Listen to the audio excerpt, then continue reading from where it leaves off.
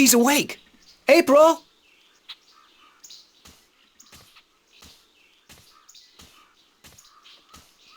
Good morning, Ben Bondu.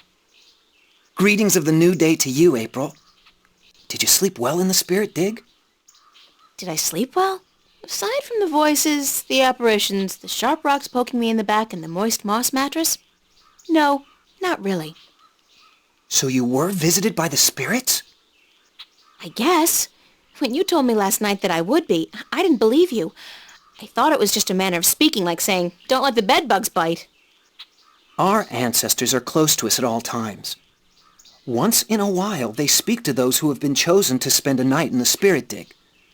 That they spoke to you is a great honor. April, a great honor. Right now, I'd be happy to exchange all the honor in the world for one decent night's sleep. Oh, dear me. You are very funny, April. If all humans are as funny as you, your cities must be filled with laughter.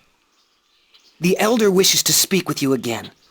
And I must sing now, down in the tunnels. It was decided this morning that I was finally ready to join the diggers. I'm happy for you, Ben Bondu. Thank you. May the balance provide you on your journey, April. You will be in my heart always. And you will be in mine, Ben Bondu, always. You will come back when your journey is over. I'll try. Goodbye. Oh my. I cannot stand farewells. But farewell.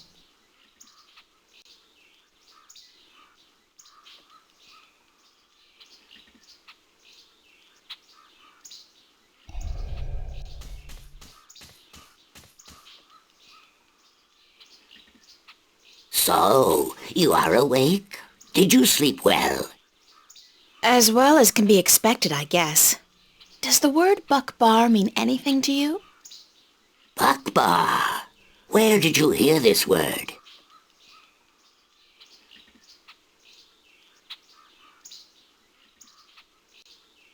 The spirits told me that I'd had a Buckbar.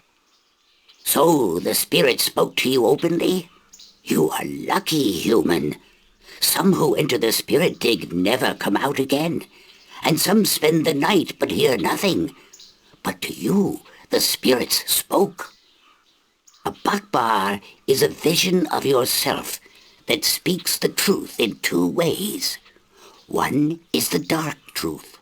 This is how you see yourself when you are not sure of yourself or angry with yourself. The other truth is the very opposite of the first. This is how you must see yourself to be happy. But the spirits remind us that both are important, that you cannot love yourself without first seeing your flaws. The people I saw, were they really there? The spirits use masks to convey their messages, and they speak in voices from the past or the present that carry great weight with you. The messengers are never the same, nor the message. But you must take care to hear and heed their words. I was told that my name among the Banda would be April Bondu Mbata. She among the little ones who seeks and finds. So, you are the one we sing of, the human who would come to aid us and to save our world, and who will then tear it apart. You bring tidings both happy and sad to the Banda, April Bondu Mbata, both hope and despair. This world will never be the same again once you have passed through it. But we are grateful, and I'm proud to have met you, and to give you what you came for. It was just luck that brought me here. I didn't come for anything in specific. Yes, you did. This is what you came for.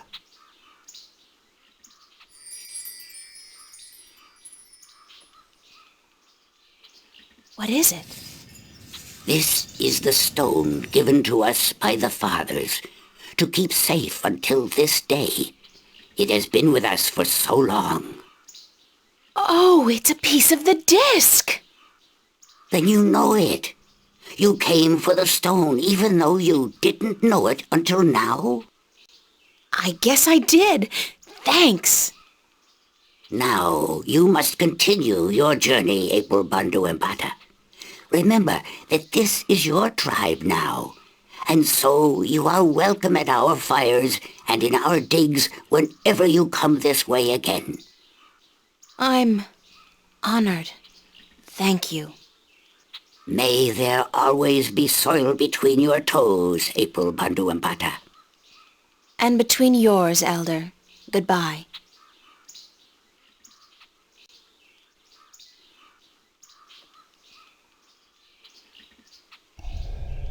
He's sleeping. Wake up! Huh?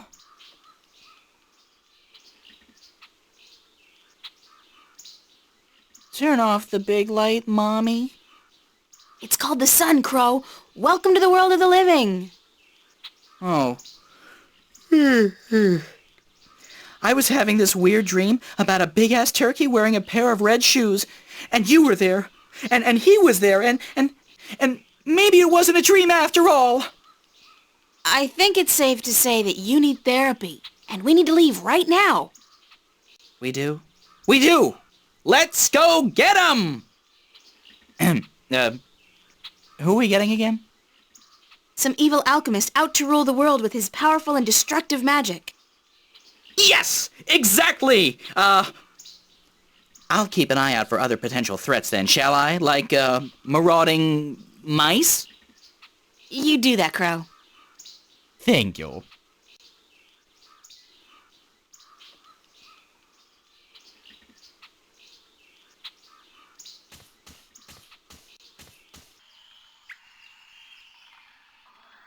Swamp water. There are things moving down there. Big things. Mosquitoes everywhere. I hope one of those clouds doesn't get a whiff of me in charge. The last thing I need now is malaria.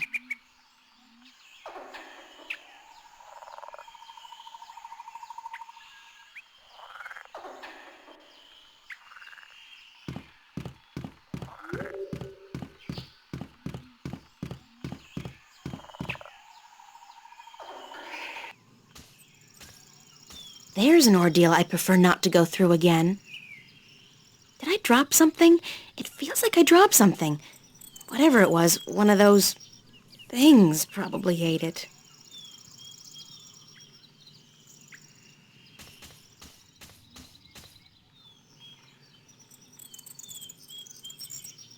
They look like dark purple tulips with a satin texture.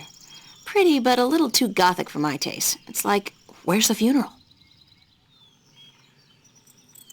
They feel very soft to the touch and soothing like skin moisturizer. I'll bring a few in case my hands get dry. Never hurts to be prepared for a dry skin emergency.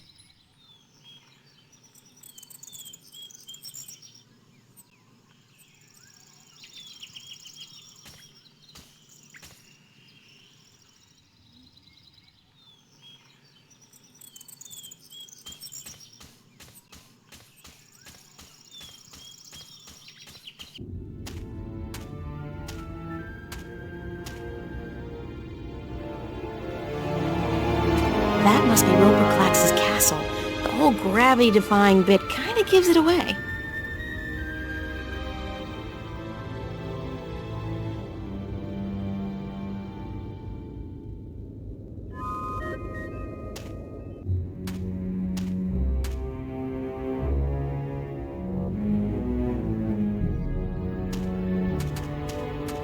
Nice stonework, but not particularly realistic.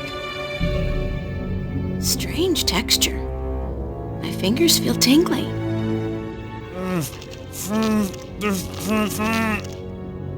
Oh my god!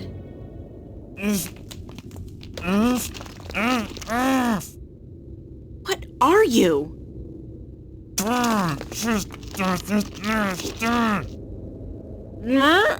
don't understand what you're saying. Can you try to open your mouth a bit? Impossible? Okay. Okay, there's gotta be some way to help you talk. By the way, can you help me get up there? Into the castle?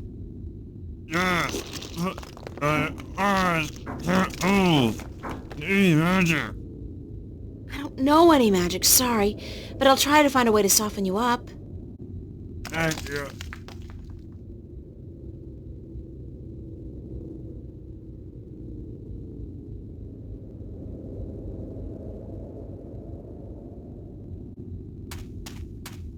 Those berries look ripe and juicy, but my mom taught me never to judge a book by its cover. They're probably poisonous and almost certainly fattening.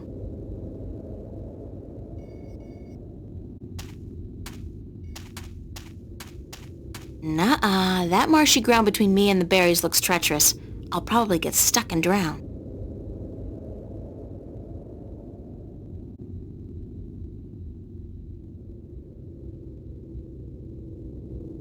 It's a piece of the stone disc I got from the Banda people.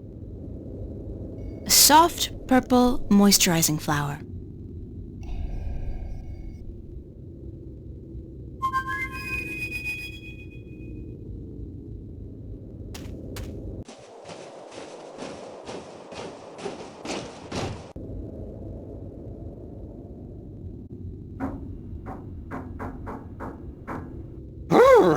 It's chilly out here. You should really be wearing a sweater, doll. You don't want to catch a cold, not with the fate of the known cosmos on your shoulders. I'm fine, thanks, Crow. What's going on with you? Keeping my eyes open, you know, floating on the warm winds, doing that whole Hawkeye shtick. I'm getting pretty good at it, too. I spotted you from at least 100 yards away. Impressive.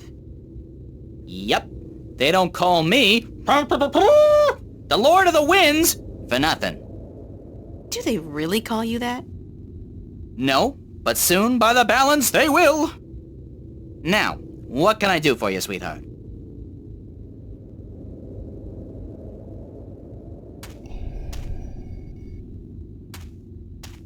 What can I do you for?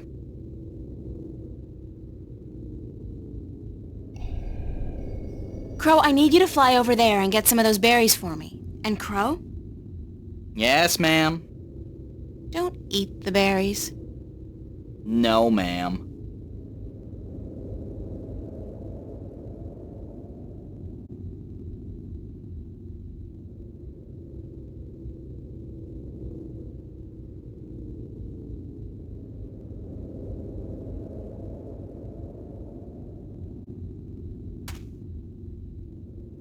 Thanks, Crow. You got it. I'm gonna go back up there and work on my eyesight. I ain't stopping until I can spot those cute chicks from miles and miles away.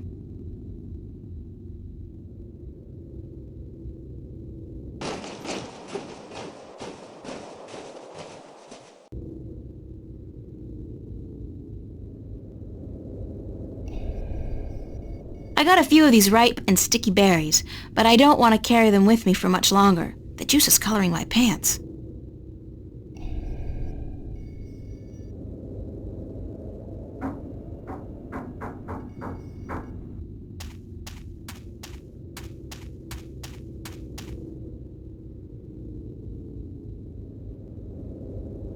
There. You feel better?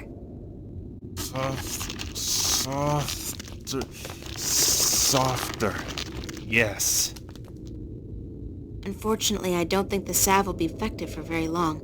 I'm April, by the way. Lorhan, I'm a sailor, and you've got to help me get out of here. I don't think I can stand it much longer. What happened to you? That blasted alchemist cast a spell on me, turned me to solid rock. Then he put me here to be gatekeeper and anchor for his blasted castle. That was near 6 full moons past now. You've been here for half a year? Curse the balance. When you say it like that, it is an age. My wife is sure to have taken someone else's bed by now. Blasted magic. The Vanguard were right. What do you mean the Vanguard were right? That we've been at the mercy of the balance for too long. It's time to make some changes. Put the control back into the hands of the people. How would that have helped you? Well, for one, there wouldn't be any rogue magicians like this Roper Clax running about causing trouble. Do you not agree? I'm not about to argue politics with you right now, Lorhan. I'm in a hurry. Who's arguing? And blasted be my rocky hide. Get me out of here. How can I help you? It ain't just me, April. There are dozens of men up there. Servants and sailors and merchants and soldiers, all sent here by their masters to deal with Roper Clacks. Ha! Cursed be the balance. We've all been turned to stone, and our souls trapped in a crystal that the madman keeps in his tower. He draws power from that, power that shouldn't be his by right. But this blasted problem with the balance has upset the natural order of things. If the Vanguard were in control, this would never have happened. Things would be like they used to be a long time ago. Everything was good then? Oh, sure, there were problems, but this rift, it ain't natural. Science and magic belong together, in the hands of the people, not to some naked guardian fellow in a tower somewhere far away. Listen, we've got more important things to think about, like how I'm going to get inside the mountain, beat this Clax guy, and free your soul. Yeah, you're right. And I can feel my muscles turning to stone again. We must hurry. How do I get inside the mountain? I'll pull the stairs down for you. Usually when Clax comes and goes, he softens me up for a bit, just so I can raise and lower the stairs for him, and then he changes me back to solid rock again. Once you're inside, and if you manage to defeat the madman, and I don't see how you're going to do that, a young woman like yourself. I'm pretty resourceful, and I'm not your run-of-the-mill teeny bopper either. You're what? Anyways, if you defeat Clax, you must find his study and break the crystal, the soul stone. That should break the spell and give us back our flesh and bone bodies. Sounds like a plan. All right, here goes. Watch your head, April.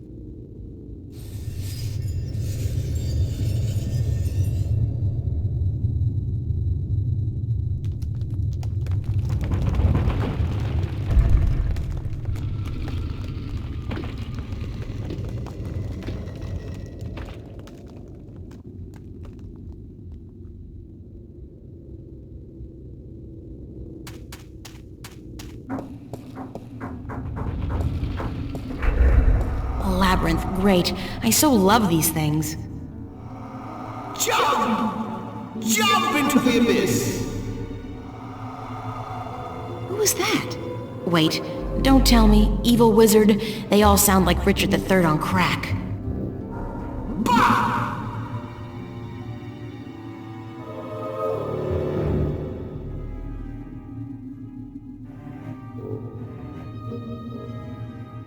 That gargoyle's holding a large hourglass.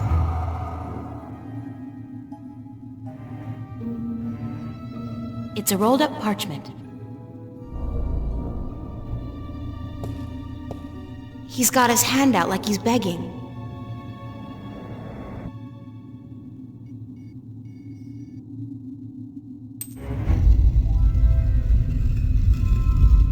Bah! Curses! His hand's on fire.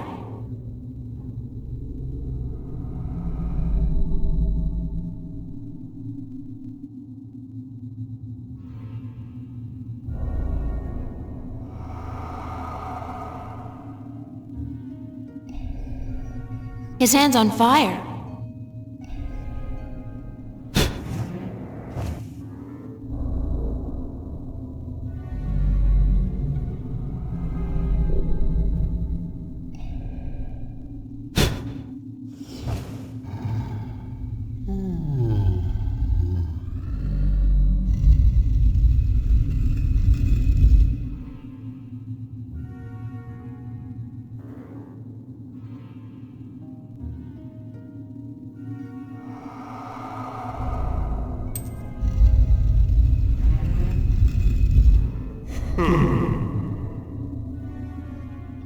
It's a salt shaker.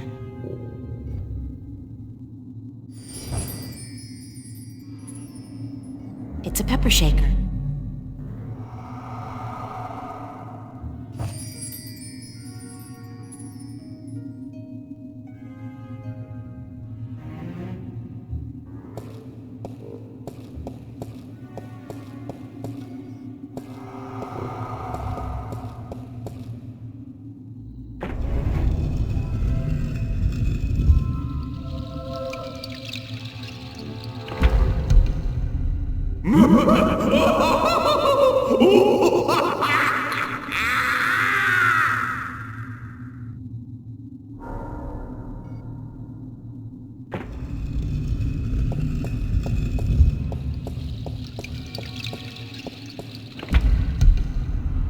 Whoa,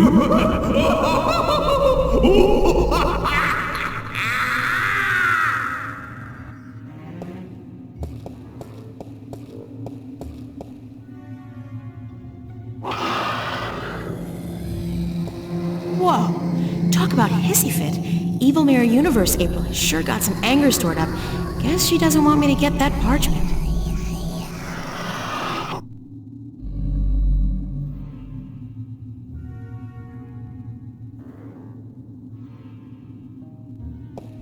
It's a stone door.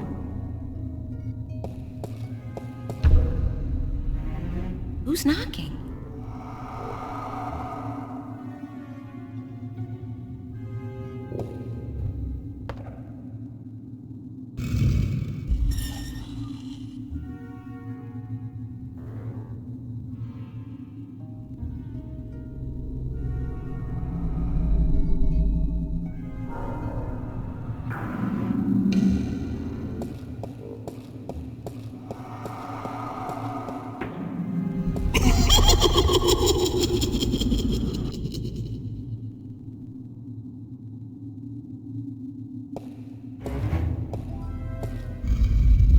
Balance be cast!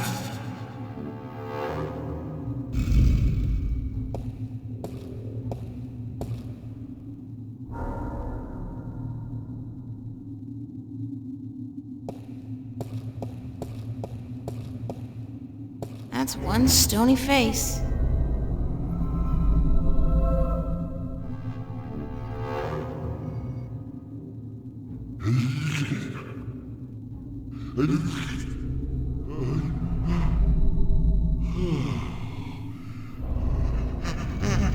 Ready to give up hell's bells!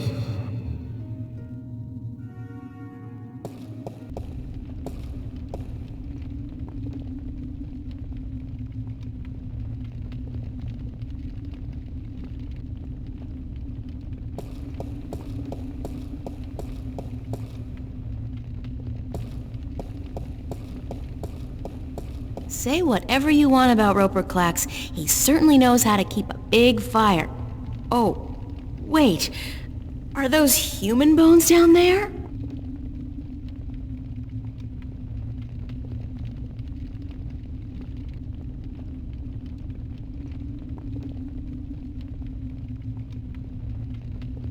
Evil alchemist or not, at least he's made some effort to make the place look good.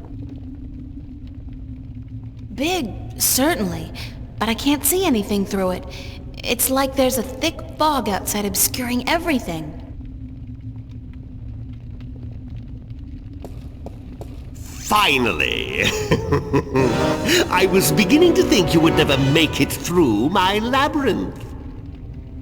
Welcome to my humble home. Do you like it? I had it built according to my own specifications by the most skilled architects of Arcadia. They have since become a permanent and quite attractive fixture of their own building, of course.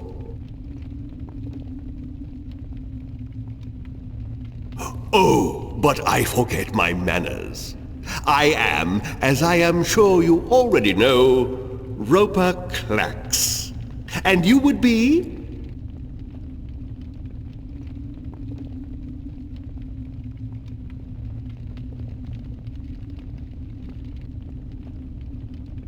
Relinquish your prisoners and free the wind!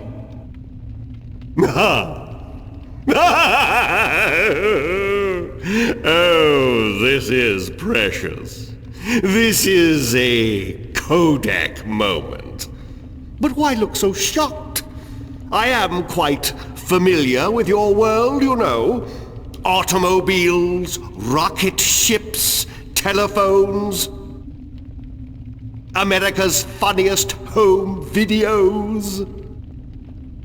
I have great plans for the future, you see. Once the Vanguard succeed in their hilariously destructive little ploy, they do not know what they are getting themselves into.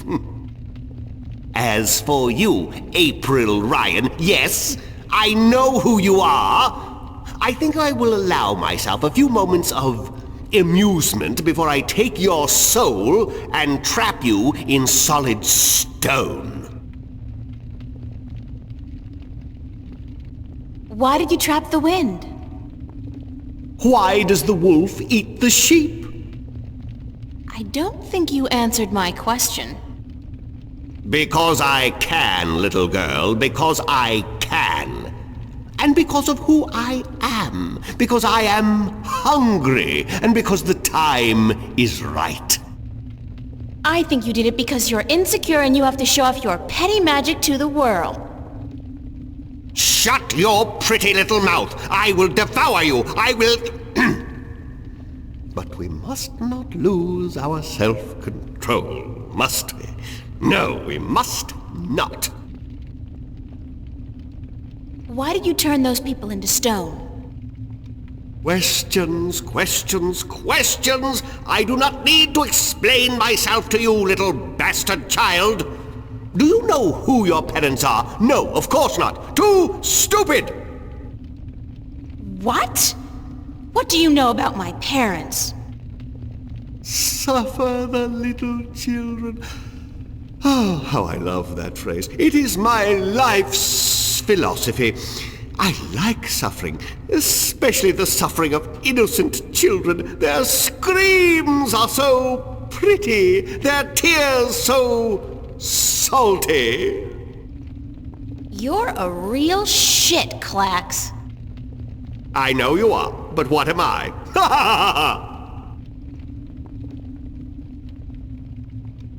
Prepare to be defeated. Prepare to be defeated. Pah! Clichés! Is that the best you can do? Watch me. Yes. And you plan to do what? Witness the men who came before you with their weapons and their magic. Look what happened to them. Turned to stone. Each and every one of them for all eternity. I even own their souls now. And they will feed me and keep me strong for as long as I need them. How original. Been reading a lot of fairy tales lately, have we? Oh, how precious.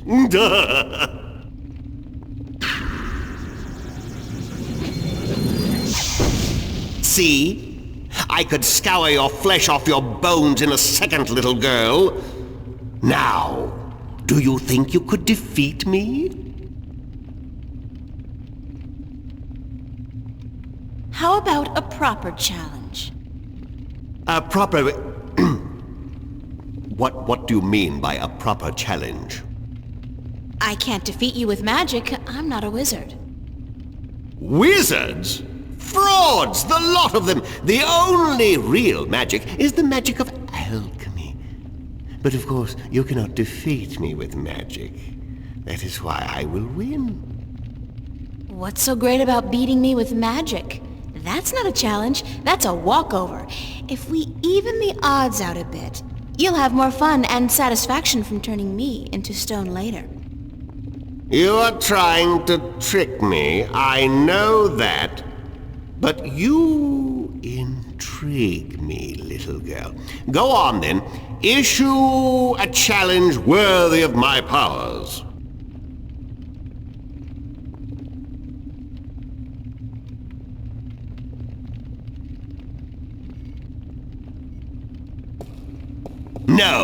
No, you stay down there, little girl, or you will burn. I challenge you to a contest of simple arithmetic, using only this petty little device against your supreme intellectual powers. Give me your best shot, but after this, I will take your soul and trap you in stone for all eternity. Sounds good to me. Okay, here's one. 49 times 11. 49 times 11 what? Numbers. Okay, think of apples and oranges. 49 apples times 11 oranges. 49 times 11. Let's see. Carry the 1 over, divide by 3. What to do with that file? No, forget that one. So that leaves us with 9! Aha! Wrong. It's 539. That was an easy one, Klax. Is that the best you can do? 2 out of 3. I'll give you an even easier one this time. 603 divided by 3. Ooh, you underestimate my powers, little girl. 5,867.2.3. Aha! Way off, buddy. It's 201. Sorry, you lose. Give me that thing!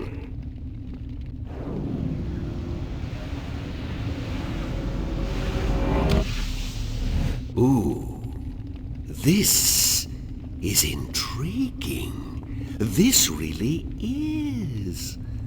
What does this do? Oh my.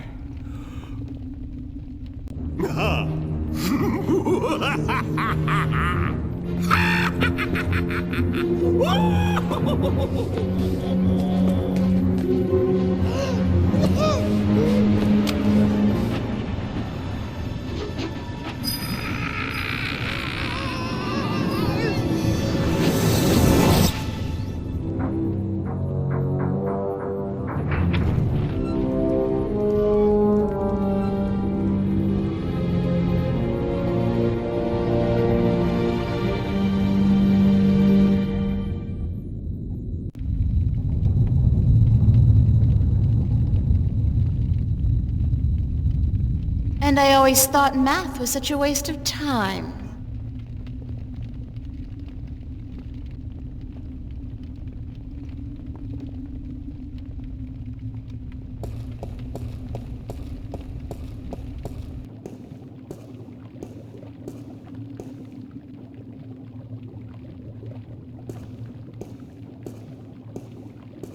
It's a crystal ball with tiny specks of light, flitting back and forth inside.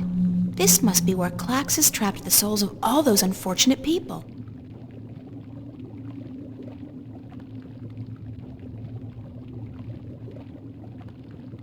These curtains haven't been washed in years. Typical. Evil alchemists spend too much time mixing potions and coming up with megalomaniacal schemes and not enough time doing basic household chores.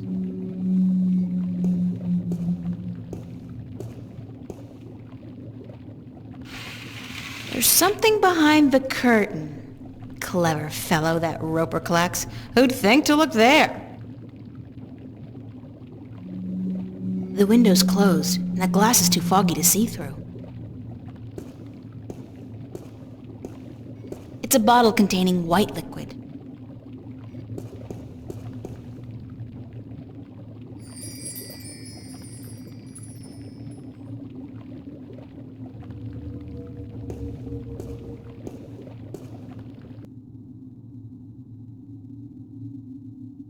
It's a spell.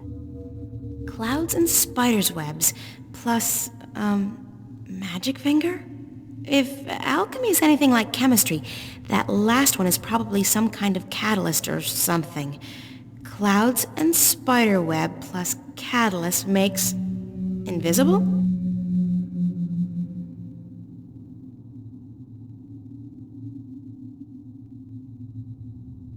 This page has been torn out, leaving only part of it readable. If he bothered to tear it out, it must be important.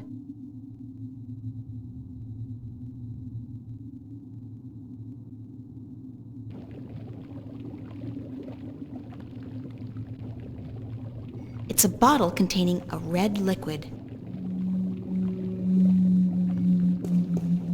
I can't reach that high.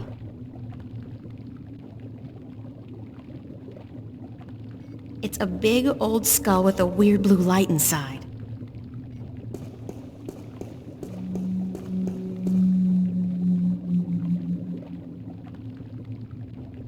It's a bottle containing a blue liquid.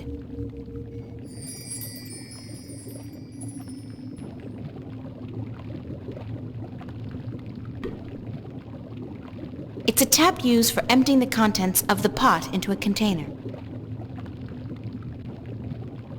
It's a bottle containing a yellow liquid.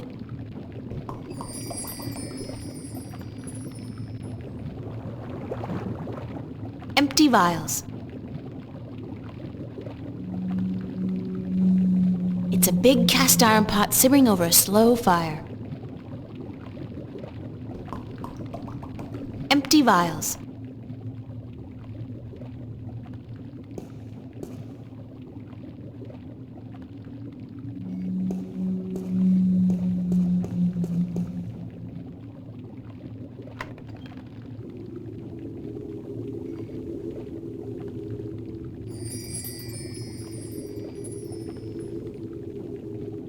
I don't know how high up we are, but there are clouds below us and I can't see the ground.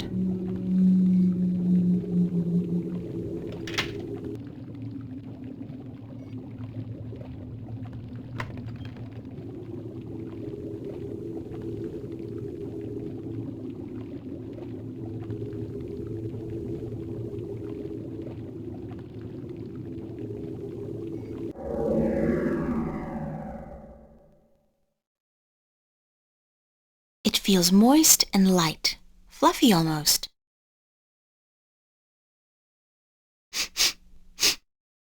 It smells like ozone.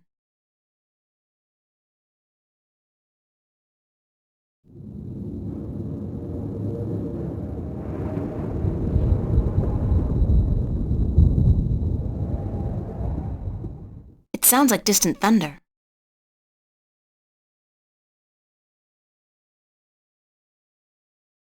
It feels soft like satin and very fragile. It smells like fresh flowers.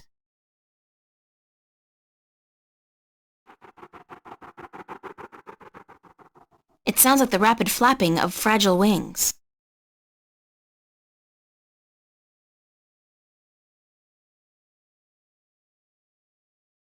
It has the texture of thin strands of hair.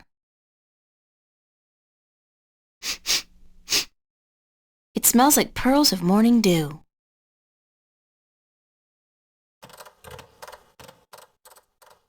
I can hear the rustling of tiny legs.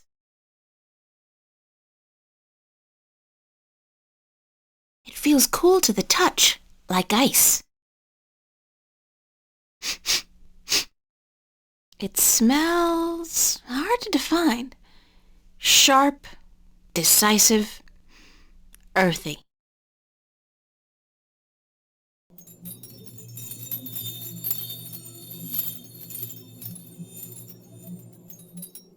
I can hear a distant tingling sound like crystal bells.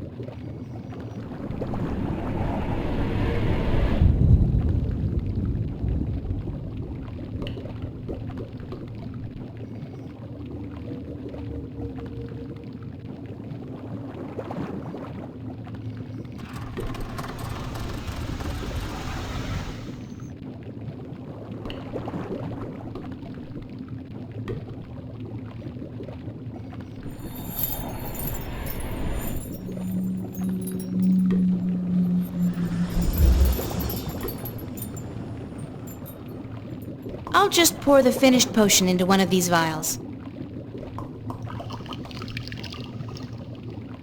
Like so. Fortunately, they're small enough to carry in my pocket.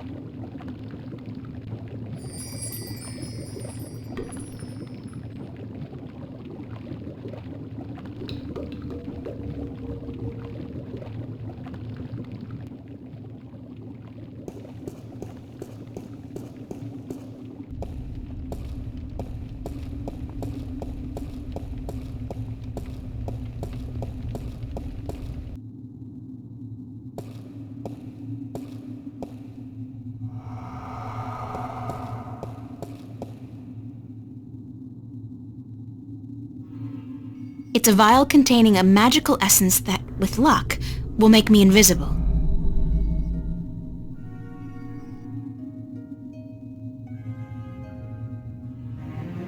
I'm invisible! That's so cool!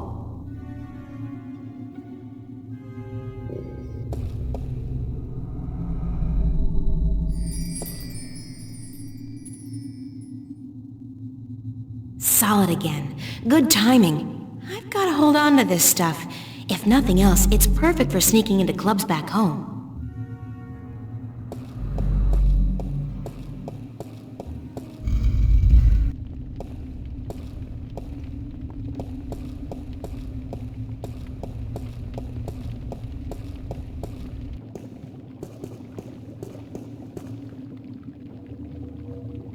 It's a page that's been torn out of a book.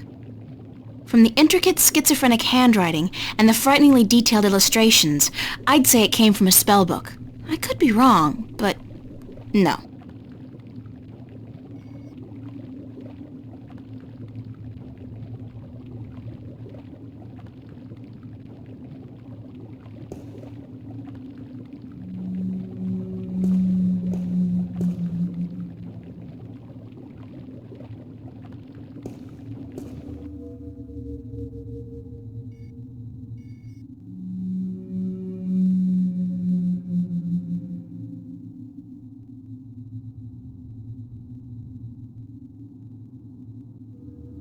Butterfly wings with clouds makes leaf?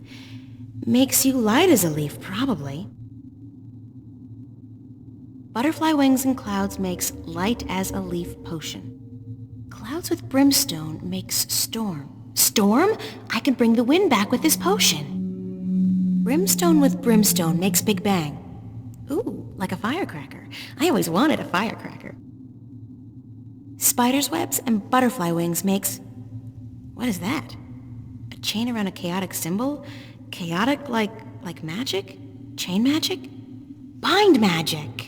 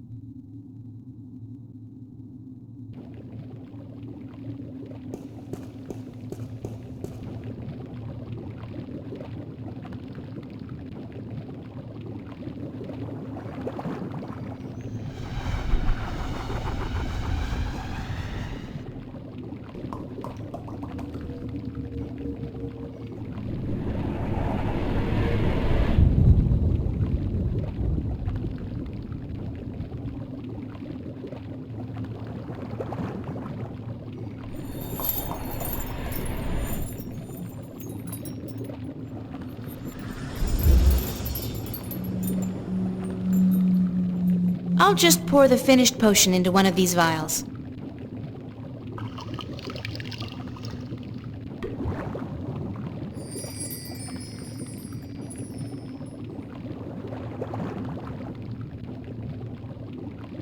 It's a vial containing a magical essence that's supposed to take off those few extra pounds in a jiffy.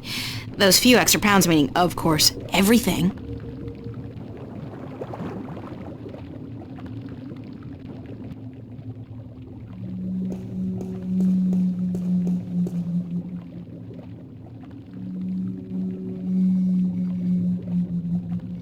I'll just take a tiny little sip.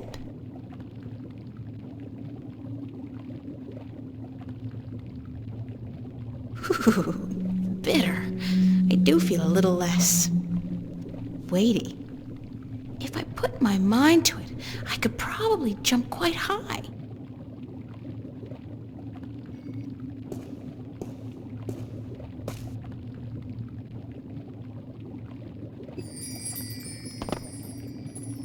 Whoa!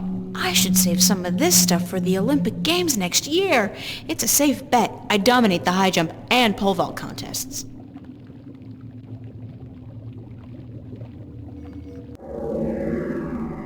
Ow, it burns! It smells like sulfur.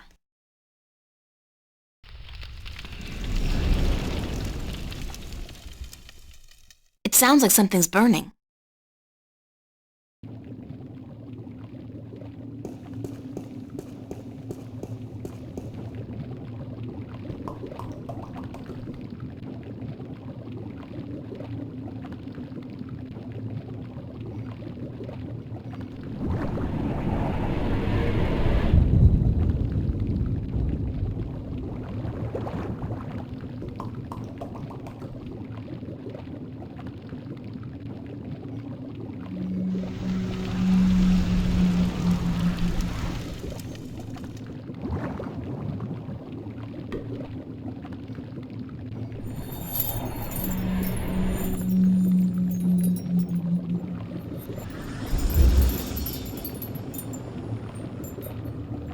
I'll just pour the finished potion into one of these vials.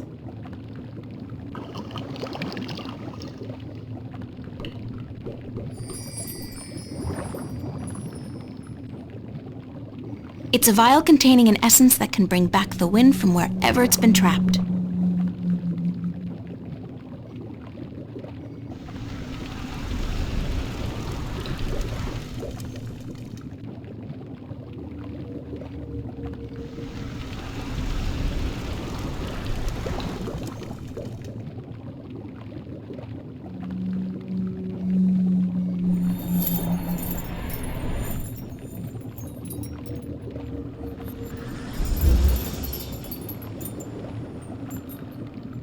I'll just pour the finished potion into one of these vials.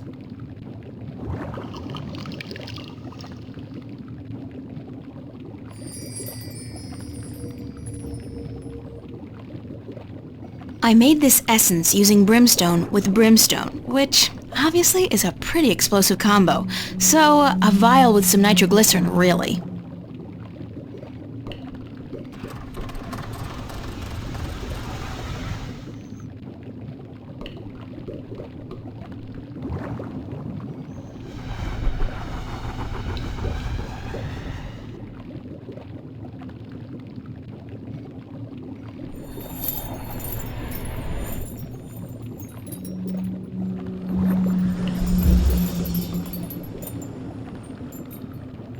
I'll just pour the finished potion into one of these vials.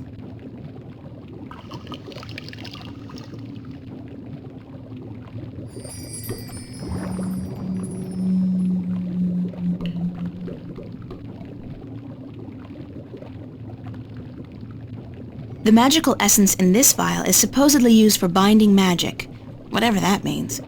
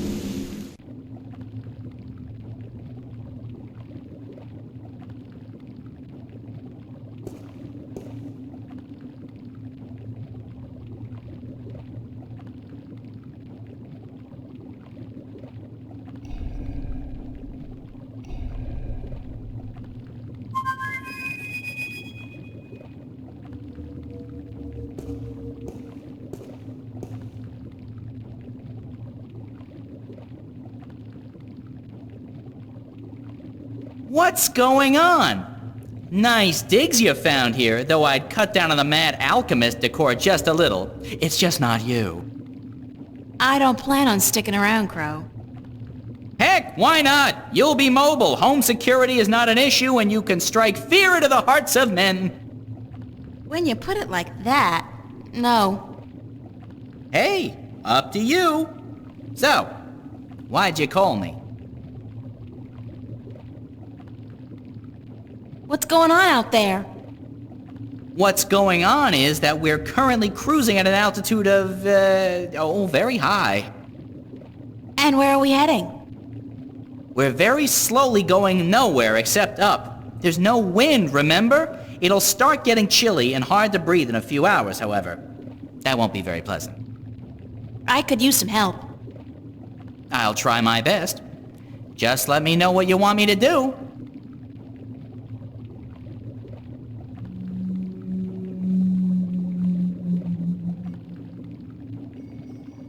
Hold on to this vial, okay?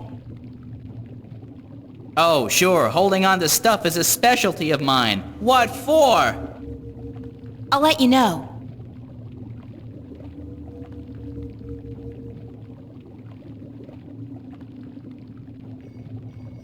I want you to fly out there, Crow, as high as you can and empty the potion into the clouds. But what if there's lightning? I don't like lightning. Lightning has caused better birds than me to crash and burn. All right, I'll do it. I'm the ever-faithful Crow.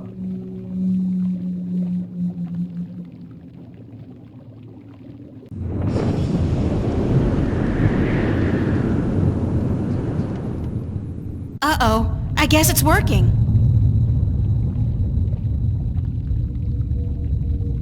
That's done with. There's still quite a bit left in the bottle in case you need it later on.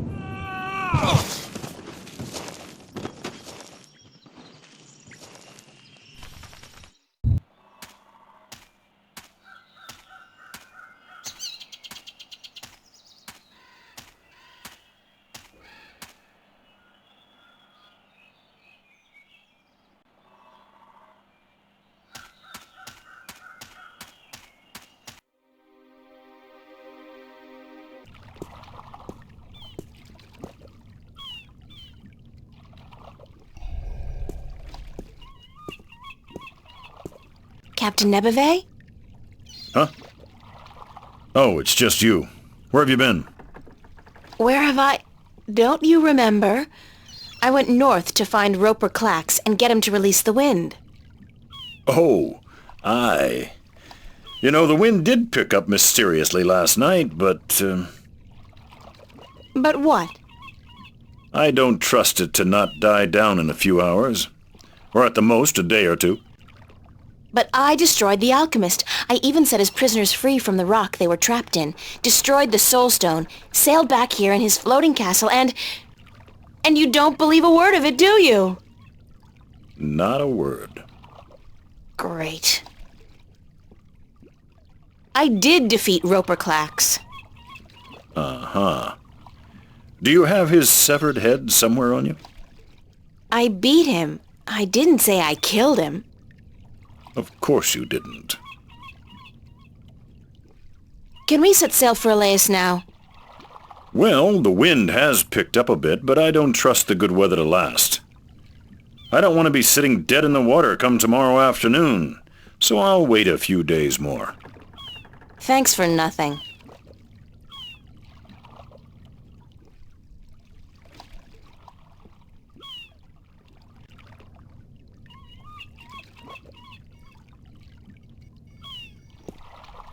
Captain Nebeve? Huh? I got something you want. What? Well, out with it, girl. What is it? Oh, nothing. You do remember our deal, don't you? I? Remind me what the deal was again? That if I defeated Roper Clax and brought the wind back, you'd give me a lift to the Isle of Elias. Sure. The day I see a girl like you bring down a powerful alchemist like Clax is the day I hire a woman to be my navigator. Well, look at this.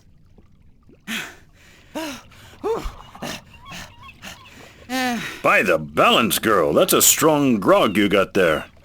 What is it? Tyron spice wine? It's the wind. Watch this.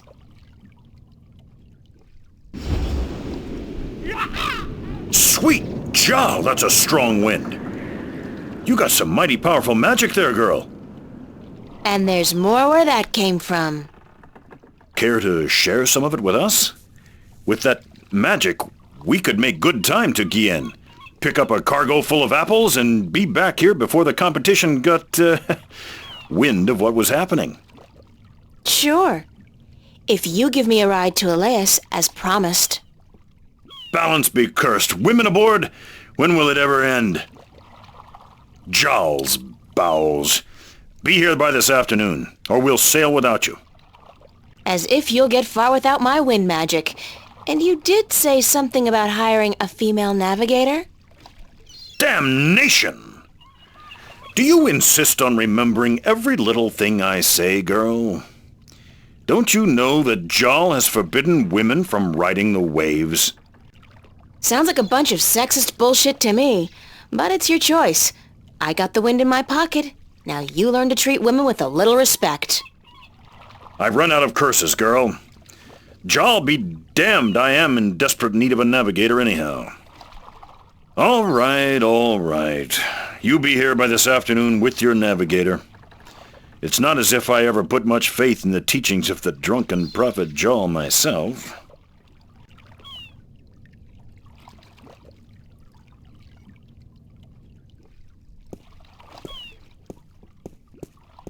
It's the White Dragon, apparently the fastest vessel there ever was, although I'm guessing that'll be kind of difficult to prove.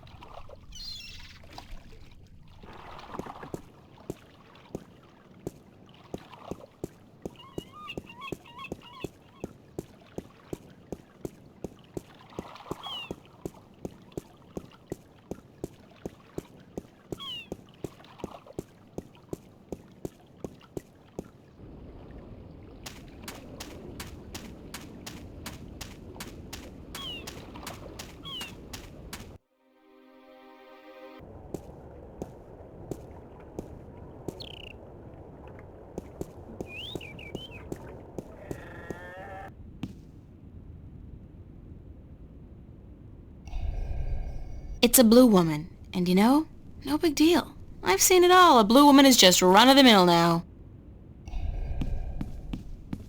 Pardon me, ma'am. I'm sorry, young woman, but I do not wish to speak with anyone presently.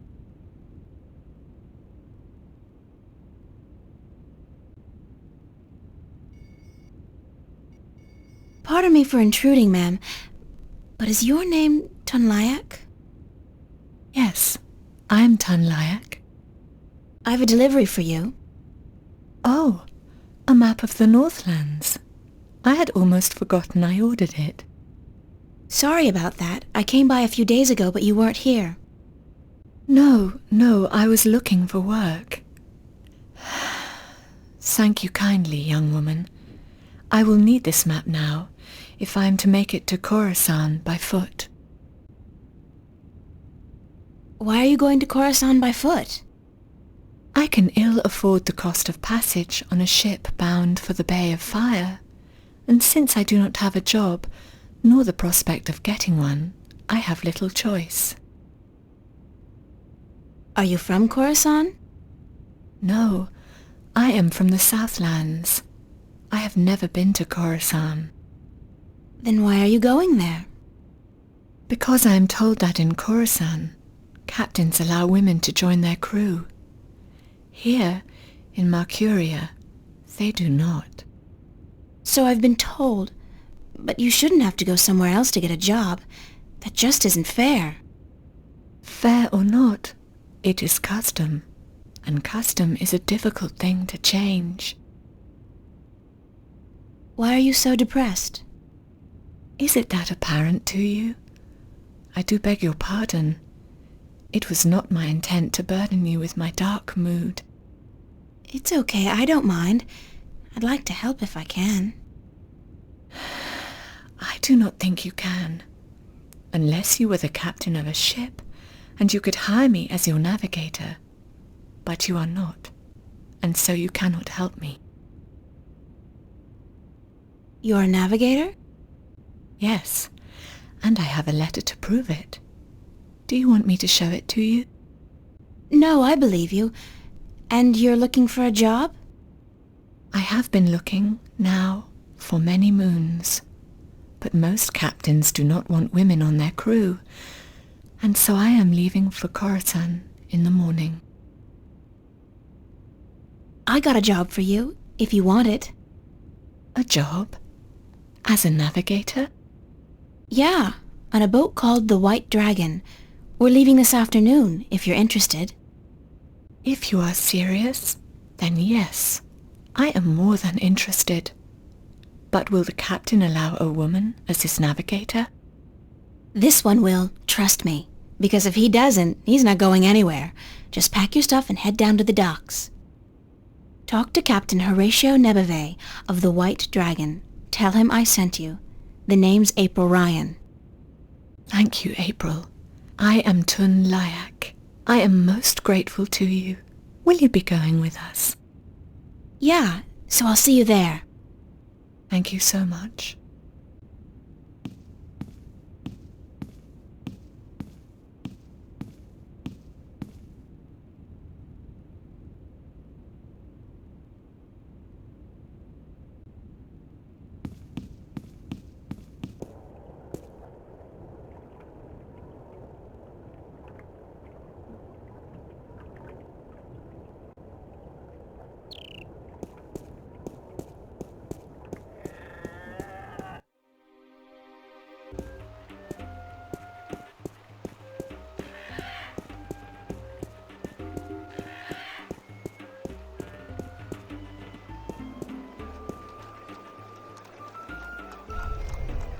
There you are. I'm in a mind to fire you. Did I you took make care your of that delivery to delivery ages Tunlayak ago. at the Journeyman Inn yet? Remember Really? me? Well then, I'm trying my very best to forget, believe me. Did you make your delivery to Tunlayak at the Journeyman Inn yet? I just came back to say hello. Goodbye. Did you make your delivery to Tunlayak at the Journeyman Inn yet? Please, for the sake of all things good and profitable, don't come back to say hello ever again.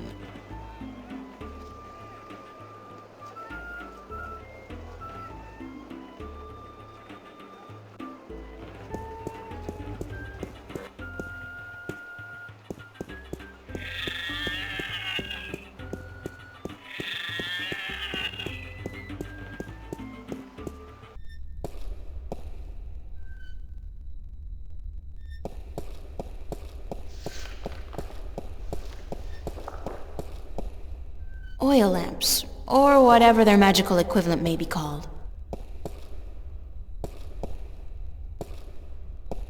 You have returned from your trip north. It is good to see you again. I was concerned.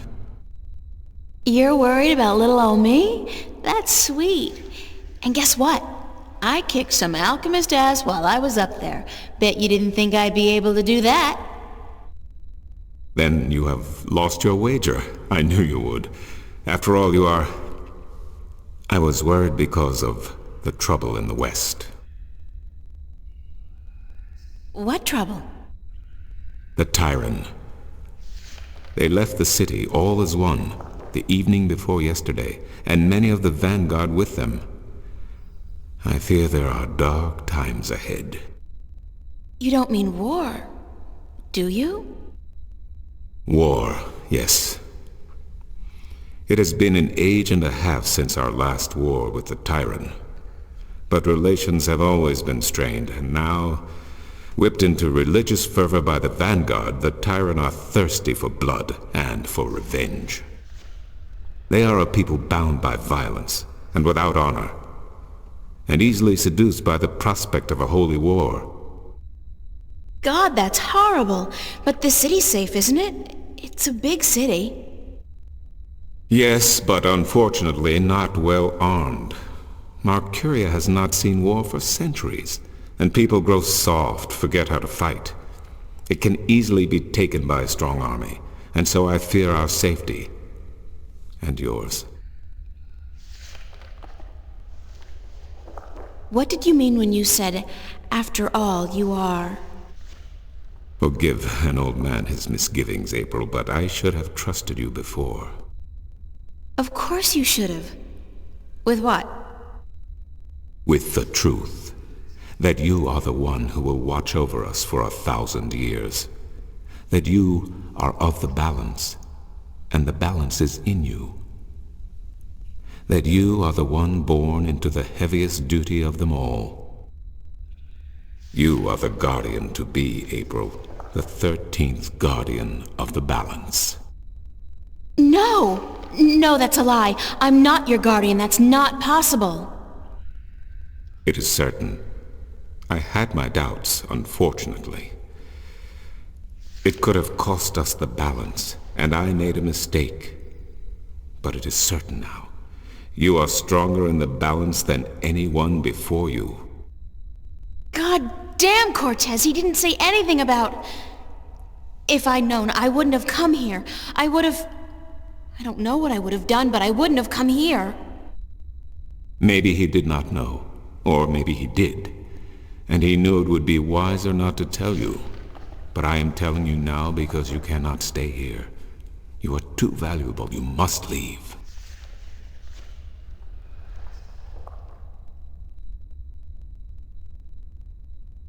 I am leaving for Elias this afternoon.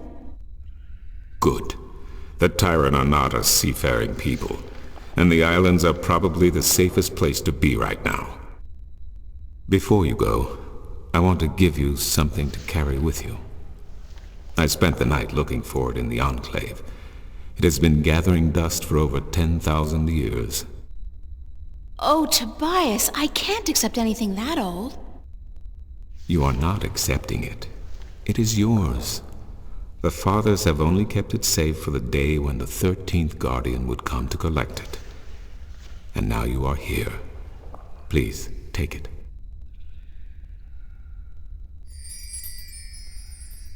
It is the talisman of the balance, known to but a few. It is mentioned in one text only, the Scriptures of Reunification, one of the 13 Scriptures of the balance. What does it do? The Scripture speaks not of its purpose, but it is yours, whatever it is. I am certain it will help you once you find its purpose. It has strong magic, very strong. Thanks, Tobias. I really do appreciate it, even though I wish I didn't have to accept it. You are the guardian, child. Your fate is both glorious and terrible. But it is your fate. If you deny it, you deny our future. But I have faith in you, April. That's what I'm afraid of. What if I screw up? The balance provides. The balance protects. Trust the balance, and trust yourself. Goodbye, and good luck on your journey.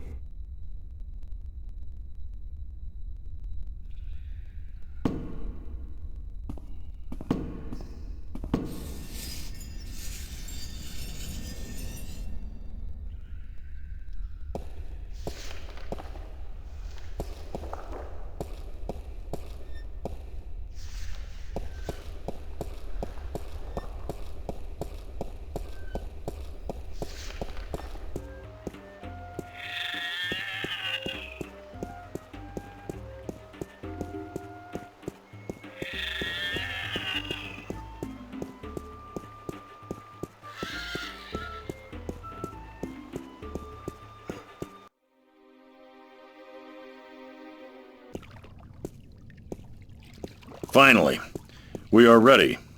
And we must away before it's too late. We still have another 6 or 7 hours of daylight today. Come aboard.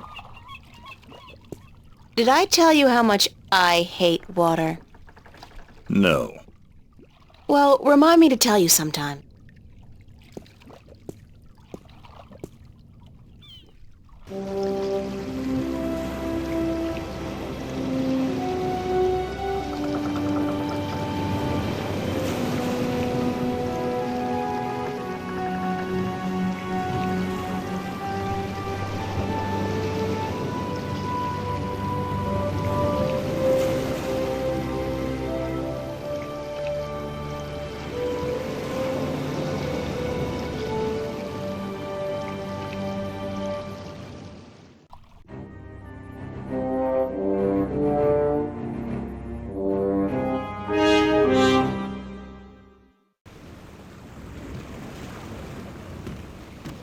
Oh, God, my guts have been cleaned out and I still feel sick.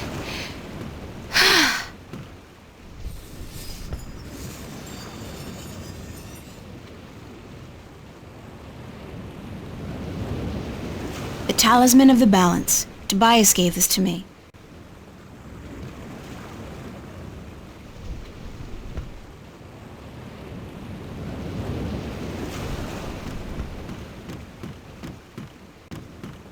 It's the apple barrel.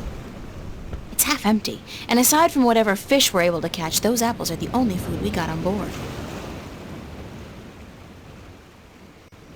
Jim? Ugh, gross! People do not toss the apples back into the barrel after eating!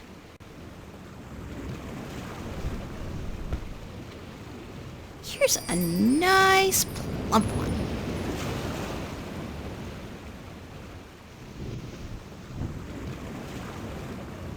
Why does the horizon have to keep rolling back and forth like that?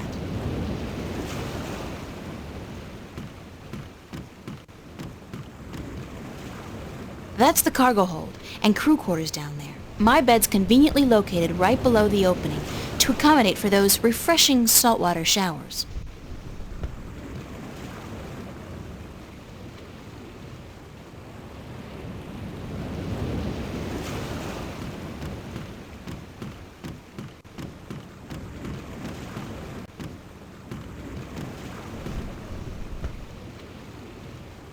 Those are the captain's private quarters and offices.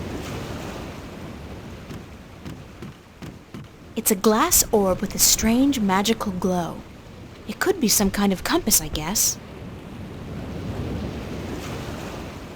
Why does the horizon have to keep rolling back and forth like that?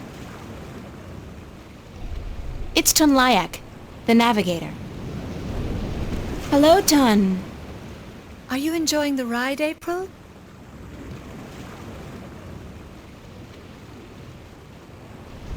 I'm having the time of my life. Really? I thought you had a fear of the sea. No, me? No, I love the sea, especially the way it keeps going back and forth and back and oh God. Do not fret. We will be in port by sunset tomorrow. Why doesn't that make me feel any better? How are we doing on time? With the help of your magic, we are crossing faster than I had ever thought possible. Give credit where credit is due, Lyak. This ship is the fastest there is. I can outrun a shadow ship in this old lady. When will we be on Elias? By sunset tomorrow, if the wind holds. How fast is it possible to travel by sea? I do not know. I have heard tell of a ship that once went so fast it took to the sky and disappeared. From time to time, sailors spot the ship as it floats across the heavens. It is said to be an omen. The Flying Dutchman, right? No, they call it bad luck. I have a question about your compass. Of course. What kind of compass are you using? It is just a normal spirit compass. When we are not navigating by the stars or by the sun, we use this.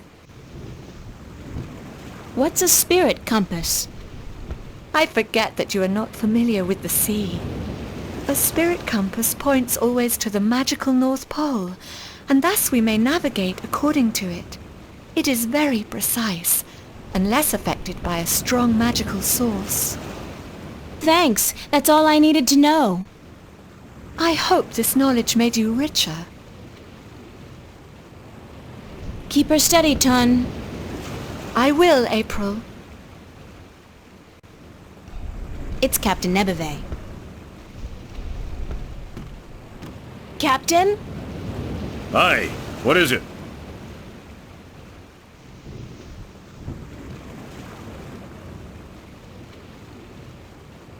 How long will it take us to get to Elias? We should reach the island by tomorrow night, unless we get bad weather. Any chance of bad weather? Well, as any experienced sailor will tell you, the weather is a freakish thing, and you never know quite what to expect. But no chance of a storm at all, or my nose would be itching. What does your nose have to do with the weather? Well, that's a story, be sure of that. And? That's all. It's just a story, and you'd better be sure of that. I'd like to hear that itchy nose story. Why? Because I'm sure it's a real tall tale of the sea, filled with bravura adventures and victories snatched from the rabid jaws of certain death. I had a bad accident with my nose hair scissors, and ever since that day, when the weather's acting up, my nose itches. You gotta be careful when you trim those nose hairs. Aye. I've come to that realization on my own. So, your nose itches when the weather's bad. A deep, scarring itch, as from the filthy bowels of the Mojal. Do you know any sea shanties? Jal be thanked, I do not know a single one. Not even a ho-ho-ho on a dead man's casket or something like that? If I went ho-ho-ho on a dead man's casket, girl, the crew would tie me up in the hold. With good reason, too. Would you like to learn a sea shanty? No. Actually, there is nothing in the world I want less than to learn a sea shanty. I would rather stick my head up the arse of an Elguan who's just had a dinner rich with beans and light a torch. I feel in the mood for a shanty. And I feel in the mood for a keel hauling. Thanks, Captain. It's actually Captain. Please try to remember, and while you're at it, cut back on the scurvy sea dog shtick, would you? Just trying to fit in, sir. You have as much chance of fitting in here as I do growing a second head, marrying myself, and moving to Khorasan to start a pottery business. Oh, and before you leave, mind you only take 2 apples a day from the apple barrel. We're running a little short, and aside from fish, Jal forbid, we have no other food on board.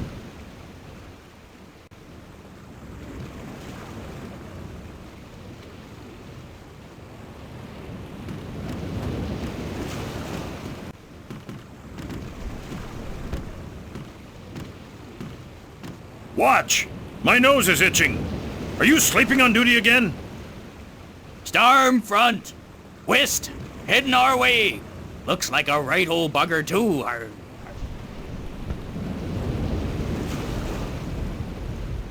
Aye, by the mercy of Jal, it's a chaos storm! Where in damnation did it come from this quickly? And what's pulling it here?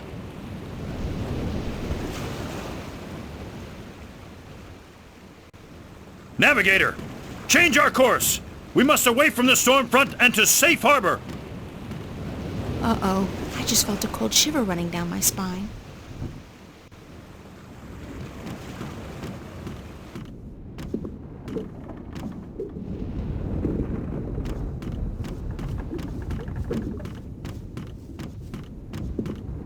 It's a sturdy wooden chest. It's empty. I don't look forward to another night in those. I had a dream I was on a roller coaster all night long, and I can't stand roller coasters.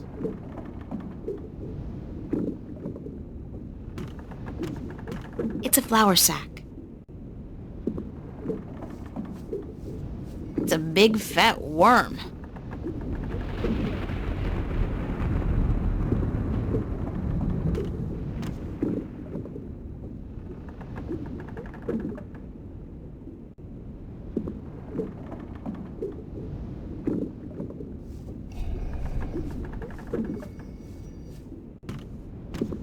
Dang, clever worm.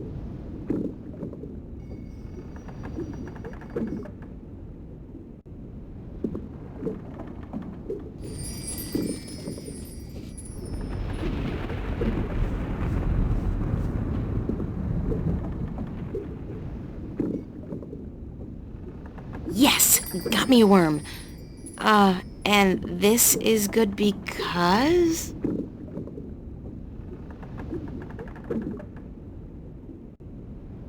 It's a hungry-looking worm. Get to it, little guy. Eat your heart out. That worm's probably having the time of her life.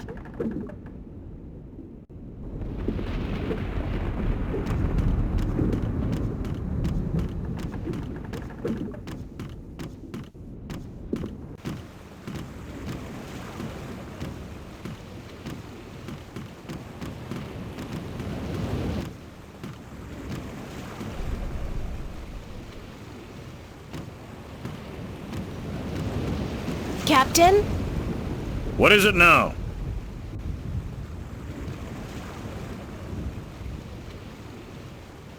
Captain, the worms have invaded the apple barrel. Cursed be the balance! First the storm, now this. Is there no end to the horrors? Let me see.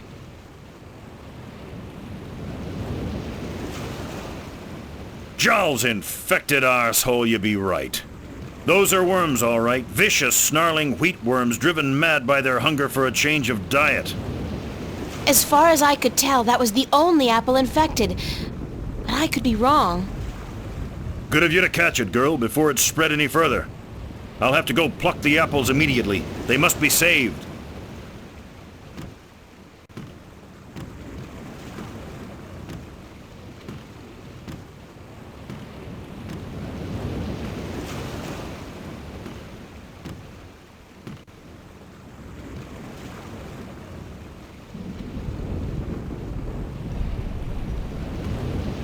What's going on, Tun? A storm approaches, April, and it is no ordinary storm. What do you mean by no ordinary storm? Look to the clouds. Do they appear normal to you? They look strange, it's true. It is a chaos storm. A strong storm caught in a magical vortex, drawn to strong magic like bees to honey. I have never seen one with my own eyes, but I have heard stories. What have you heard about chaos storms? That they appear only rarely, and that they signify great and terrible events in the near future. It is also said that they are weapons used by the Dark Lords of Chaos to hunt and destroy those strong in the balance. Can we escape a chaos storm? If we run fast enough and reach safe harbor, perhaps. I have not heard of a chaos storm to last more than a single night, and this one is still quite a distance away. But it gains fast. I do not know, April. Will you still be able to get me to Elias tomorrow? I am afraid not. The captain has ordered our course changed south to get us away from the rocky waters around the islands. We are about 3 days away from Gien, but if the weather improves before then, perhaps he will be willing to turn about. But I would not count on it, April.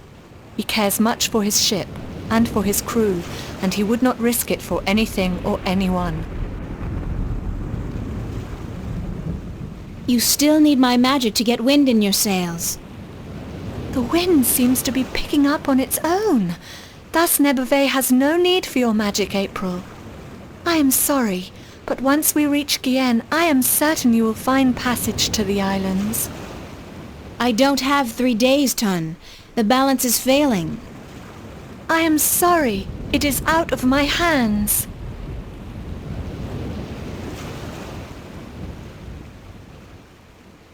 I have a question about your compass. Certainly. Won't the chaos storm affect the accuracy of the spirit compass?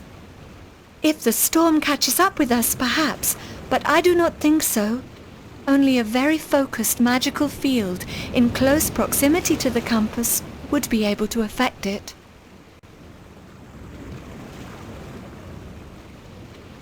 Thanks. That's all I needed to know. I hope this knowledge made you richer. Do you want me to relieve you at the wheel for a while? I am not sure if this is such a good idea, April. What's the big deal? I just hold it straight, right? Well, I could do with a short break to stretch my legs. Fine, but I will be back soon. And if anything happens, just call out for help. Of course, thanks.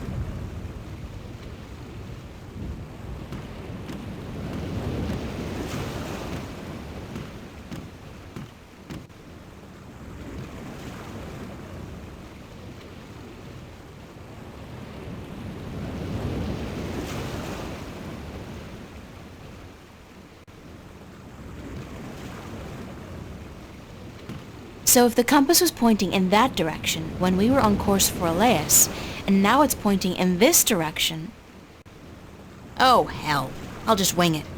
Use the Force, April. After all, who's the chosen one here?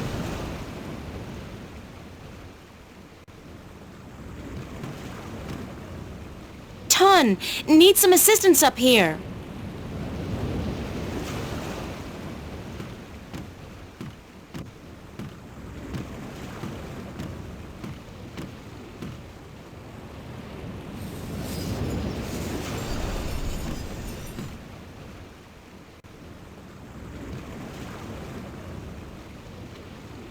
I think I may have strayed off course a bit when I was at the wheel. I did not feel the boat turning. Well, I have a feeling we're gonna miss Gien by a couple of 100 kilometers if you don't correct our course. Let me check the compass. By the balance, you are right, April. It is good you were aware of your mistake, or we might have ended up pierced on the deadly reefs of Tagate. I will correct our course immediately. Sorry about that. Oh no, I let you take the wheel. I'm just glad we are back on course. Yeah, back on course.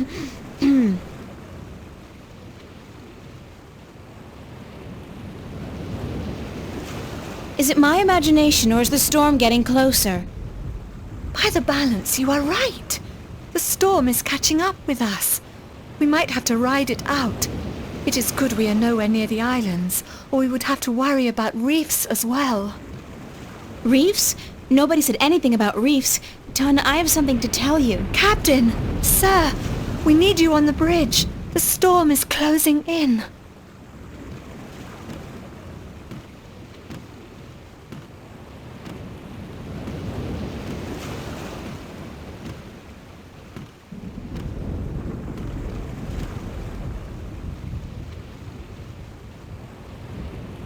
By the foul bowels of Jol, you're right, Lyak. It's closing in faster than any storm I've seen or heard, chaos or otherwise. It's like it's chasing something or someone. All right, listen up. The storm's going to hit in an hour or two. And I want everything to be ready. Tighten the hatches, strap down the cargo, wake up the watch, and by Jol's big toe, someone put a lid on the apple barrel.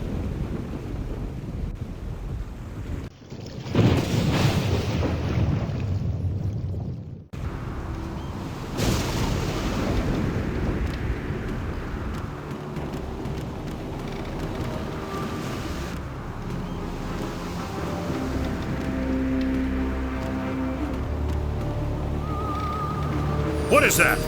What is that you have there?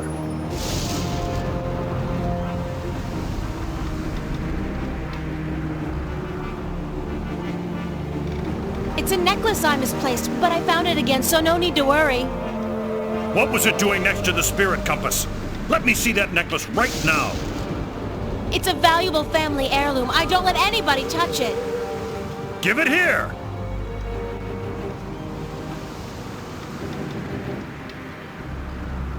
This talisman has the mark of the balance and of the sentinel. This is an object of great magic. The balance be cursed, girl. What by Jol's hideous countenance did you think you were doing?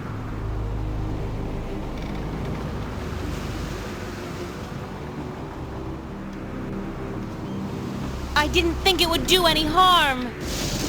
Are you this stupid, girl? Do you think this a game?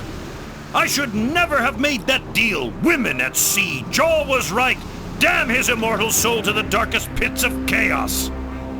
Get your arse to the brig right now and stay there. When, if we get to land, I'll see you before a court, or may Jarl's assassin strike me down with his three-bladed poison sword. Check the compass, Layak, and correct our course accordingly. And don't let this wench touch anything from now on, you hear?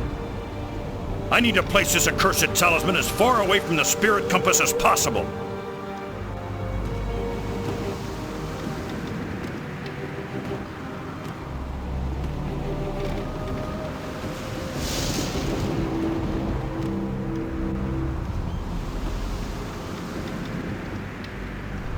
She looks busy.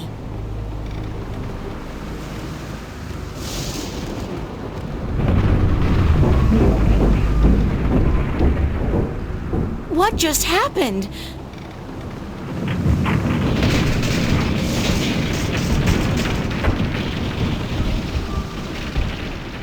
Uh-oh, this can't be a good thing.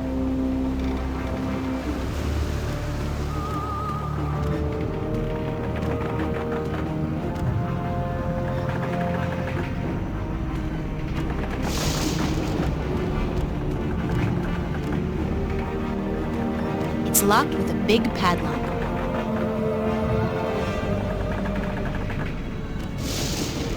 It's a small axe.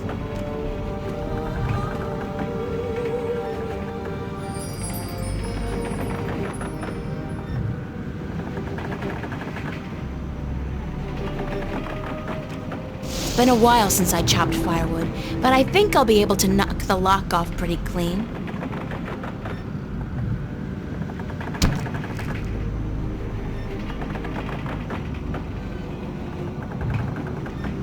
Oh, shit!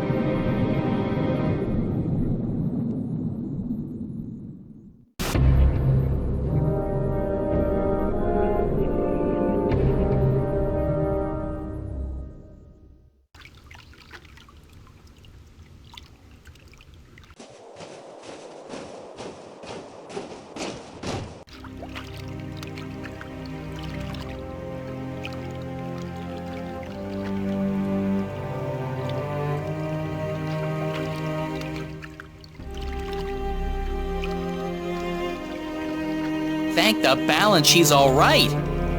Are you all right, April? April? Are you sleeping? She's sleeping, bless her little heart. Boy, is she cute. Too bad she's just a chick and not a bird. April, wake up!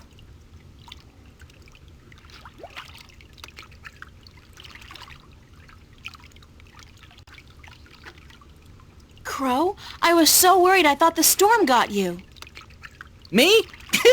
Honey, I'm the sidekick. Didn't you ever read any legends? The sidekick always survives. So you're fine? A few singed tail feathers, and I'm so charged up sparks fly when I try to peck something. Other than that, better than ever. The sea air does wonders for my allergies. I didn't realize you had allergies. Exactly. Do you know what happened to the crew? As far as I know, they got away in the lifeboat. There was a lifeboat? One of those magic fold-up types, yeah. I guess they forgot all about me. I think the captain said something like, "Aye, let the wench drown and justice be done." But, I could have been wrong. Any idea where the lifeboat is heading? South, I'd guess. From what I can remember of the old man's stories about the sea, Tagade would be the closest civilized island. Any idea how I'm gonna get to the islands now? You could swim. Humans swim, don't they? They must, or you wouldn't be here now. I don't swim. And nobody can swim that far. There's no land visible in any direction. Well, I'd suggest flying, but you don't have the necessary equipment. Why don't you try and find the closest island? I could do that, but I'd have to leave you on your own. Crow, I'll be fine. All right. Don't blame a bird for trying to be a gentleman. Gentle bird, whatever. I'll be back as soon as I can. Don't go anywhere. Where would I go? Girls always disappear on me. Trust me.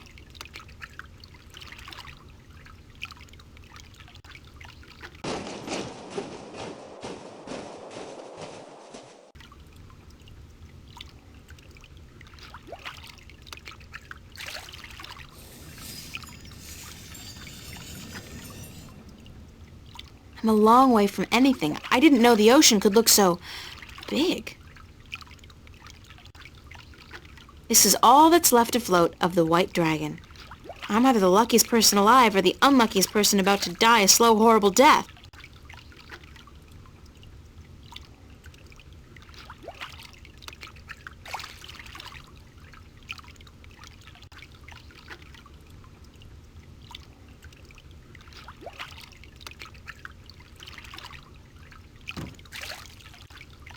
What the hell is that?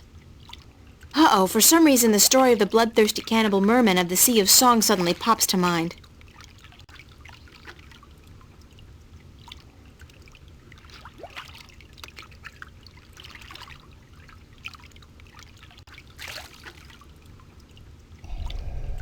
Hi, do you speak Arcadian? Guess not. Doesn't seem so bloodthirsty and cannibalistic up close, though, does it?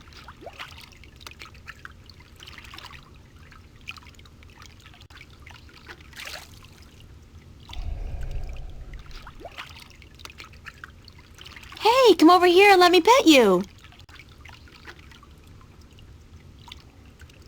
You're just like a seal, aren't you?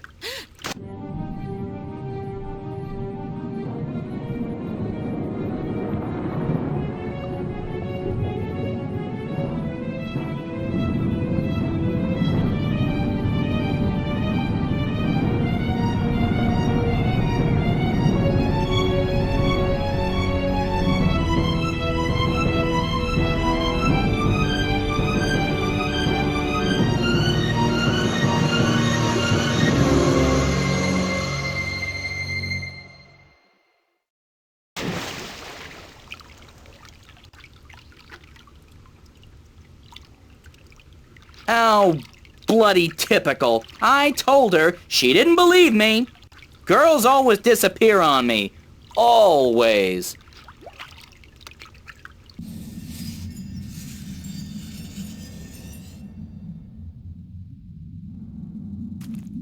It's a drawing of a man cutting his finger open and squeezing some blood into a bowl together with some green, mossy stuff. Then he mashes it together and... oh, gross! He dips a black pearl in it and eats it. That's barbaric.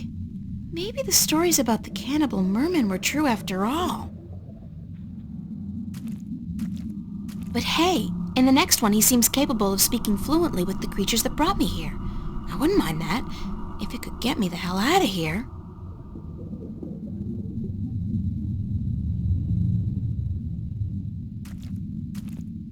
It's a drawing of a man, a human, sticking a strange, polyp-shaped object into his mouth.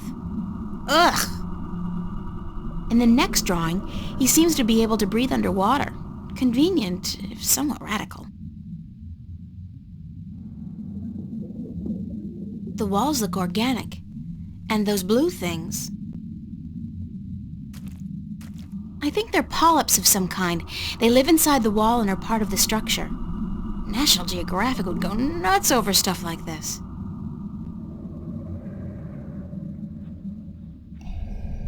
There's fresh oxygen coming through here. These polyps must process the oxygen in the water somehow. That's how I'm able to breathe in here.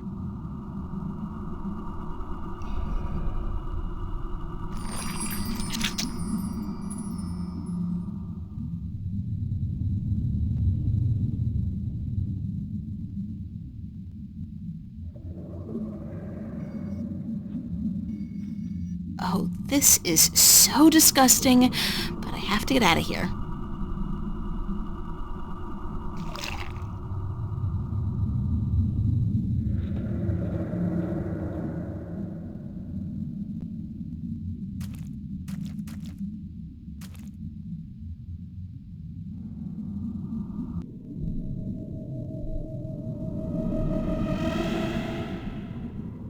They must have built that house specifically for air-breathing creatures like myself.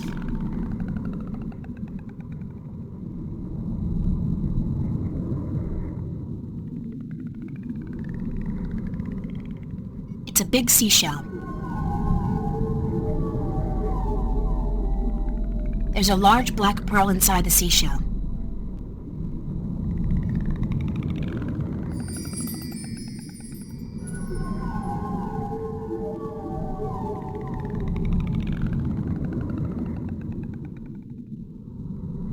The seaweed here is so thick and tangled, it looks almost deliberate.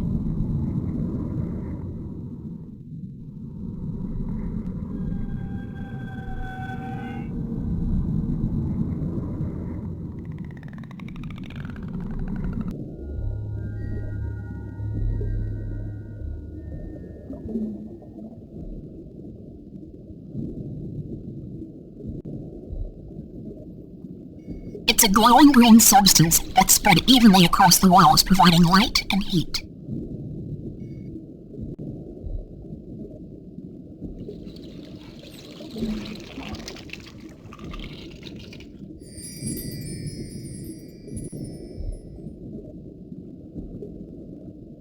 It's a pretty blue crystal.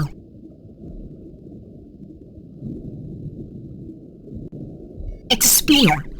A harpoon, I guess it's called in maritime terminology.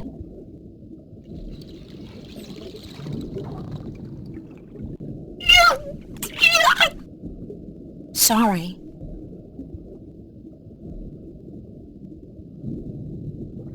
It's a person. God knows what sex it is, but I'm sure it's not the one that kidnapped me. That one had smaller wings.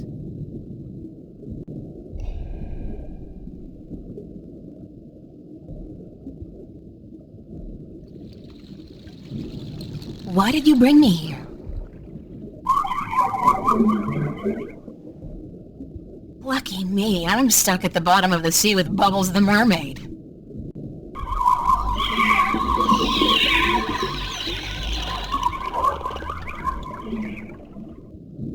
There's got to be a way to communicate with these creatures.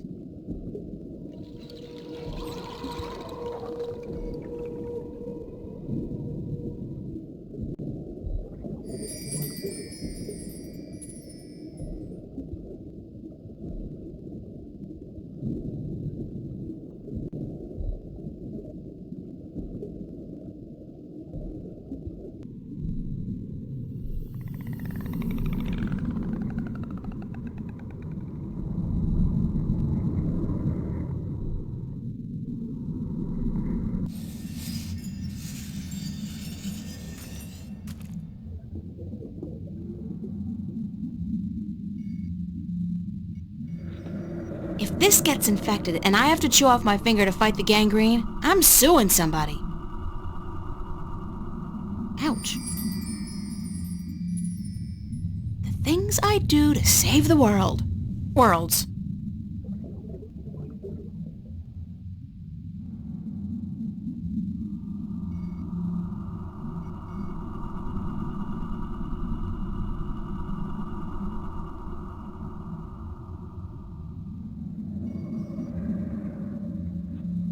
The pearl has turned a golden color and it's glowing with magic. I've always had trouble swallowing pills, especially huge golden magical ones. Well, here goes nothing.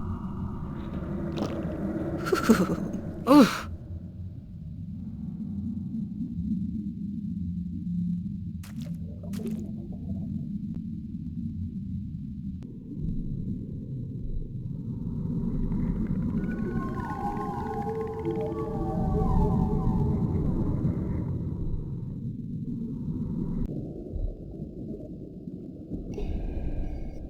Do you You understand what I'm saying? Yes, we understand. Weird. I have this nagging feeling in the back of my mind that I shouldn't be able to understand what you're saying, but I do. You have passed the 2 tests of the Gatherer, Landwalker. Breathing water and speaking the tongue of the Merum. You can serve us now. Serve you? You have been brought here to serve us as the Gatherer of Tanyan. What's Tanyan? Tanyan is life. Tanyan brings light to darkness and sustenance to our caves. Tanyan keeps the snapjaw from our children and heats us when it is cold. Tanyan is life. Where does Tanyan come from? Our gatherers collect it from the caves and shores of the islands, but there is less Tanyan to be found each season, and we need help. How does Tanyan do all those things you said? Tanyan provides warmth and light. It draws the harvest close. Harvest? The creatures of the sea that we eat, the golden tail, and the weed-eye, and the sand-eater. Fish.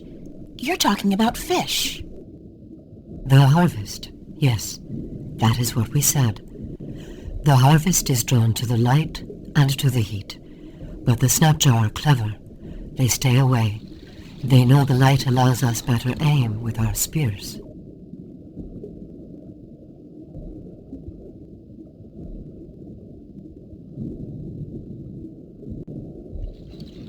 Why can't you gather Tanyan yourself?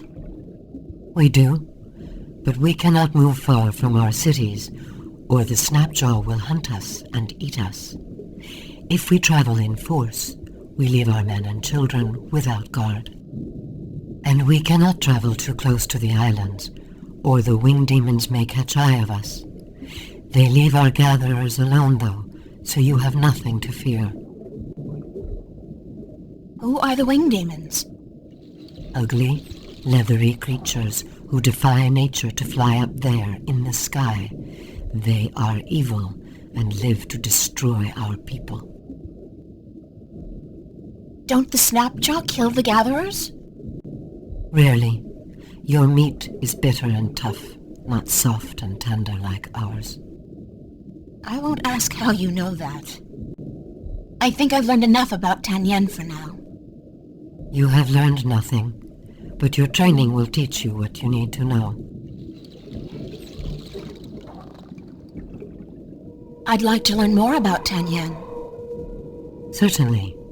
What do you wish to learn? Thanks. I don't have any more questions about Tanyan. Are your people called the Merum? We are the Merum. Most landwalkers call us mermen or merpeople, but the Merum was our name in truth. Who are you, ma'am? We are the queen of the 3rd city of the Merum, enlightened keeper of the Tanyan, protector of the light. I'm sorry, Your Majesty, I really had no idea you were a queen. We are just a queen. Our function is to serve the people, to light our cities, provide food for our men and children, and to protect them from the snapjaw that hunt us in the dark. Do you know where my ship went down? The vessel you foolishly travel in above the water, it rests not far from the city, just past and beyond the Landwalker's bubble where you were first brought. I think it is dead. Do you know the island of Elias? Yes, we know the island of Elias. Our gatherers find Tanyan there, and the Merum once had a city in the shallow waters below it. Can you bring me there? Until your training is complete, you cannot go gathering. We cannot risk losing you to the snapjaw, or to have you desert your duties to our people. How long will my training take? 6 cold oceans. 6 years? Sure, that makes sense. Everything in this world takes ages.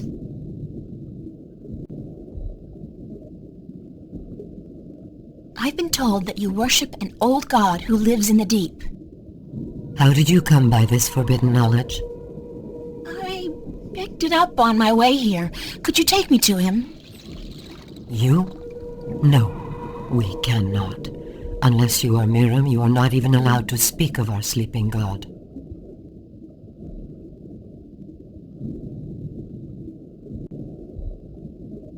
Where did you say I could find the shipwreck? Just past and beyond the Landwalker's bubble. Thanks for your time. We will call on you soon to begin your service. Until then, you should stay inside the Landwalker's bubble and away from the dark waters where the Snapjaw lurk.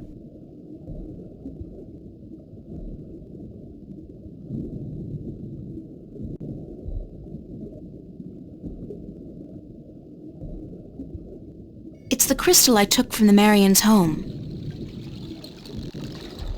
Do you need this? No. It is of no value to us. Where did you find it? It looks very old. I believe one of the children found it just outside the city, not far from the Landwalker's bubble, among the seaweed by the rocks. We have used it for decoration in our hall, but you are welcome to it. Consider it a gift, Gatherer.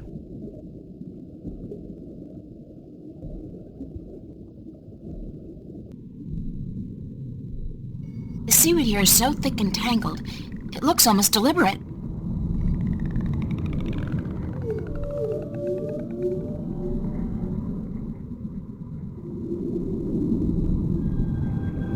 Here's another one of those crystals buried in the sand among the seaweed.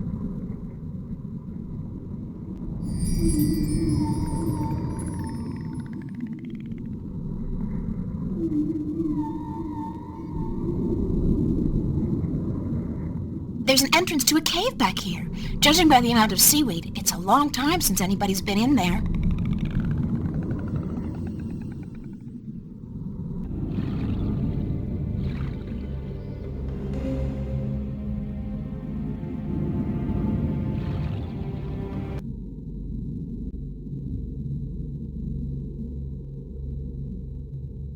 It's another one of those blue crystals.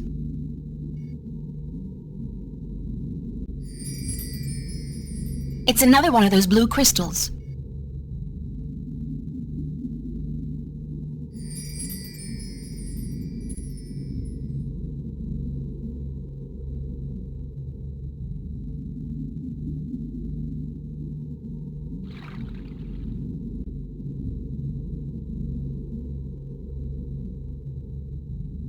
This ring is inscribed with the image of a Miriam.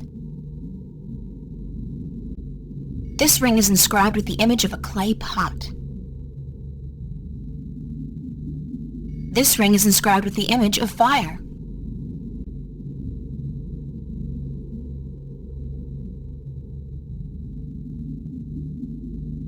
This ring is inscribed with the image of a bird. It's inscribed with the image of a wave, probably representing water. This inscription looks like a fish. This inscription looks like a huge pyramidic structure with an eye in the middle.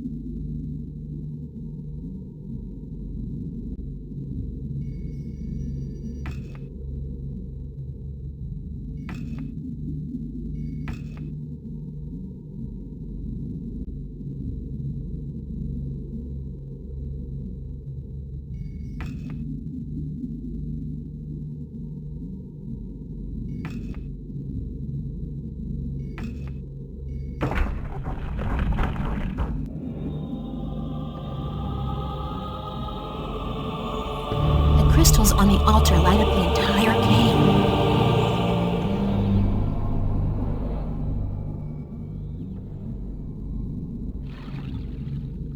It's a circular indentation framed with the image of two dragons biting each other's tails, almost exactly like the markings on my talisman.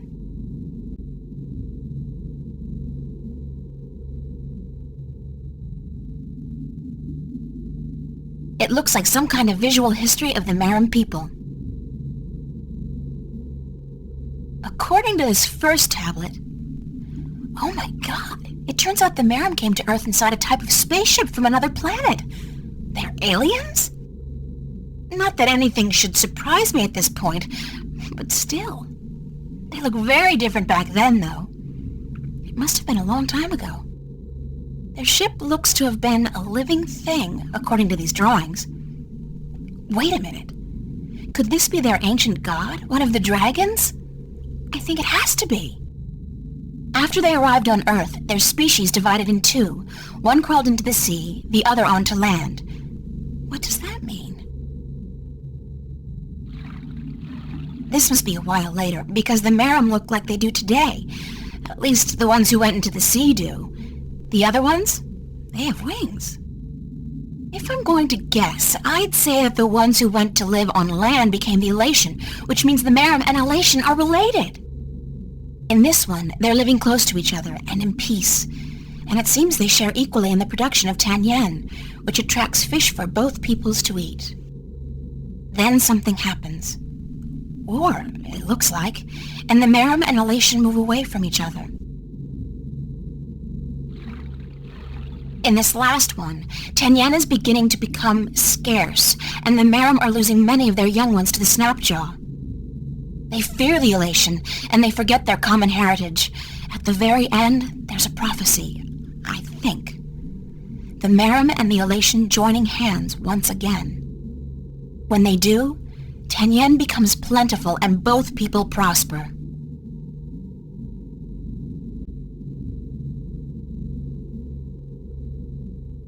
These tablets tell the story of how the Maram and Elation were once one people. They came to Earth inside an ancient dragon and lived in harmony, producing and sharing Tanyan. Then war broke out, and the two peoples turned on each other, which caused a shortage of Tanyan and the death of many Maram. There's a prophecy at the end. One day, it seems, the Elation and Maram will reconcile and prosper. The crystals on the altar light up the entire cave.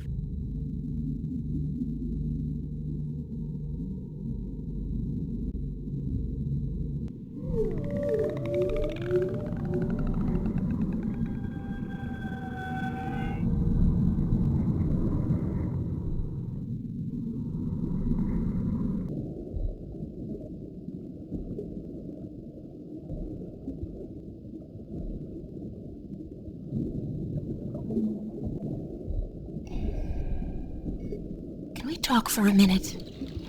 Yes, Gatherer. We may.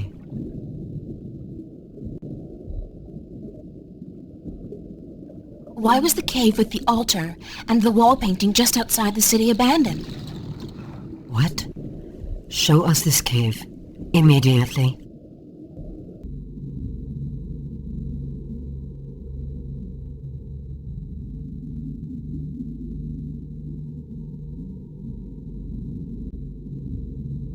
I lit the cave by placing the crystal from your palace together with 3 more crystals I found on the altar and moving the stone rings into their correct positions. Can it be that you are... But you are a gatherer. You cannot be she. Who can't I be? The Water Stiller. She who, by prophecy, will deliver us from strife and unite us as one people. She who will uncover the ancient shrine. Looks pretty ancient to me. This is the shrine, yes. And you have brought light to the darkness as well. But the other prophecies, you have not fulfilled them. You have not proven yourself to be the Water Stiller yet. How can I do that? Come back with us, and we will tell you. Who is the Water Stiller? She is of the prophecies. She will bring an end to strife and unite our people. How can I prove that I'm the water stiller? You have uncovered the ancient shrine and brought light to the darkness. But this could be just chance. You must show us the witness you carry of your mission to the balance. The talisman! Damn, I lost it when the storm hit us. You must also kill a snapjaw with a spear, and then you will have proven yourself to us. Once you have done this, we will aid you in your quest to make us one people. Where do I begin? Take this spear and slaughter a snapjaw. This must be done to prove your strength, and to prove you are of the Miram. Where do I find the snapjaw? If you are the water stiller, you will find a way.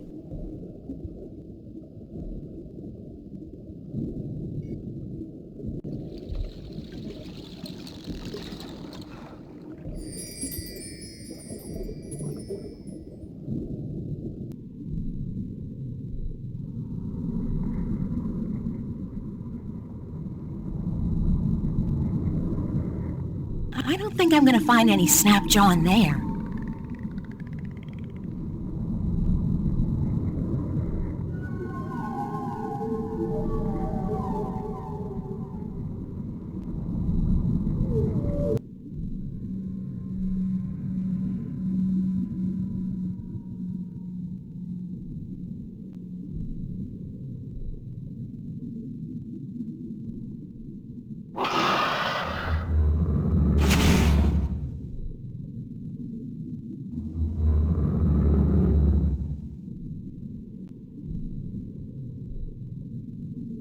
The snapjaw's keeping to the shadows, waiting for me to get close enough to attack. The snapjaw's keeping to the shadows, waiting for me to get close enough to attack.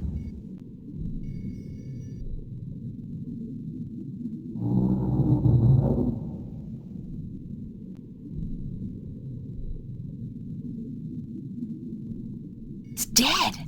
I killed it. I'll need something to bring back to prove that I killed the snapjaw.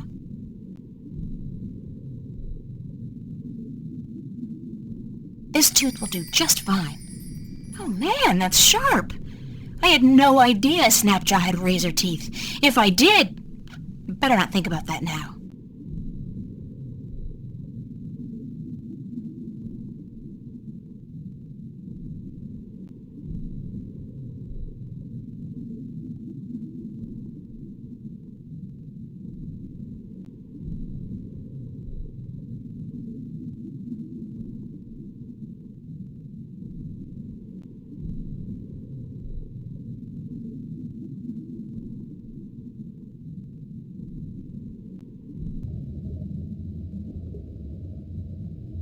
It's my talisman! What incredible luck!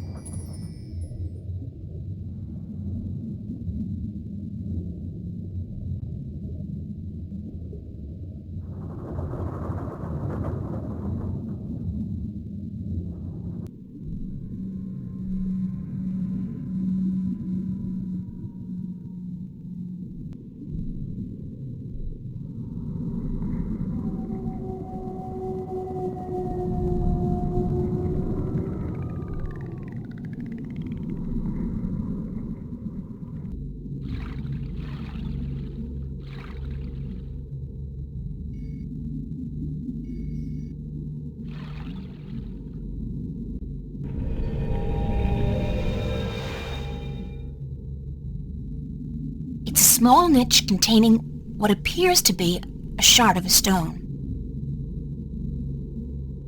I'm wet. It's a piece of the stone disc. No, wait. It's only 1/2 of a piece. It looks like it's been divided in two. Strange.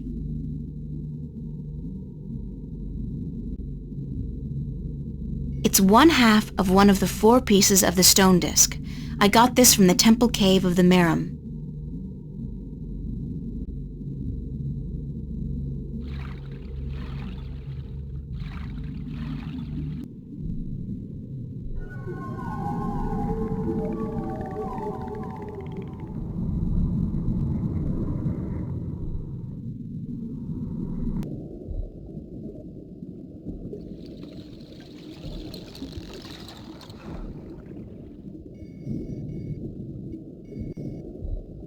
Here's proof of my mission. A magical talisman with the sign of the balance. It means that I'm the 13th guardian of the balance.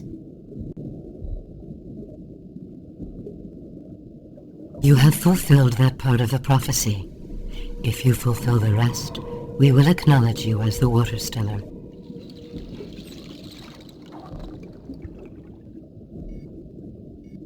I've taken from you the object you've kept hidden for generations. It's part of the disk that will restore the balance and save the twin worlds from chaos.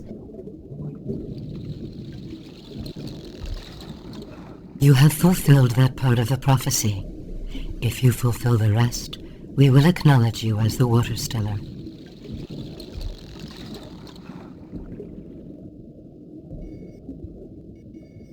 Here's a tooth from the dreaded Snapjaw that guarded the shipwreck, proof of my strength and courage. You have indeed fulfilled all but one of the prophecies. You might yet be the Water Stellar. We would not have thought she would come in our lifetime. Good.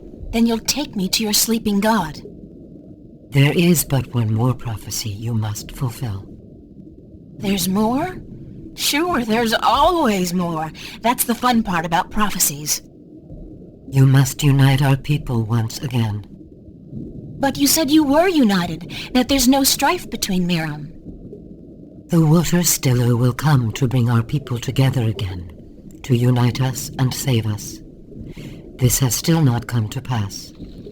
Until you do so, the prophecies of the Water Stellar have not fully come to pass.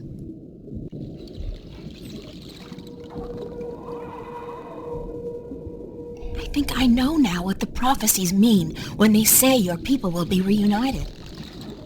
The Miram are at peace with each other, yes? But you're not at peace with the Elation, the Wind Demons.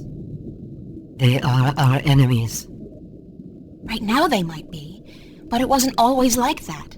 Not according to the carvings in the temple cave. What do you mean? Once upon a time, long ago, the Miram and the Elation were one people. What? This is heresy.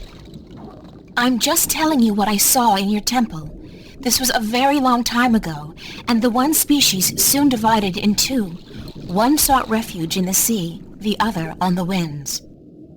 But both the Miram and the Elation were dependent on the other for various reasons, amongst them Tenyen, which was abundant where the two people lived in close proximity to each other. Apparently, there was peace between your two people for a very long time, but then something happened, something that caused a war to break out. Both the Elation and the Miram moved far away from each other, and ever since then, your people have had a tough time finding Tenyen. I think the only way to save the Miram from a slow death, and the Elation as well probably, is to reconcile you with your, common ancestry. How can we believe you, Water Stellar? Your words are too outrageous, and the consequences, were you to be speaking the truth, are grave. If you don't believe me, check out the temple walls. The whole story has been recorded there, probably when you first came to this place. But what will our people say? What will they think when we tell them they are brothers and sisters to the winged demons? You're their queen, and so you'll have to make them understand and accept their heritage. As must the Elation, I expect, and I don't think it will be any easier for them to come to terms with their history. You must go to them, then, to find if our temple speaks the truth, and if they are willing to speak with us like civilized people. I guess I must, Water Stellar or not. If you don't reunite with them, you will die, eventually. We will bring you to the shores of their closest island, and we will await word from you on their answer. Does this mean you believe me? You are the Water Stellar.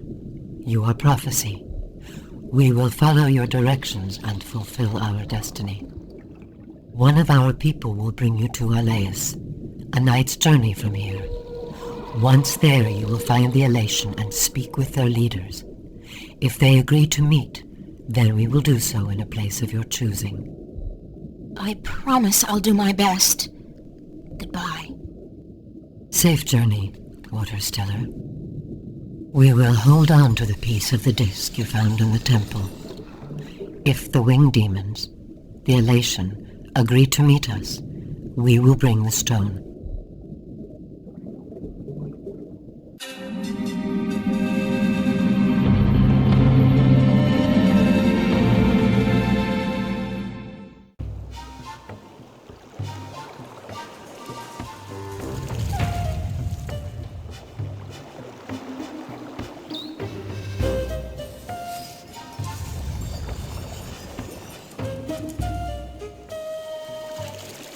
There's a coil of rope among the debris.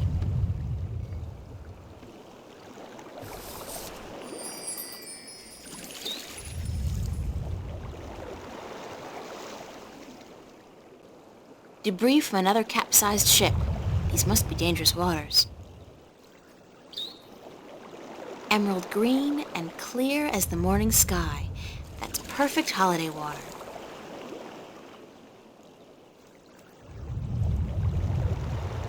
I could get lost if I just wander off into the jungle with no idea of what the island looks like or where I'm heading.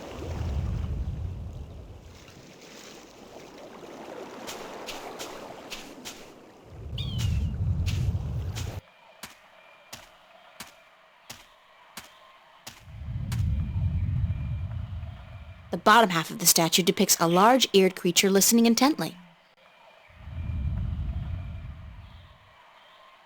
Dense jungle. It's the ruins of an old city. It's a tiny tree.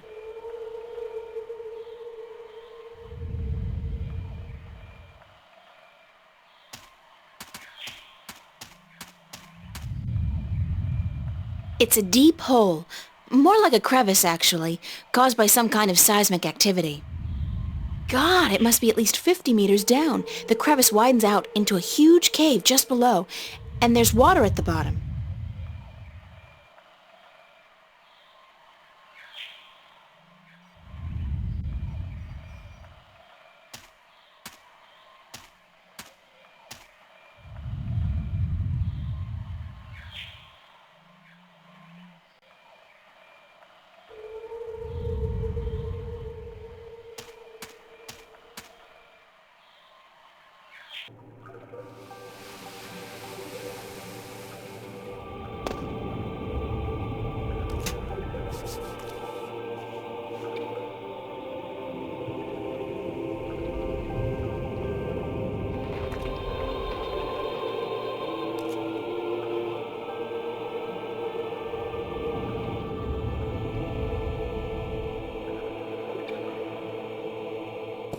Big nests, once housing the Elation, but now empty and in disrepair.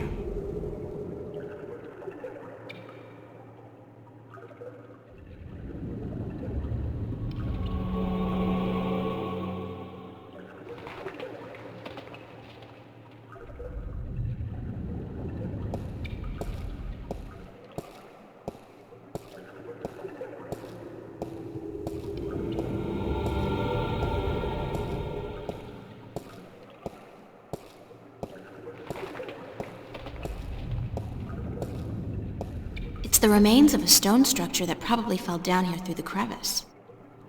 There's a piece amongst the rubble that looks like a bolt or a key. It's intact.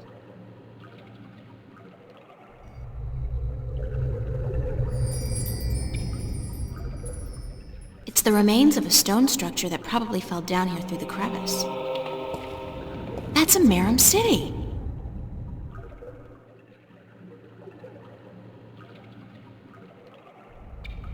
It's a deserted Merum city.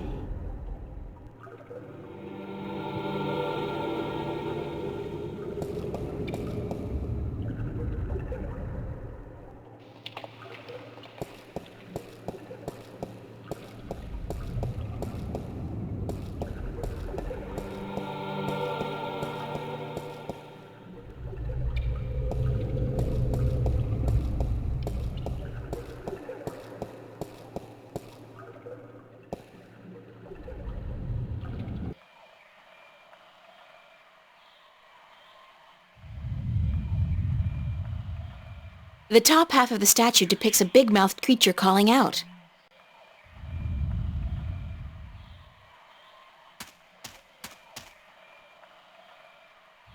It's a triangular hole, like a keyhole. It's a creature with large ears. It's a creature with a big mouth. It's a kind of stone key carved into the uncanny likeness of a key, with a head on the end.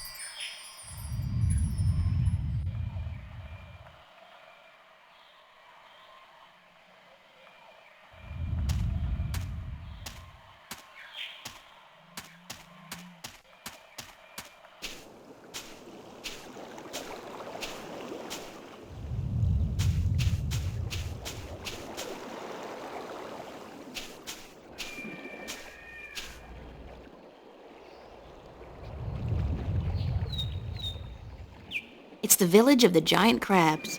Hey, that sounds like a great name for a B-movie. Village of the Giant Crabs.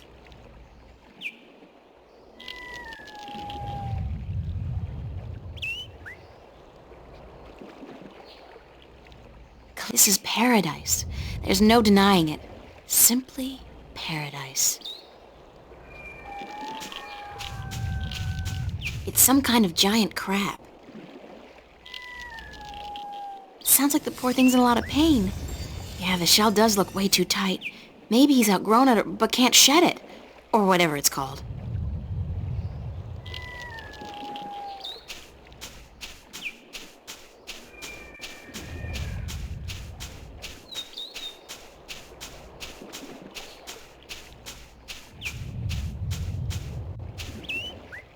It's an old fireplace.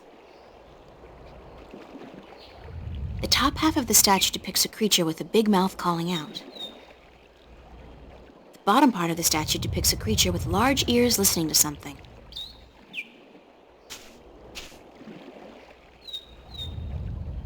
It's a creature with a big mouth. It's a creature with large ears. It's a triangular hole, like a keyhole. It's a triangular hole, like a keyhole.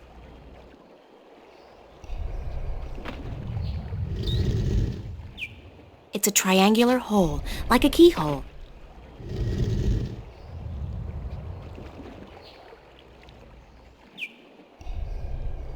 It's a triangular hole, like a keyhole.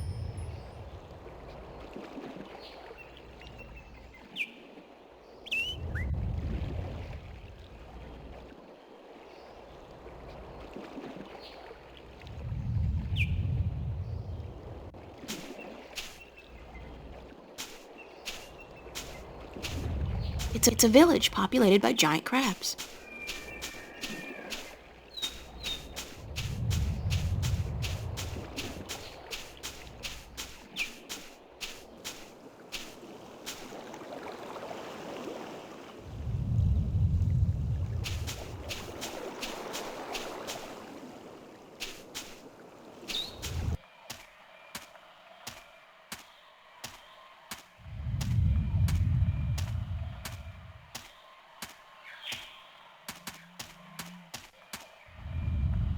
Dense jungle.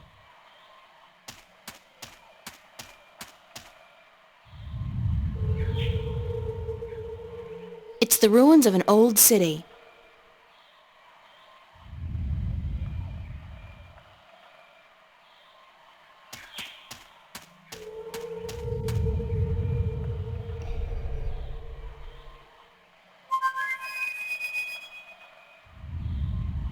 I guess he's not around. I should try again later. It's the ruins of an old city. It's the ruins of an old city.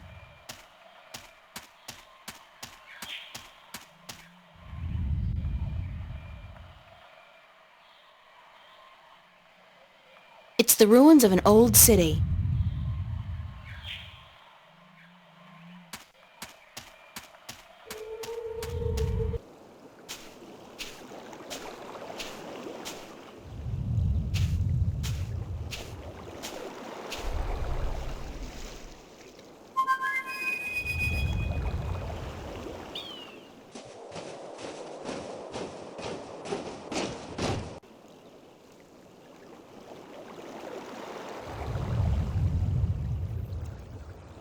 April! You're alive! You're here! You're soaking wet! Where did you go? I thought you drowned. I was completely miserable. And the chicks on this island are so prissy.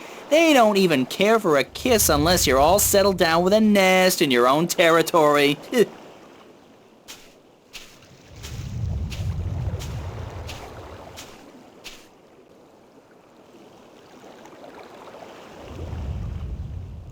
Glad to see you haven't lost the gift of the gab, Crow.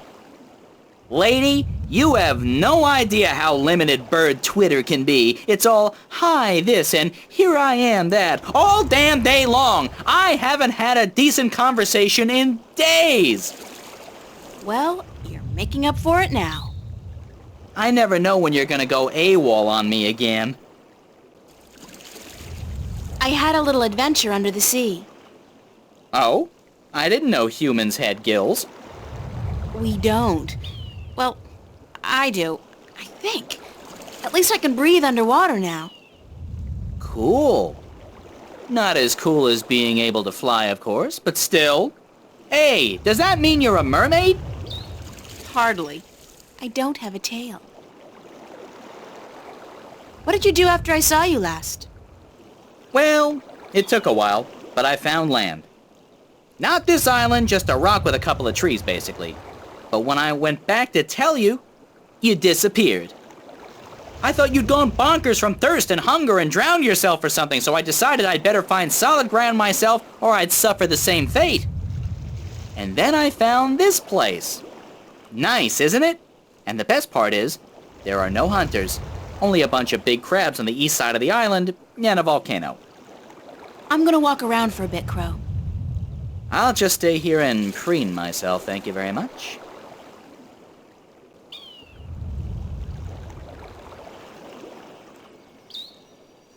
What can you tell me about the island, Crow?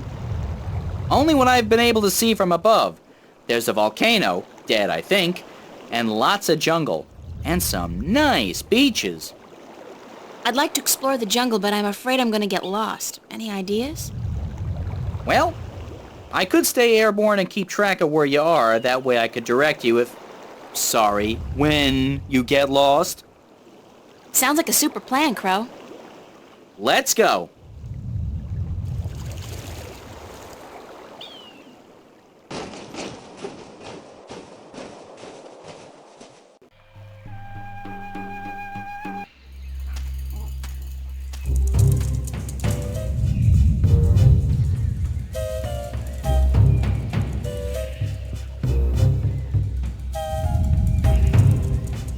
The rumbling is much fiercer here, and the ground is really shaking. It's definitely seismic. It has got to be emanating from this volcanic mountain. I mean, it looks dead, but it must be about to wake up or erupt or something. Great! After surviving a shipwreck, being kidnapped by fishes, and learning to breathe in water, I'm about to die in a volcanic eruption? Isn't that ironic?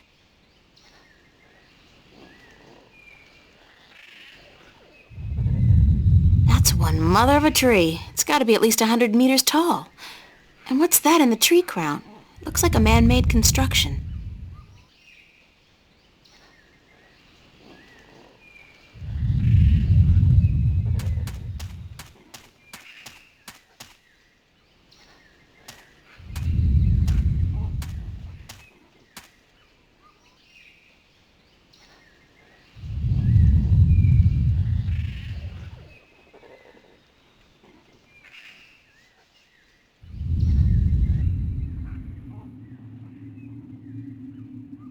It's a small, eye-sized aperture with a crystal in it, like a lens. Maybe some kind of telescope? What a strange symbol. It's a keyhole.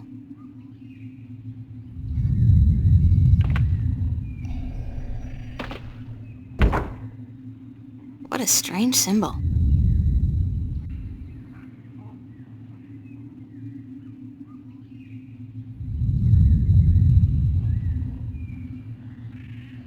It's a statue standing in the ruins of a city. What a strange symbol. I can see a statue on a cliff overlooking the sea.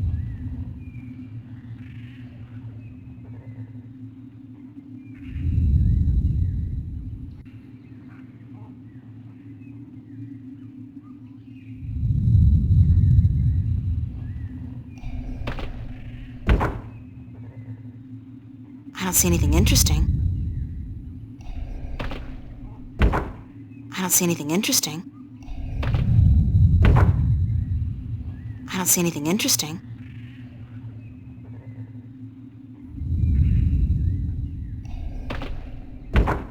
It's a statue just below a really tall tree.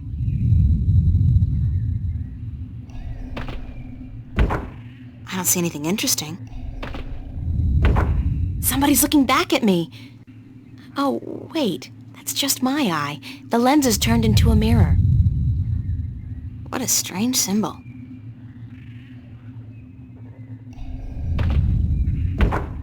I don't see anything interesting. It's a statue standing in the ruins of a city.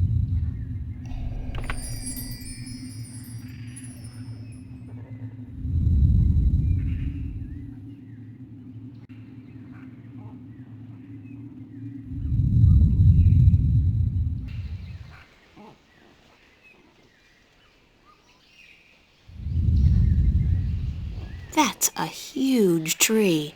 There's a large object in the tree crown.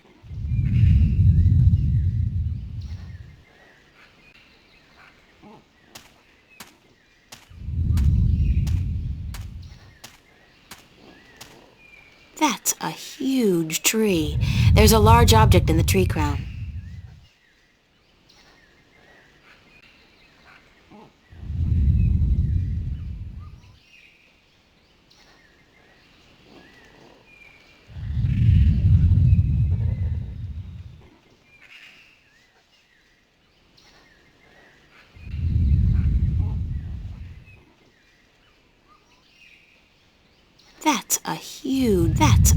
I look like a real sailor. Arr, matey.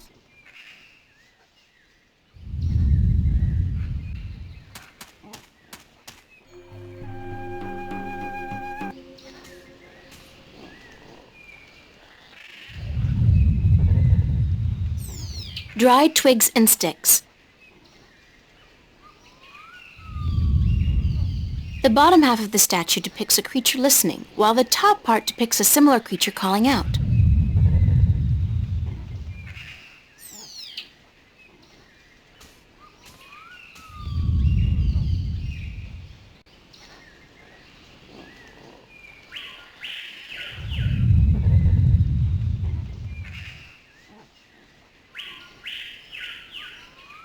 Dried twigs and sticks.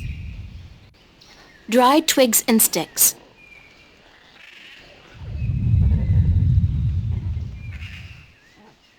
Dried twigs and sticks. Dried twigs and sticks.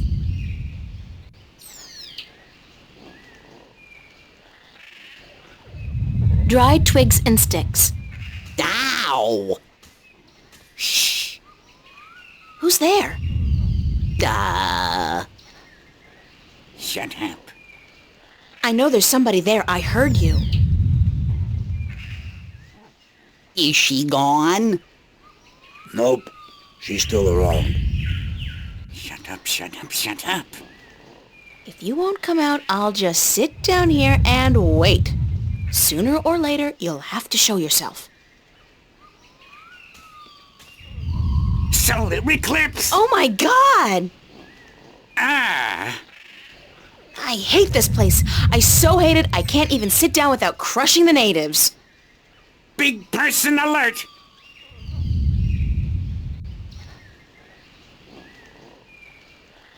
What are you? What What does it look like? A talking twig? We're stickmen. And you're an accident waiting to happen with your large, ungainly body and wobbly legs. What's a stickman? An unlucky bugger doomed to a miserable life of stiff backs and monotonous drudgery in the shadow of a mother tree. Happy little fella, ain't ya? You have no idea. So, you guys are stickmen? That's right. I'm Wick. This is Willow. And that dumb-looking one over there is Woody. And this is our mother tree. What's a mother tree? What do you mean, what's a mother tree? It's a mother tree. How difficult can it be? It's our mother, and it's a tree. It's a mother tree. What do stickmen do? What do we do? What do we do? What do you mean, what do we do? Well, the people in this world always do something. Like the Banda dug tunnels in the earth. The Merum killed Snapjaw and covered their houses with 10 yen. You gotta do something. Hey, it ain't easy being a stick, let me tell you. You got your stiff back and limbs, your fear of fire and water, your 300 years of miserable boredom, and then you have to get planted and raise a family. It ain't easy. So, you're not doing anything worthwhile then? Lady, I'm miserable. I'm grumpy, and I got a headache. What do you want from me? Where do the Elation live? The Elation? The guys with wings? Up in the volcano. There's an old city in there. I think they're squatting. How do I get into the volcano? You don't.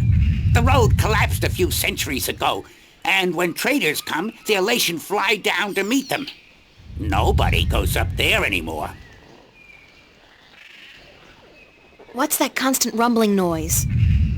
Lady, you have no idea what we have to endure. All day, all night, that noise is just murder.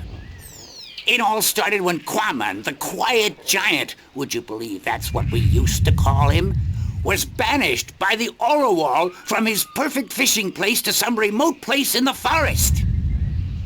Whoa, information overload. Let's step back for a minute to fill in the details.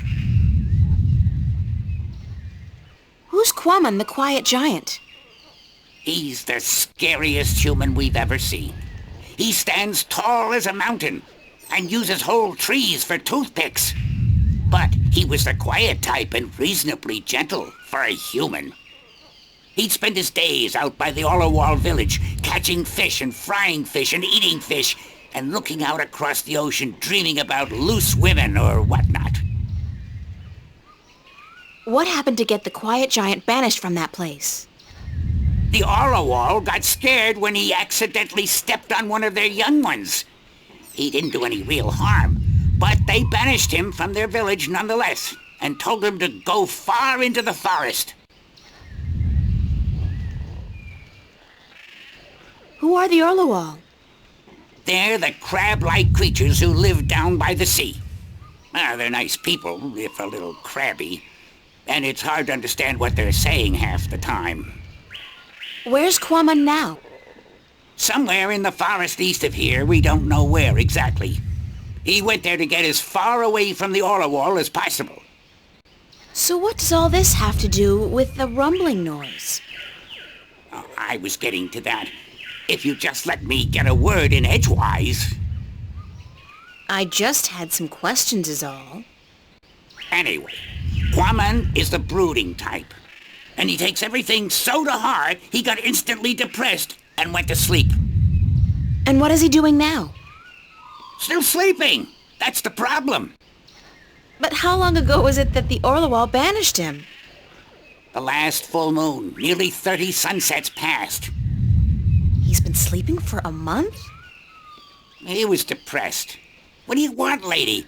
Once I got so miserable I slept for 8 years. And let me tell you, those 8 years were the happiest of my life. I still don't understand what this has to do with the rumbling noise. See that statue over there? Sure. What's up with that? Back when the Dalmari lived on this island ages ago, they put these statues up all around the island so that they could speak with each other. You're kidding. So they're like telephones? Tell her what? I don't know what that is. The thing is, these statues are all connected through magic. And when you speak into one, your voice flies through the air and comes out of another statue. But I still don't understand. You saw the big head up by the mountain? Yes? That's the one they use to talk to everyone on the island, to warn people of storms or to hold evening prayer. It's connected to the statues as well. And Quaman is sleeping right next to a statue's ear. I get it. Resonance. He's snoring and the deep bass reverberating through the loudspeaker, the big head, causes a resonance that vibrates the entire island. But can't you just wake him up? We don't know where he is. We're not much for exploring this forest. There's water and fire and monkeys. Monkeys like to play with sticks. We don't like monkeys. But can't you just, send your voice to his statue to wake him up? There are 4 problems with that. Number 1, all the statues have an assigned symbol, an identifying mark, but we don't know which his is. Second, most of the statues are broken in some way or another. What do you mean? Some statues can only talk to certain other statues. Some can't be spoken to, and some can't hear, which makes it very difficult to get a connection through to where you want to send your voice. Number 3, in order to use the statues, you need a key. We don't have it. We don't know where it is. And number 4? We're stickmen, lady. What do you think? We don't know much about magic or magical devices. And what? We're not too smart, okay? There, I said it. We're not too smart. And when you look at Woody over there, who's pretty stupid by stickman standards, that's a pretty scary thought. Sorry I asked.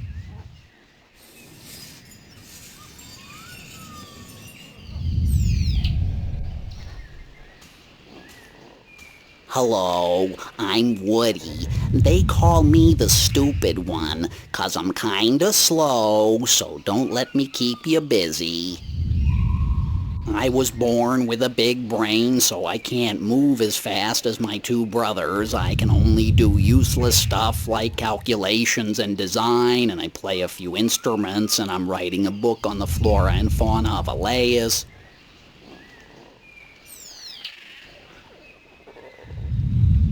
He's a stickman.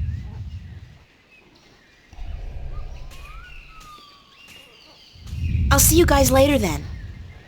If you don't step on us first. Hi, I'm Willow. Wick's the oldest. Woody's the youngest. And I'm just stuck in the middle as always. Don't let me keep you. Wick's the boss as always. Go talk to him. He's a stickman. Later, guys.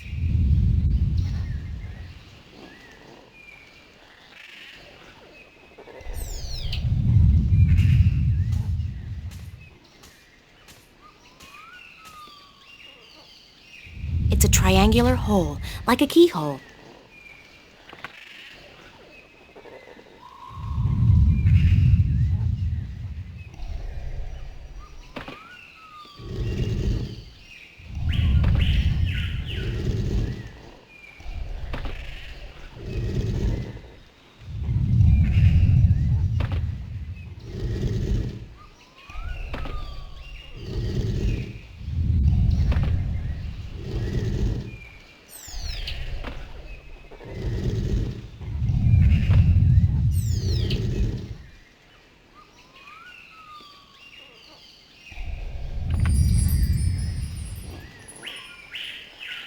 It's a creature with a big mouth.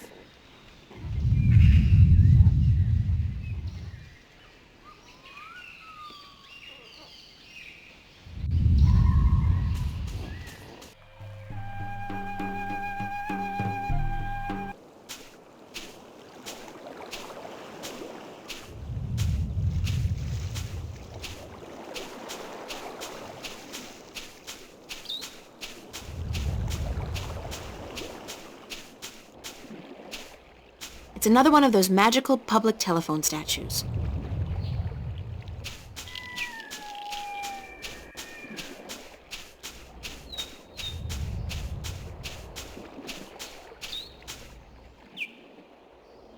The bottom part of the statue depicts a creature with large ears listening to something.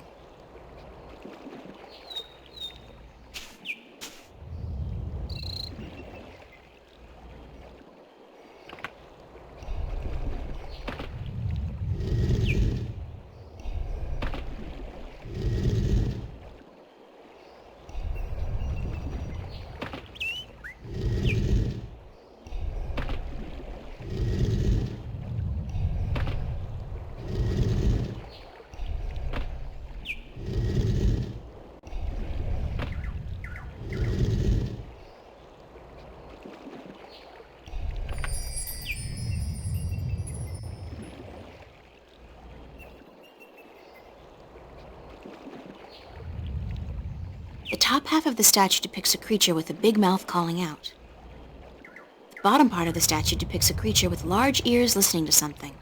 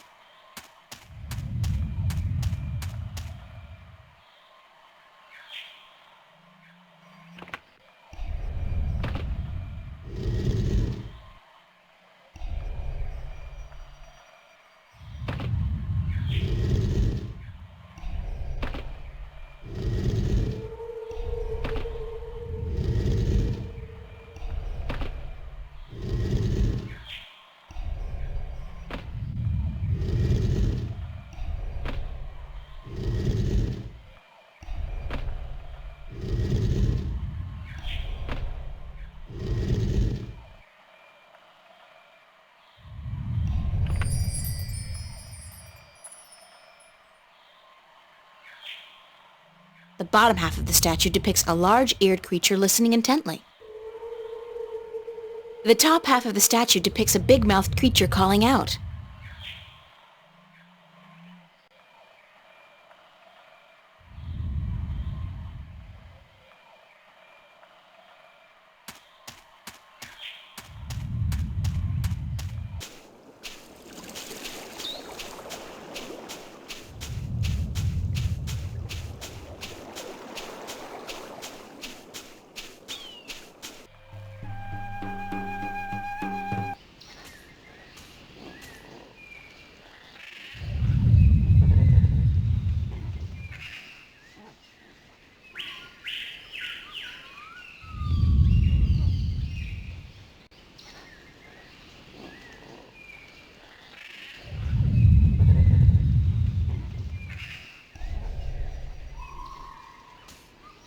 Hello?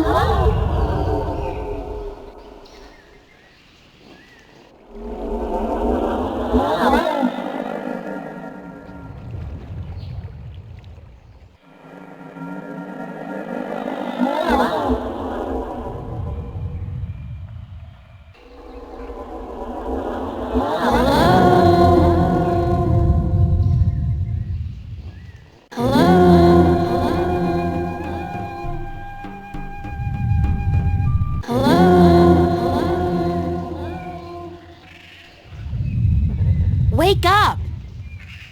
Wake up! Wake up! Wake up!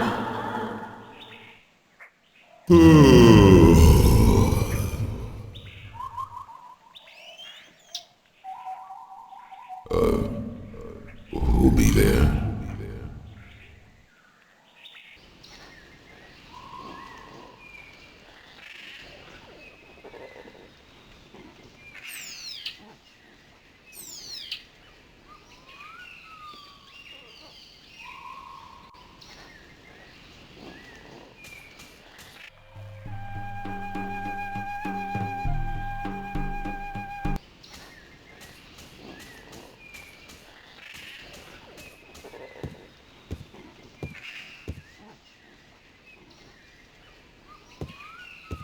It's a big wooden crossbow, I guess. I wonder who built it and what it's for. It's a wooden crossbow.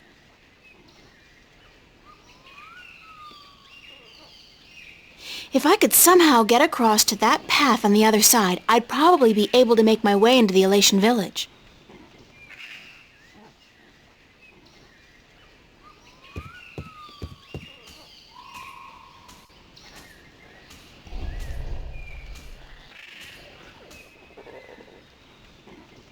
Who built that big crossbow in the tree? I did. Well, I thought of it. And these two nincompoops gave a helping twig on the, manual side. So they built it, and you supervised? Yep, but it's not done. There are still a few pieces missing before we can blast off for Luna. Did you say blast off for Luna? That's what I said, Luna. As in the moon? The same. You intend to go to the moon using that thing? Lunar cannon. And yes, that's the plan. You guys are loonies! If by loonies you mean visionaries, then yes, we are. How come you're not working on your lunar cannon now? Because of that infernal noise is why. But Quammen stopped snoring already.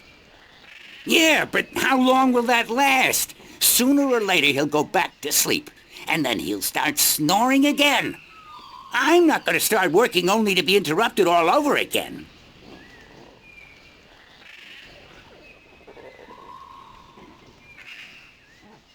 Later, guys.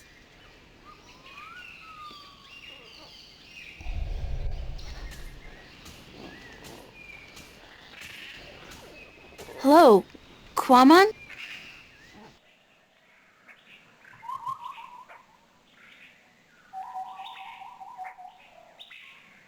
I'm April Ryan. And me be Quammen. But what you be doing up in the air, big woman? Big woman? Watch it, I don't... Oh, I see. It's just my voice that's big, Quammen. I'm really quite average, size-wise.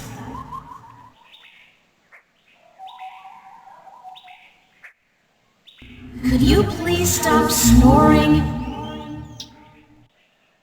Quammen be snoring? No one ever tell Quammen he be snoring.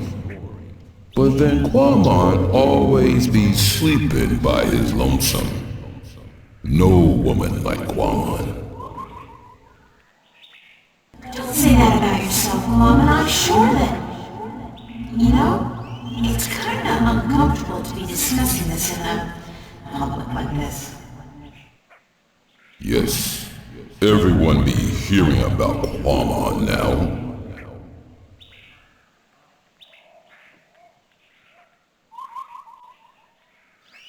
Do you want to talk about your problems? Face to face? What be the point? I'm a good listener, and I'd like to be your friend.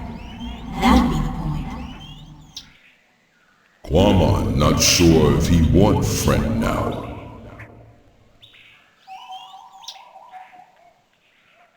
Please let me be your friend. Why? Because I'm lonely too. I don't really know anybody on this island, and I need some help. Well, Quammen be wanting to help, but... Okay. Quammen be your friend and talk to you. My secret place be in the ruins of the old temple, by the wells. Follow the stream up from the rock beach and go right where it branches.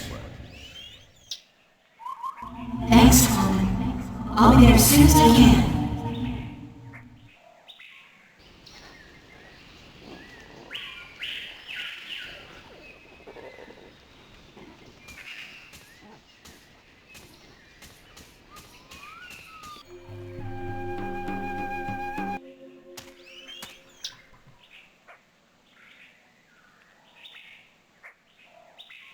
It's another one of those statues come phone booths.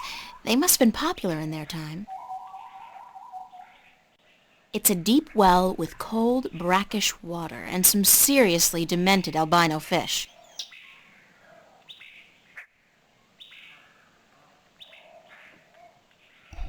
That's Quammen, the not-so-quiet giant.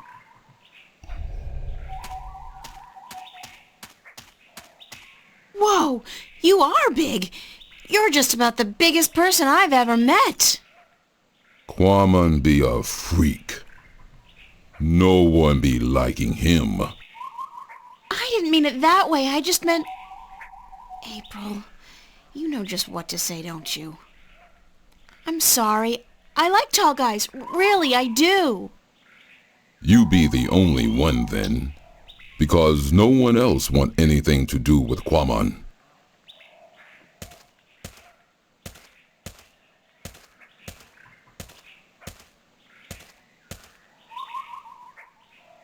How did you come to be on this island? That be a long story. Do you want Quammen to be telling you?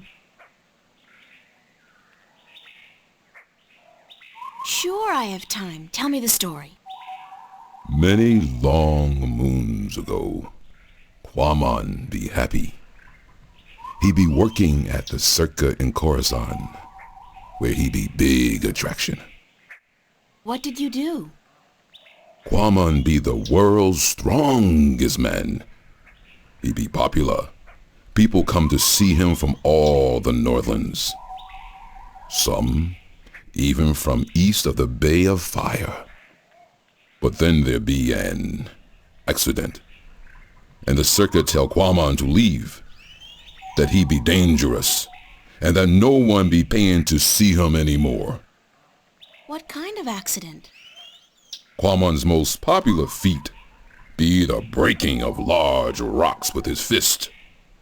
Everyone would applaud when the rock be breaking. Then one day, the Caliph be at the circa to see the performers. He be saying, Quammen, I hear of him breaking a large rock with his fist. This I want to see. But my performance be over that day, and there be no rock to break. So the circa ringmaster Oberon, he be saying, let's get a rock in here, any big rock at all. So they bring in this rock that Quammen never be crushing before. Quammen not be sure if it is a good idea, because rock can be dangerous when it breaks. But Oberon be saying, this you must do. The Caliph wants to see we do not disappoint the Caliph of Khorasan, or we lose our heads. So Quammen break the rock, and when it breaks... What happened? There be large pieces of rock flying everywhere, and one piece be hitting the Caliph and one his son. The Caliph be not seriously hurt, but his son be unconscious and bleeding from the head. They say to Quammen, run, get away from the circa in Khorasan, or the Caliph will have his head. So Quammen run, and he get passage on ship leaving that night. When the ship passed this island, Quammen be jumping into sea and swimming ashore. And now he be here. What happened between you and the Orlawal? Oh, Quammen be so clumsy, so dangerous. He should not be among people. He be only hurting them. The Orlawal be kind, letting Quammen live and fish in their village. But then Quammen be stepping over a young Orlawal, almost breaking his shell. The Orlawal tell Quammen to leave village, to not come back because he may kill an Orlawal. They tell him to go as far away as possible. Quammen be sad because he liked the Orlawal, and because Quammen be having the best fishing place in all of Elias. He lose his friends and his food. What do you eat now? Common fish in these wells here. But the fish that live down there be small and not very tasty. Would you like to move back to the Orlawal village? Oh yes. Quamon be wishing that more than anything in the world. I saw an Orlawal down by the beach, just outside the village. It seemed to be in pain, but I didn't know what to do. Perhaps if you come along, you can help him out and get back in favor with the Orlawal people. Yes, perhaps Quamon can help, even if the Orlawal do not want him back. Here it is, the, Orlawal. Can you help it? Perhaps Quamon can help. Poor Orlawal. He'd be crying for help. Quamon see what be wrong. The Orlawal not shed its shell when time come, and now it be stuck in the shell. Why didn't the other Orlawal come to its assistance? Their claws be no good for this work. They be helpless. But Quamon help. Quamon be good with his hands. Quamon be happy. Quamon accept your graceful thanks, sir. Thank you. You be making Quamon very happy. Quamon accept your offer and be grateful to the Orlawal people. Thank you very much. What? What did he say? Why did you thank him? Orlawal be inviting Quamon to stay on the cliff above the village, where he can fish again. Quamon be very, very happy now. You understand what it's saying? Orlawal language be easy to understand. It be just click and clack and clock. I'm so happy for you, Quamon. Go on, don't let me hold you back.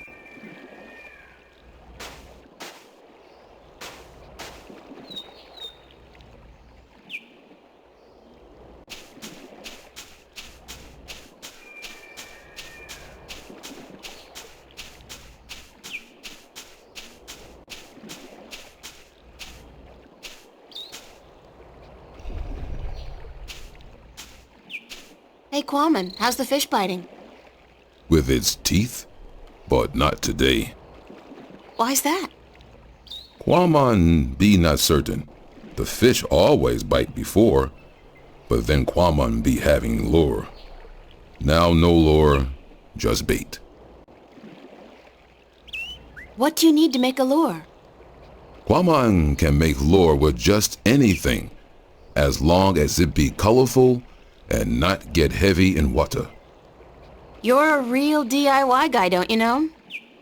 Always be something wrong with Quamon. That was actually a compliment. Oh. Are you happy now, Quamon? Quamon be happy. He be wanting fish to bite. But if they do not, Quamon still be happy. Can I borrow your fishing rod? Quamon must catch fish first, so he can eat. After Quamon catch fish, April can borrow fishing rod. Happy fishing! Thank you.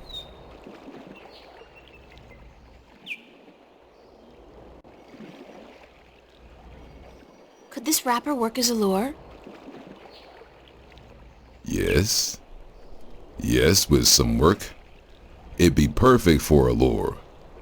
Now Quamon can make one, and hopefully catch many fish.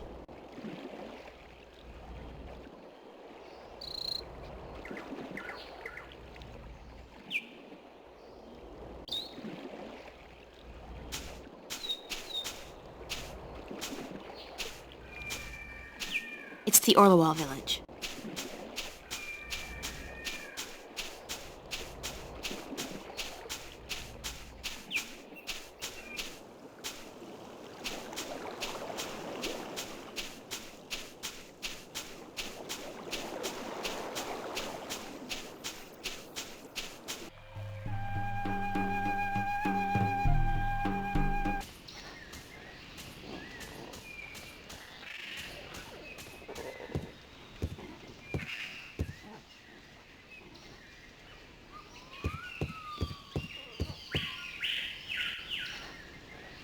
If I could somehow get across to that path on the other side, I'd probably be able to make my way into the Elation village.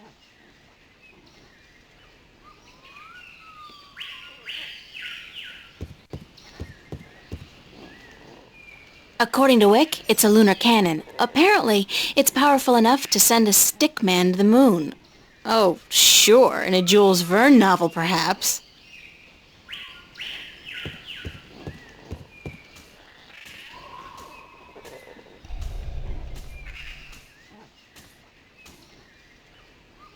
How come you're not working on your lunar cannon now?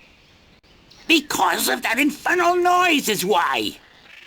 But Quammen has moved back to the Orlowal village. He's not going to disturb you again, trust me. Really? How the heck did that happen? Nah, I don't care. The important thing is we can work again. Thanks, lady.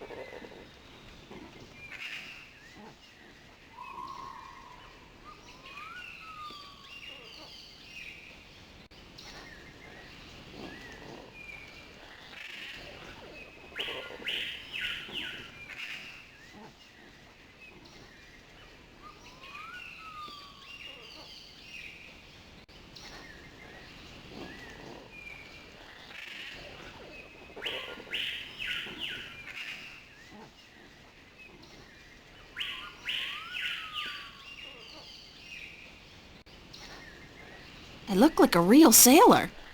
Arr, matey!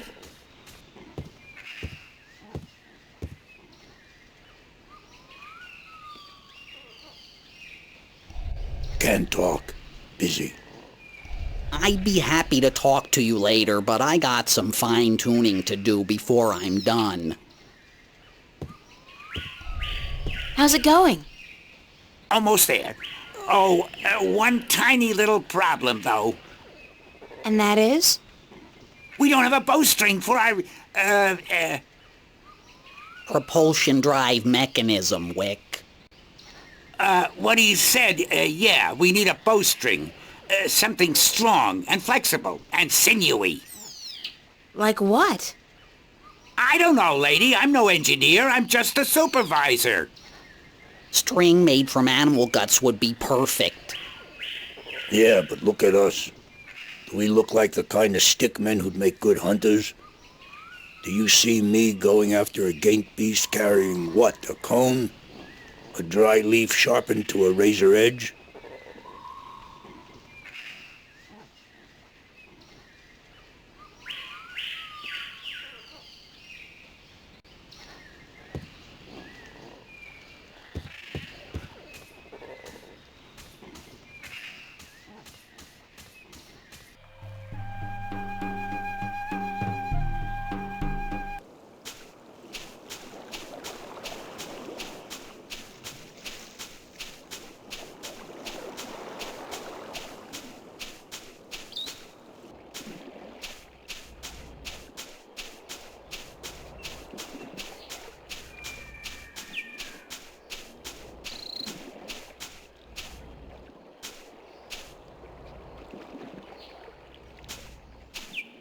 It's Quammen's fishing rod.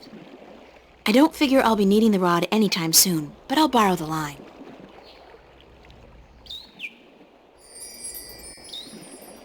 Looks like Quammen just had himself a solid lunch. That was quick. There are only bones left of his catch.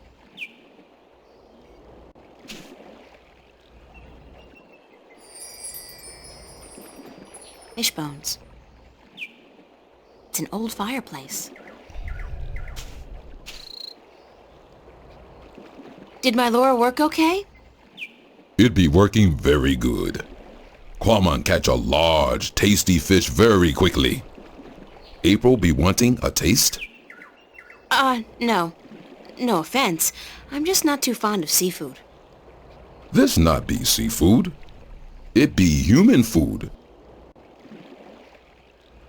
What's Quammen gonna be doing now? Quammen be sitting here until the sun sets. Then he be going to sleep. And tomorrow? Quammen be deciding that when he wakes up in the morning. Man, you got relaxing down to a fine art. Quammen not be knowing anything about fine art. He be a Philistine. I'll see you later, Quamon. So will I. Goodbye.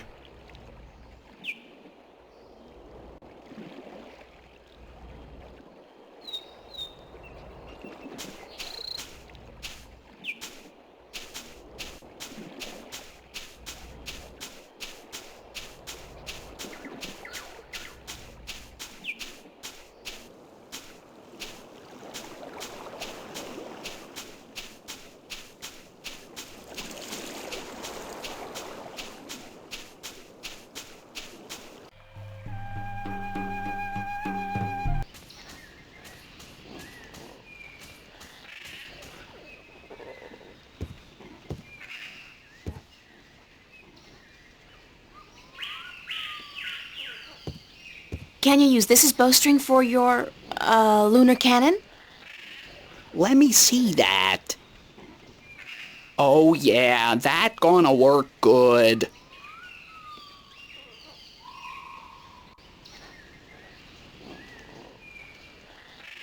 All right, listen up. I got us what we need. And now we finish this damn cannon. Go to work, people. Give us a few minutes, lady, and we'll be all done.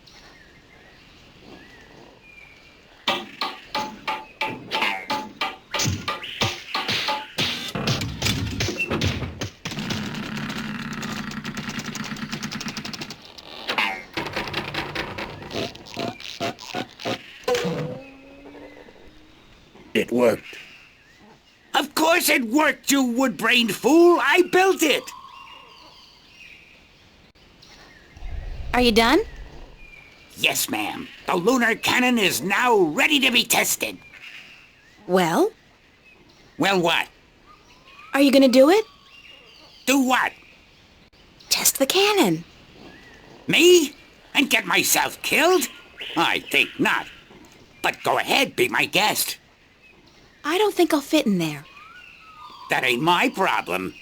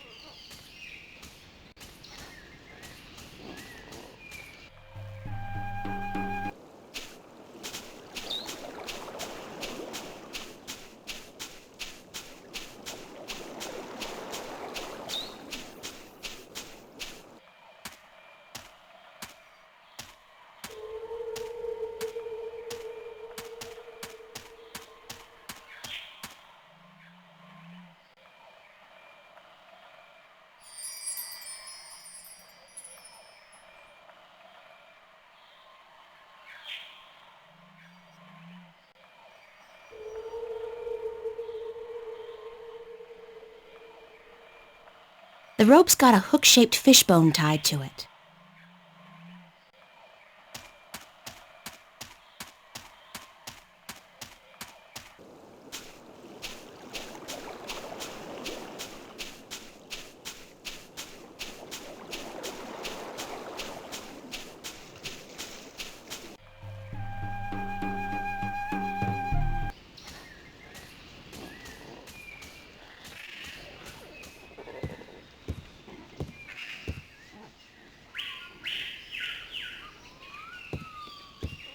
I'll just place the hook along the bowstring, like so, and let the rope trail behind it. Okay, we're ready to fire!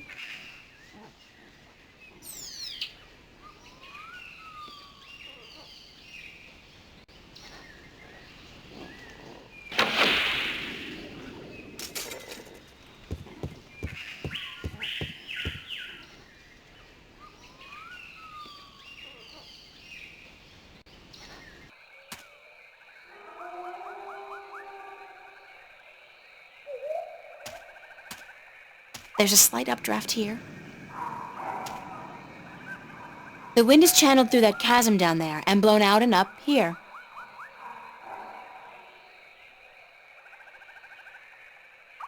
It's a leathery creature with wings, like a mix between a giant bat and a pterodactyl.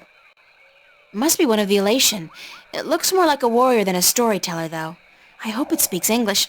I mean, Altung.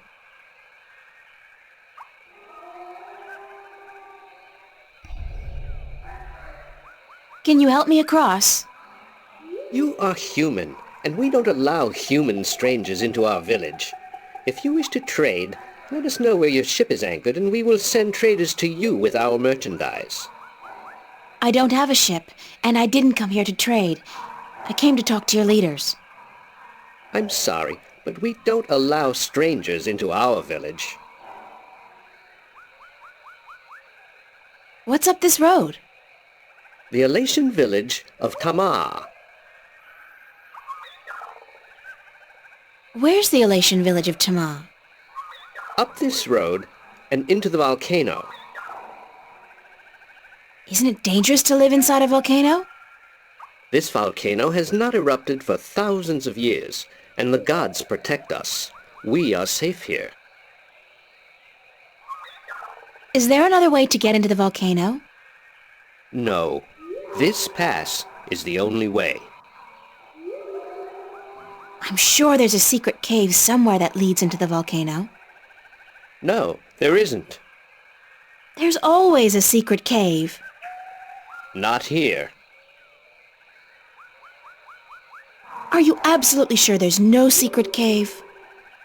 Human, you talk too much, even for an Elation. Actually, I am a trader. Where is your ship anchored? In, Coconut Grove? There is no Coconut Grove on Elias. So, I'm not a trader, but I am a friend of the Elation people. We don't know you. There is no friendship between strangers, human. Don't your people have a prophecy about a stranger who comes without a ship, or something like that? I don't know of any prophecies, human. What kind of prophecies do you know about? We don't tell our stories to strangers.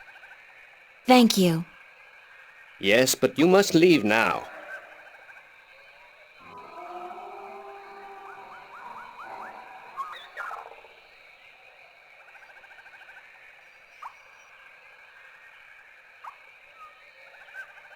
That's the last of it, unfortunately.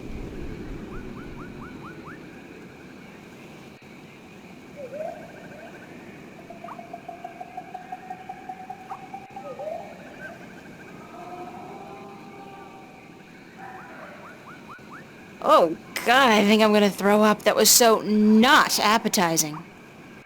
Weirdest thing, though, I do feel lighter. Like I lost 90 pounds. I can't even imagine what people would pay for this stuff back home. Ah!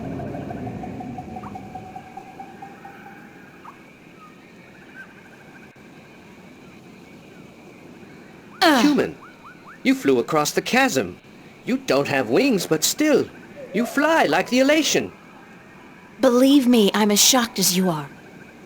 Are you the Windbringer? What's the Windbringer? It's a prophecy amongst my people. Of course, there's no escaping the prophecies.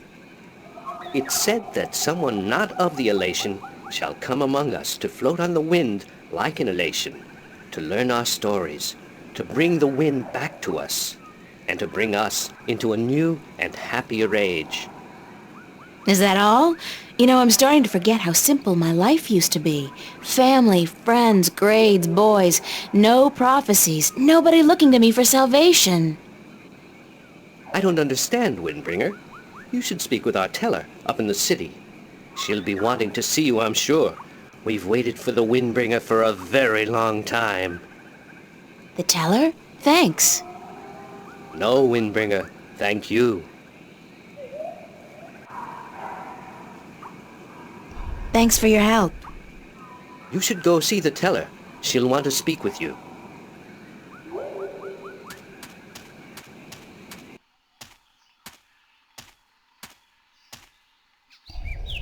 an old man, I think. Difficult to tell, since they're all kind of wrinkly. Hello?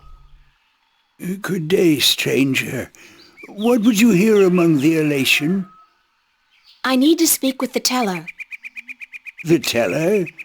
Go down into the city and you will see the castle. The teller, she keeps to the tower. She's old and her eyes don't take well to the sun.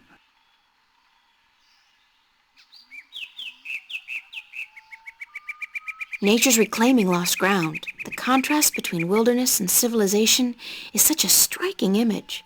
I almost wish I had my canvas and paints with me now.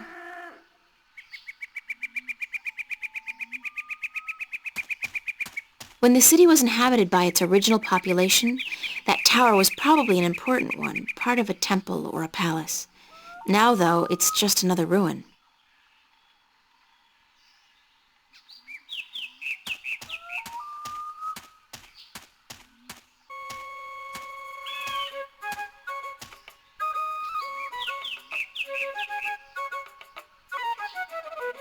It's a nest. They don't all seem to live in nests, though. There are quite a few inhabited buildings in this village. It's a little elation girl.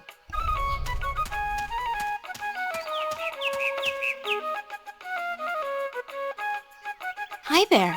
What you doing? Playing? Yeah? What are you playing? Nothing. My daddy's in the castle watch. He's allowed to sharpen his claws. Really? My daddy owns a farm. Yeah? Do you have animals there? Sure. He has some cows and some horses and... What's cows and horses? Well, cows are big, brown, fat animals with 4 legs and white spots. And they go moo a lot. And horses? Horses are fun to be around. They run really fast and they can jump over tall fences and they look beautiful and graceful. But the best thing about horses is that you can ride them. I can run fast too, but I can't fly yet. My wings aren't fully formed. But when I grow up, I'll fly far away and see everything. I'll go see our horses. That would be nice. My name's April. What's yours? Saina. Will you be my friend, April? Of course, Saina, as long as you promise to be my friend. I promise. Do you know where the teller lives? Over there in the castle tower. My daddy's watching the entrance so that only nice people can get in. Do you think he'll let me in? I don't know if you're nice, but you have to ask my daddy. Where are the other children in your village? Oh, they're in school now. And why aren't you in school? Because I'm ahead of everyone else. I'm really smart, you know. I'm the only youngling to have learned the first tale this soon. So some days, I get to do what I want. It's a little boring, though. I wish I was in school. At least there I could sing and play and jump around with all the other children. Why don't you go to school anyway? Because they say I would just distract the other children who are still learning their first tales. It's not fair. I mean, I get to play by myself and everything, but that's not fun all day. And my mommy's working on her pottery at home, and she doesn't want me disturbing her because she might make a mistake. But the day after tomorrow, I get to go back to school, because then we're going to learn some more flying lessons. They're always a lot of fun, and I'm getting pretty good at that too. I bet. I wish I had wings like you do. Yes, they're very good to have when you fly. Have fun, Saina. Are you leaving? Yes, I'm sorry, but there are some things I have to do. Grown-ups are always too busy.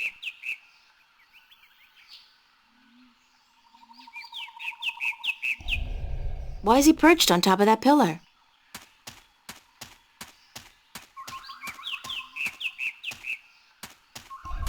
It's a young elation female working with clay.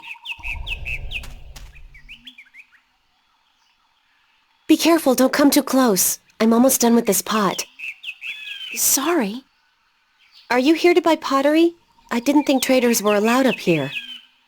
No, I came to speak with your teller. Really? I didn't know the teller spoke with anyone from the outside. You must be a very special girl. Supposedly. My name's April, by the way. Nima is my name. Nima of Ta'ama, the only Elation village on Elase.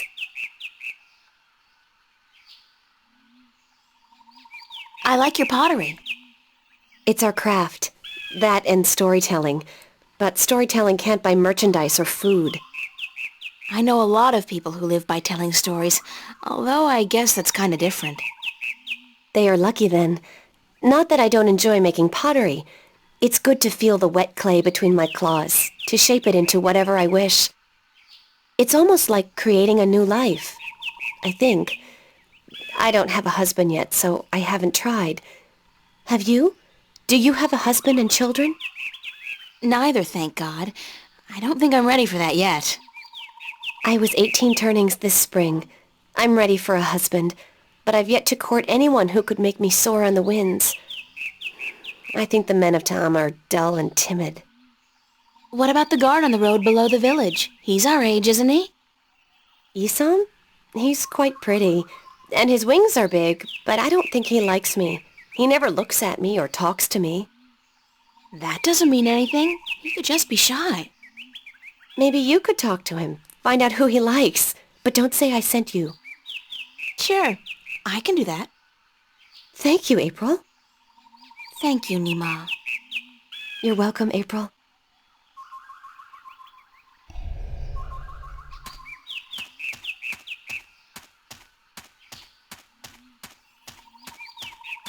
Halt! Who would visit the teller? My name's April. And what would you with the teller, human? I'm not sure, but I need to speak with somebody in charge.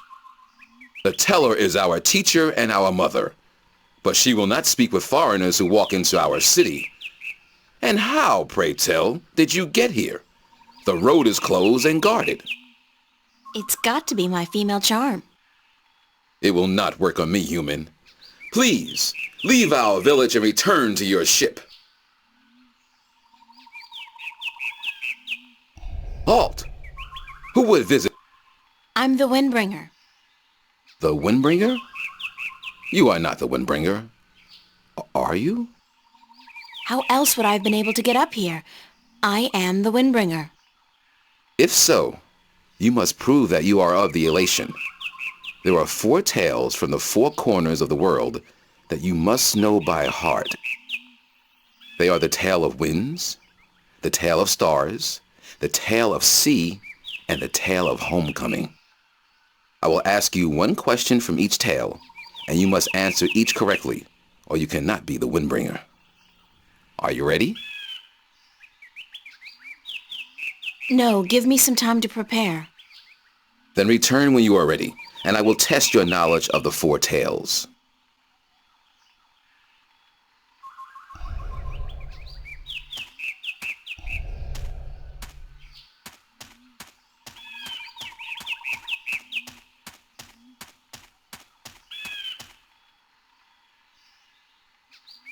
Hi, Saina. Hi, April. Do you know one of the 4 tales of winds, stars, sea, and homecoming? Yes, my mommy taught me the tale of the stars. It's a really pretty story. Do you want me to tell it? Please, Saina, I would like that very much. Okay. This is my tale, the tale of stars, and I tell it to you in my own words, as it was told to me by my teacher, in her words. In the small village of Jinjay near the rumbling hills of Onion, there lived a girl called Mona. She was a curious girl, and she would always get in the way of grown elation. Go play somewhere else, they would say to Mona, but she didn't want to play with the other children. She wanted to be where the grown-ups were, to see what they were doing, and learn from them. But one day, after getting many complaints from the pottery makers and guardsmen and traders and soldiers in the village, Mona's mother told her that she wasn't to interfere with the grown-ups anymore, and that instead she could go play with the other children, or sit still and draw or work with clay.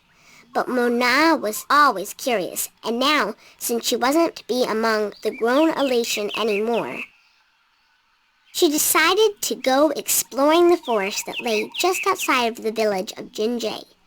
She had many times been forbidden to enter the forest because it could be a dangerous place, but Mona was very curious.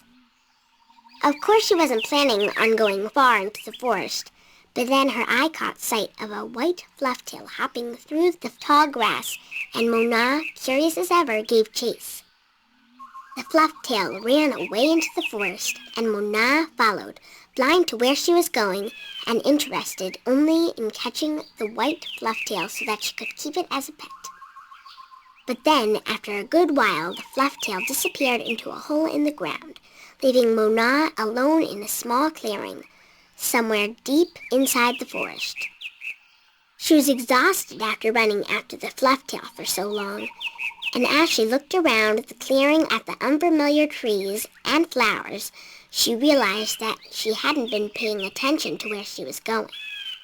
Not for the first time, her curiosity had gotten the better of her, but this time it was serious.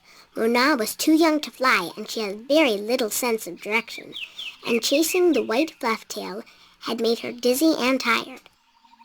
It was getting darker, and Mona was all alone in the deep, dangerous forest, too sleepy and too scared to be able to go anywhere. Mona curled up with her wings wrapped around her under the leaves of a tree and began crying. Soon it got really dark, and somewhere, not far away, wolves started howling at the moon.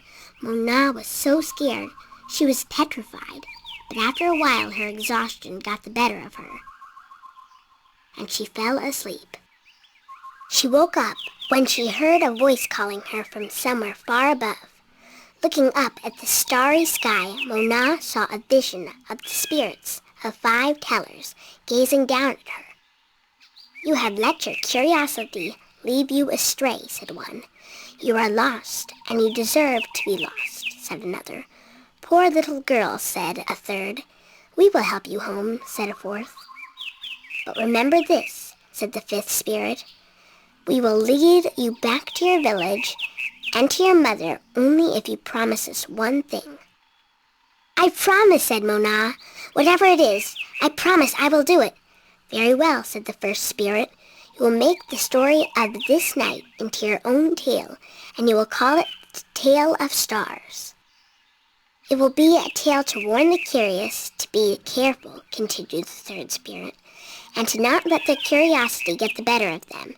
And," said the 2nd spirit, "to remind the elation that the spirits of their tellers watch out for them when they most need it." And so the spirits of the 5 tellers guided Mona through the forest, and by dawn she was home. And Mona did tell her tale, the Tale of Stars, to everyone in the village, so that everyone would remember that the curious must be cautious, and that the spirits of the tellers are always watching. This was my tale, the Tale of Stars, and I told it in my own words as my teacher did to me. That was a beautiful tale, Saina. Thank you. Bye-bye, Saina. You're leaving again? I wish you could stay. Me too, Saina, believe me.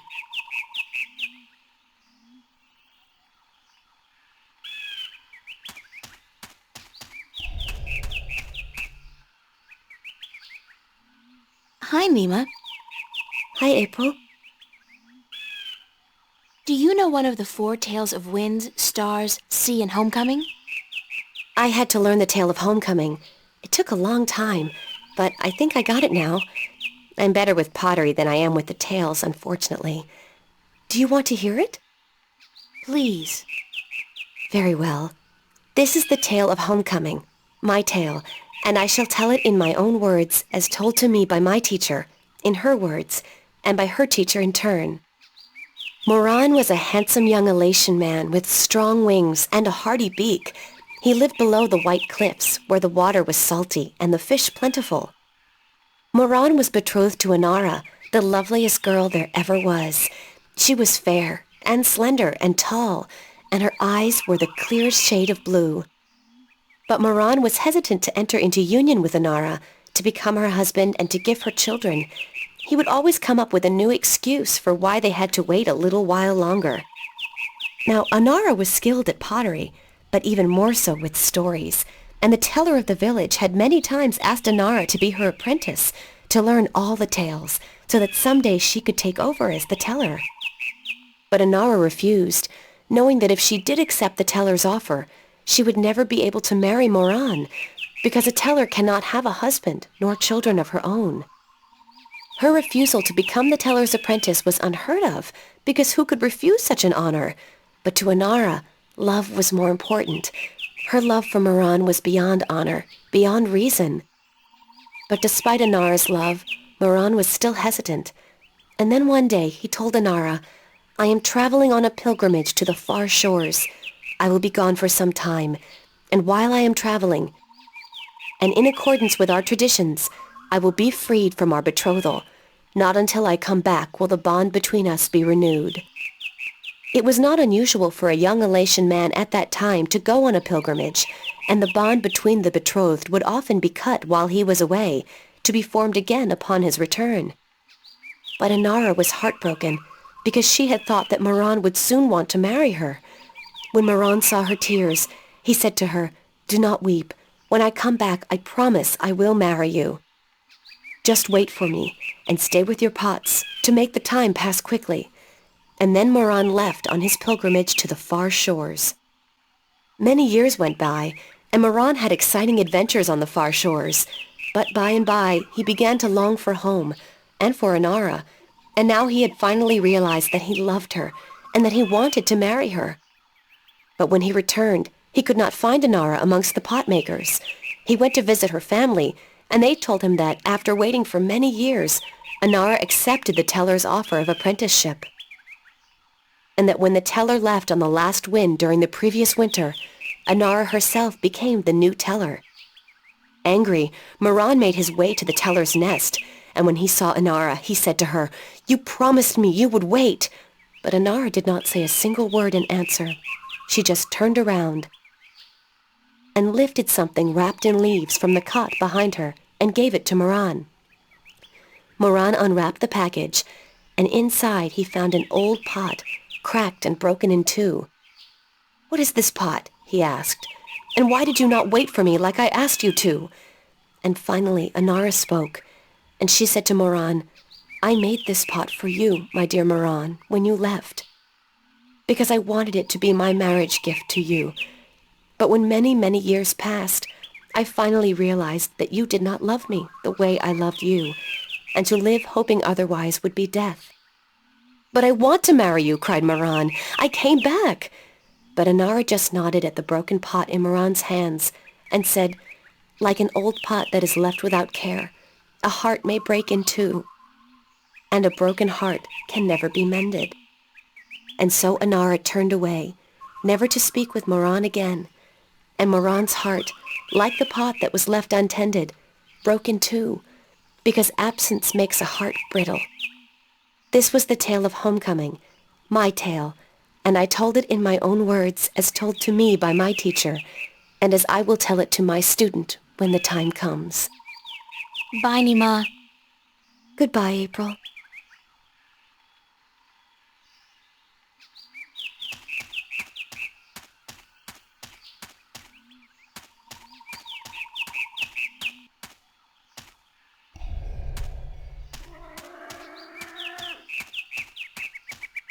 Do you know one of the 4 tales of winds, stars, sea, and homecoming?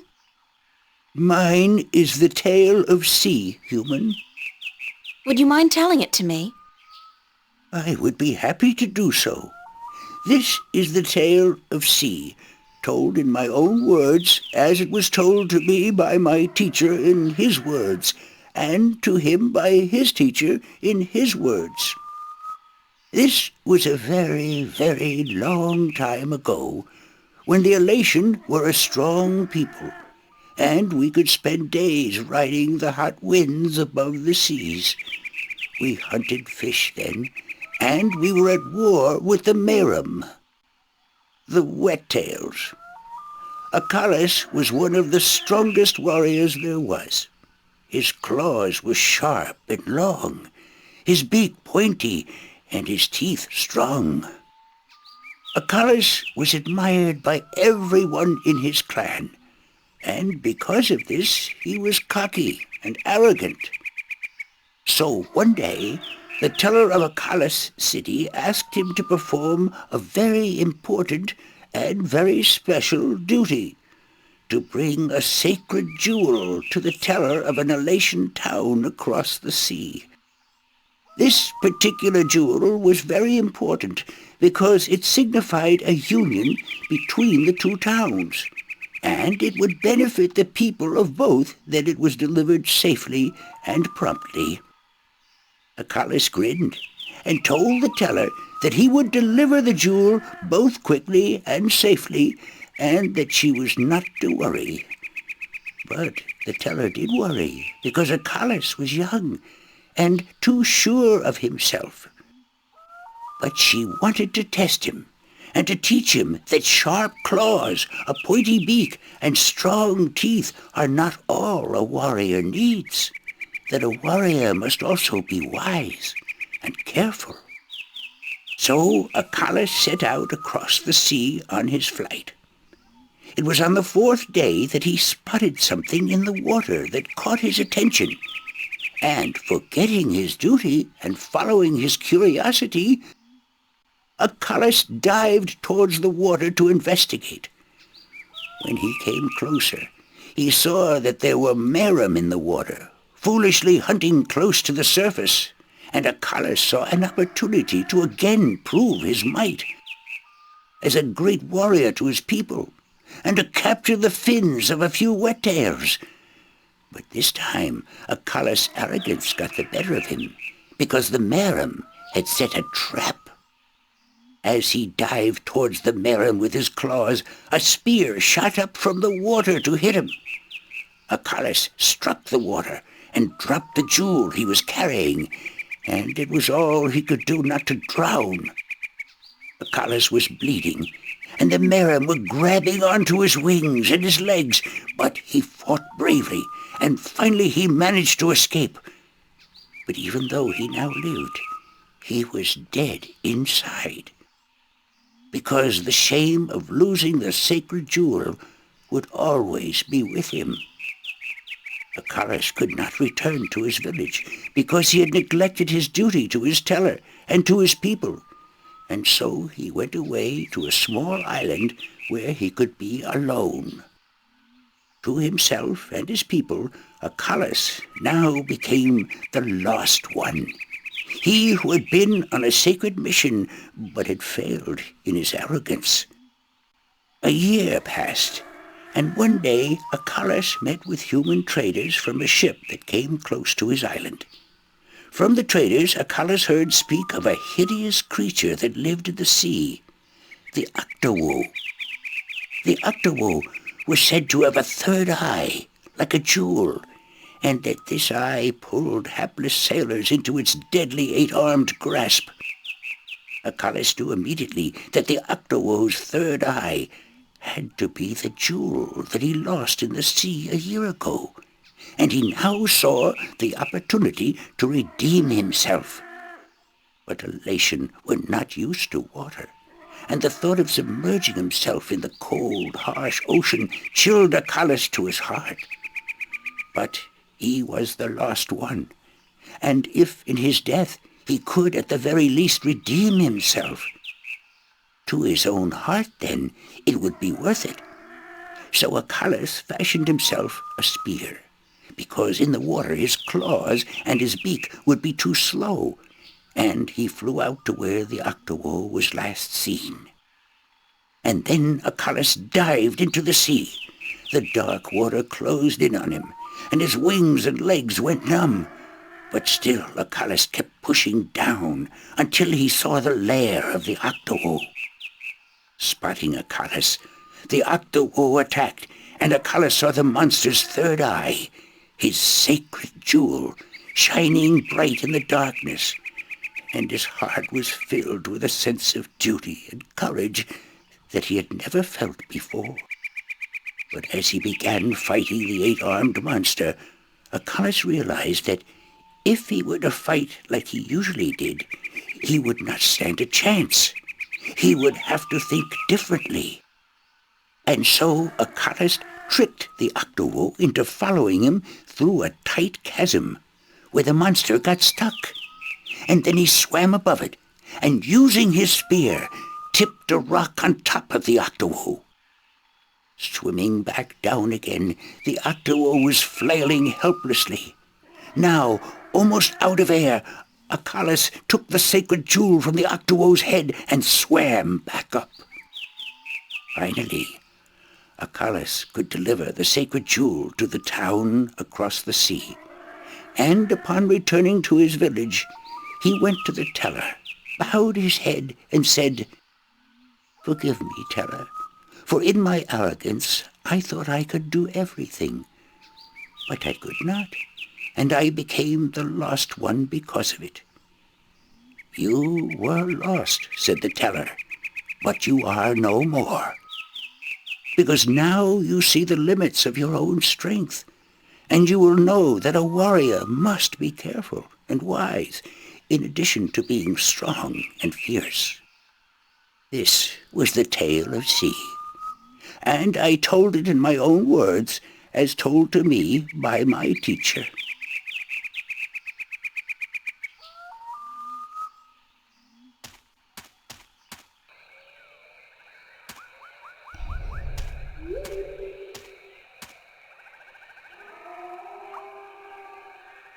So, Isam, that's your name, isn't it? Yes, Isam of Tamar. A good-looking guy like you must get a lot of attention from the girls, right? Are you asking me for courtship? Me? No. Wings don't do anything for me. No, I was just thinking, maybe you had your eye out for somebody special? I'm without a mate. The women of Tamar are cold and unfriendly, and whenever I try to talk to one of them, she ignores me. Huh. Even Nima? Nima? No, she's too pretty for me. She won't appreciate my attention. This is like high school. Trust me, Isam. You go talk to her one of these days, and I'm sure you'll find you have a lot in common. Just be yourself, okay? You think so? Perhaps you are right. I will do as you say, Windbringer. Thank you. Do you know one of the 4 tales of winds, stars, sea, and homecoming? Mine is the tale of winds, Windbringer. Do you wish to hear it? Very much. Then I shall tell it. This is the tale of winds, my tale, and I pledge to tell it in my own words, as told in turn by my teacher. In the village of Karan, in the mountains of tall winds, there lived a young Elatian woman named Iwana. Iwana had one desire above all others, to soar higher and farther than anyone else. And even though her wings were no broader, nor her body sleeker than anyone else's, she pursued this foolish desire without rest. And as time passed, she did soar higher, and she did fly farther than the other young Elatian in her village, and her name became known far and wide amongst the tribes of the mountains of tall winds. But still, Iwana was not happy. She was not happy because, in her vanity, even though she was a better flyer than almost everyone else, and to her eyes, she was still not good enough. She wanted to be so much better than anyone else that she would be remembered for all time as the best flyer amongst all the Elation. And so one day, Iwana decided to climb to the top of Mount Bakta'ana, the Tower of Light, and to soar from those giddy heights to the ends of the world. Her friends and her family pleaded with her not to, because every Elation knew that to soar from such heights was dangerous, that at such heights the air was thin and the winds treacherous. But Iwana would not listen, and on a cold and clear morning she climbed up the Tower of Light to the rock and the ice at the very top. From there she could see to the ends of the world. And it brought tears to her eyes to know that now, finally, she would be greater and better than any Elation before her. And so Iwana spread her wings and leaped off the mountain. Those who watched her from far below said that for a split moment Iwana soared, and she soared higher and farther than any elation before or since. But then the treacherous winds caught a hold of her, and the thin air made her plummet towards the ground, and to fall to her death amongst the rocks at the base of the mountain. In her vanity, Iwana could not see beyond her desire to be the very best. And vanity always stands to fall. That was the tale of winds, my tale, and I told it in my own words, as told to me in turn by my teacher.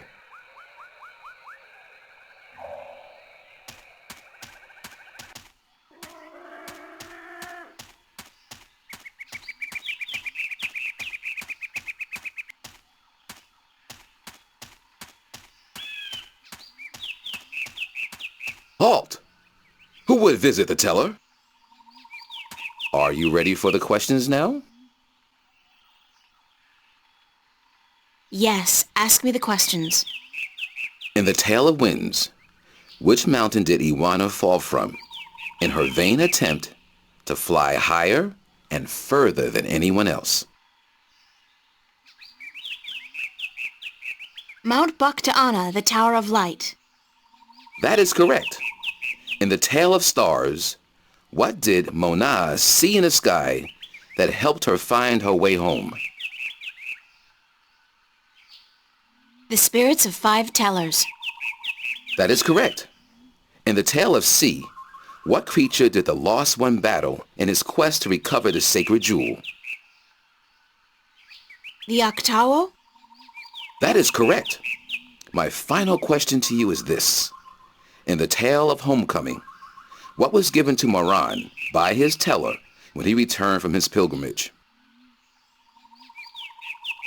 A broken pot, to teach him that absence may break a heart in two. You have correctly answered all my questions, and so have proven your knowledge of the 4 tales. You are the Windbringer. The teller would see you presently.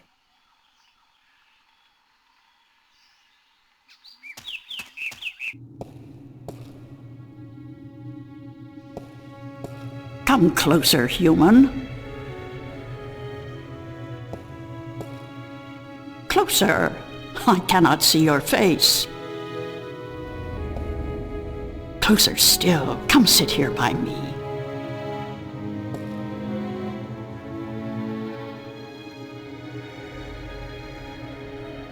There you are. You see, my eyes are not what they used to be. Ages ago, I could spot a ladybug crawling up a straw of grass from 15 tree lengths up. Now, I have a hard time seeing my supper. But my ears, balance be praised, my ears, they are as good as ever.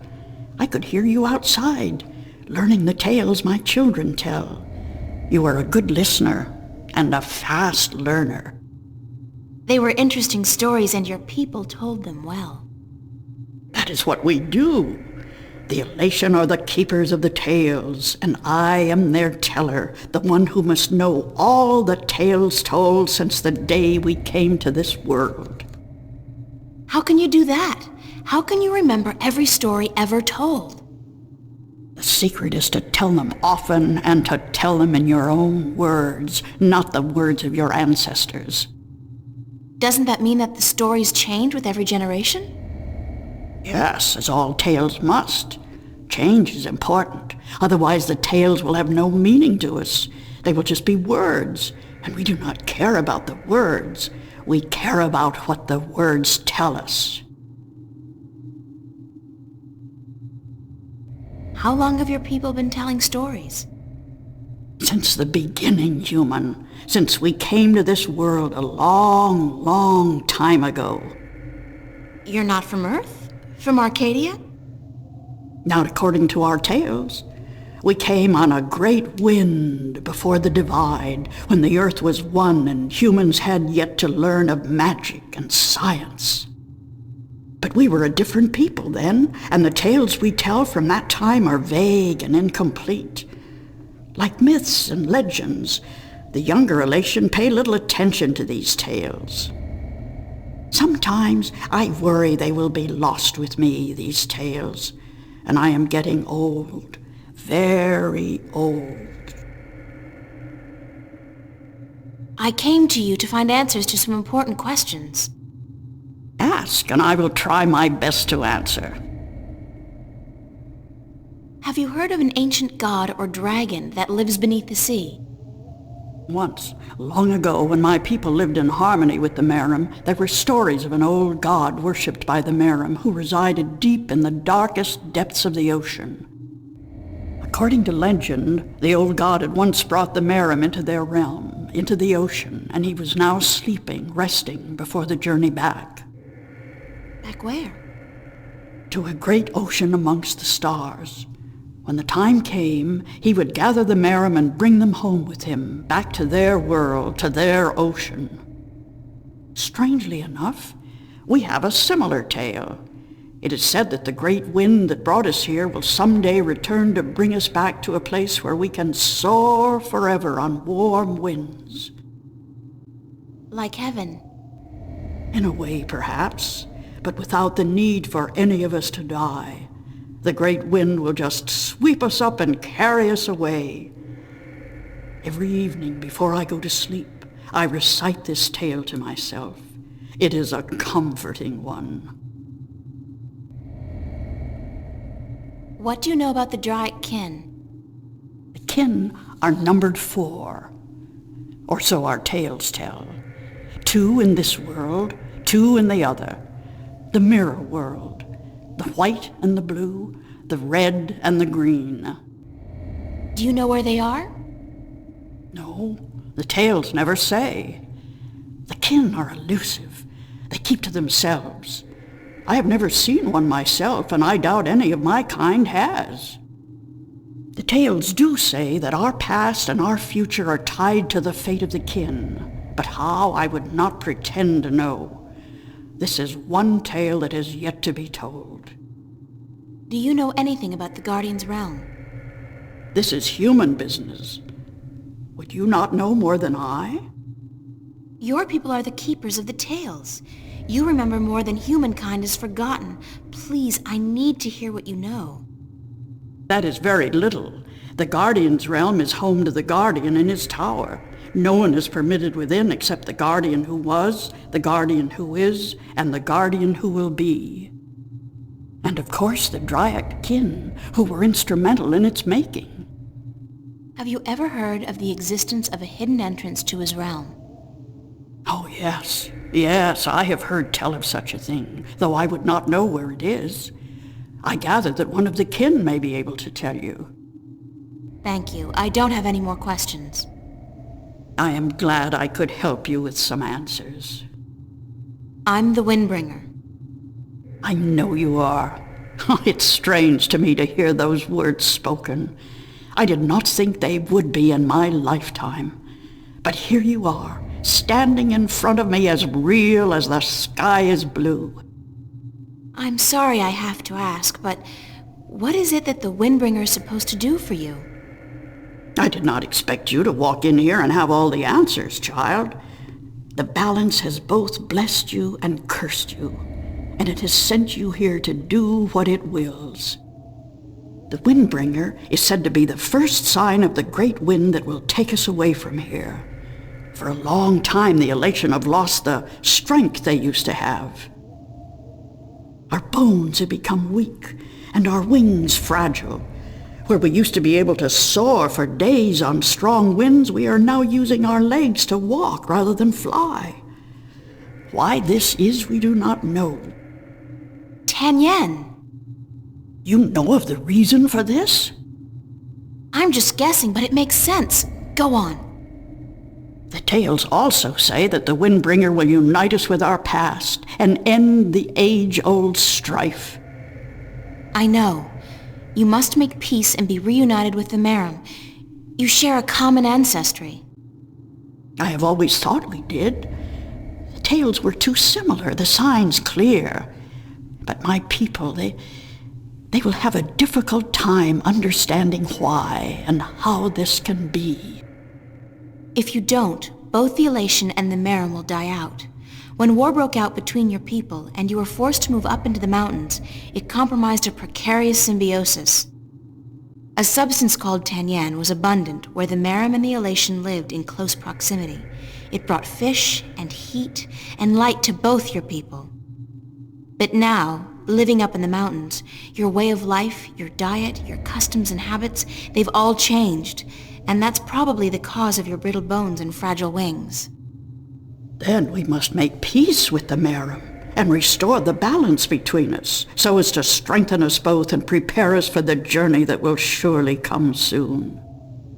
When our sitting is over, I will speak to my people, and I will elect one representative from the elation to meet with the Merim in the place of your choosing to open a dialogue. I guess it's time for you to talk to your people and for me to make arrangements with the Merim. Where do you wish for our meeting to take place, Windbringer? You want me to decide? Well, I know. Send your ambassador down to the ancient caves by the beach. Inside, there are remnants of an old elation settlement and a Merim city. It's a good place for your two people to meet, don't you think? Yes. And could you ask if they would bring their half of the stone? The stone? You have the other half? We have held on to it for centuries, knowing that someday it would be of use to the Windbringer. It will, trust me. Then we must make haste and arrangements. It is an important day, so let us not waste light. Go and wait for my ambassador in the caves.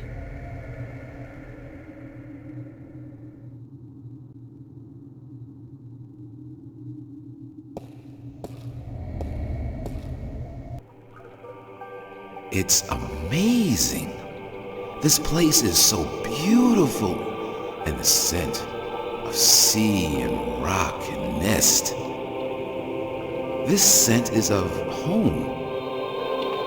This was home a long, long time ago, according to the tales.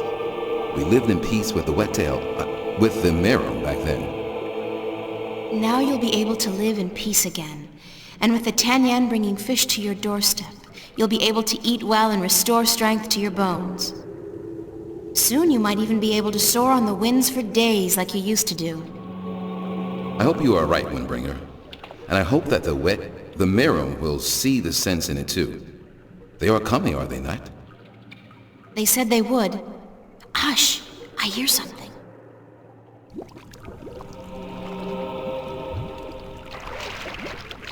We are here, Waterstiller, as was promised.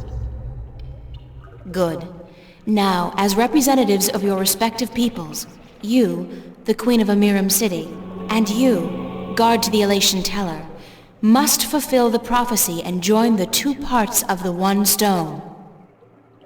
We hope that our peoples may be joined again, elation, and that we may live in peace and prosper.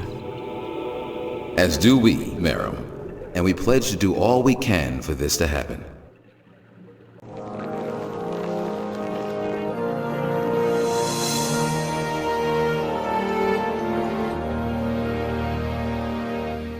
The stone is now whole, Windbringer, and the elation and the Merim will once again be as one. You may take it with you. Thank you. The both of you. Come now, April, and we will take you to our sleeping god. May his wisdom guide you and lead you down the right path.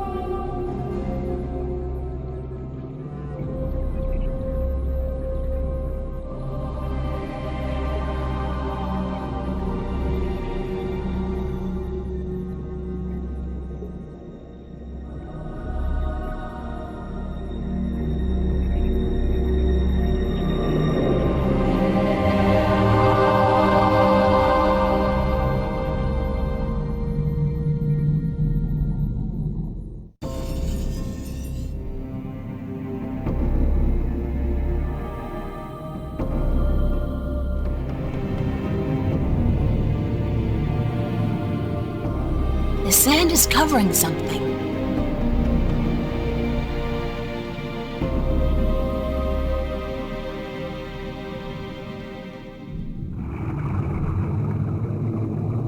That's a weird rock.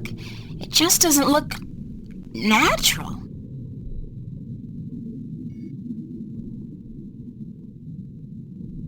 Feels more like a shell than a rock. I don't think it's a rock. I think it's alive.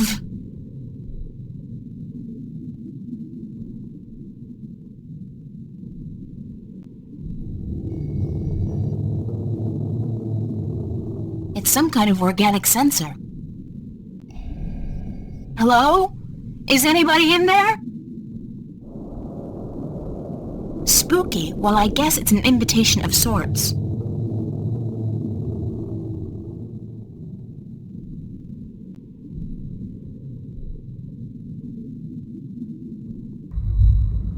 There's air in here. And it's dry. I swear I'm never taking a bath again.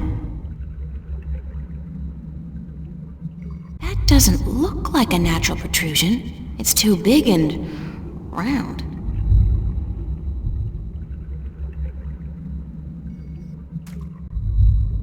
I know you.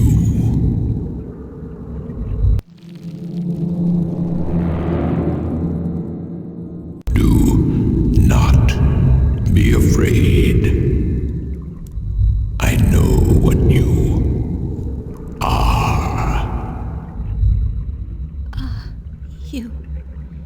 You do? Yes. Yes.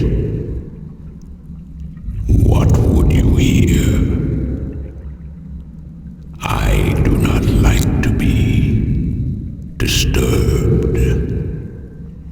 I wish to be left alone. I wish to rest until the day of ascension.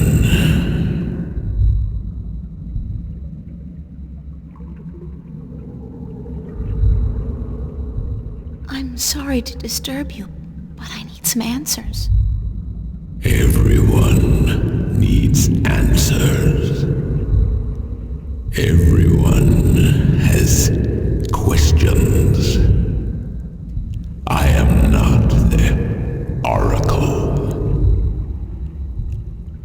I cannot answer all your questions. I don't expect you to answer all of them, but I was hoping for an answer to at least some of them. Then ask and be gone. What am I? What do you mean? You said you know what I am. What am I? You do not know. Then it is not I who should teach you about your heritage. You must make this discovery on your own. Listen, I'm tired. I'm wet. I'm at the bottom of the sea, and I'm breathing with the help of a polyp stuck in my esophagus. So just cut the Buddhist bullshit about a journey of self-discovery and answer my question. Please? Your question has already been answered. That is all I will tell you. Your journey began with an answer. It is only now that you know the question. That's so not helpful, but thank you. I'm looking for a jewel called the Dragon's Eye. Yes, I have one such jewel. I guess that's it. Take it. Are you sure? Take it. It is yours now. It is part of your destiny. Okay. Tell me if it hurts.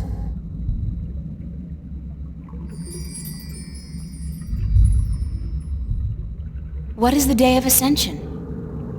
The day when the kin return home.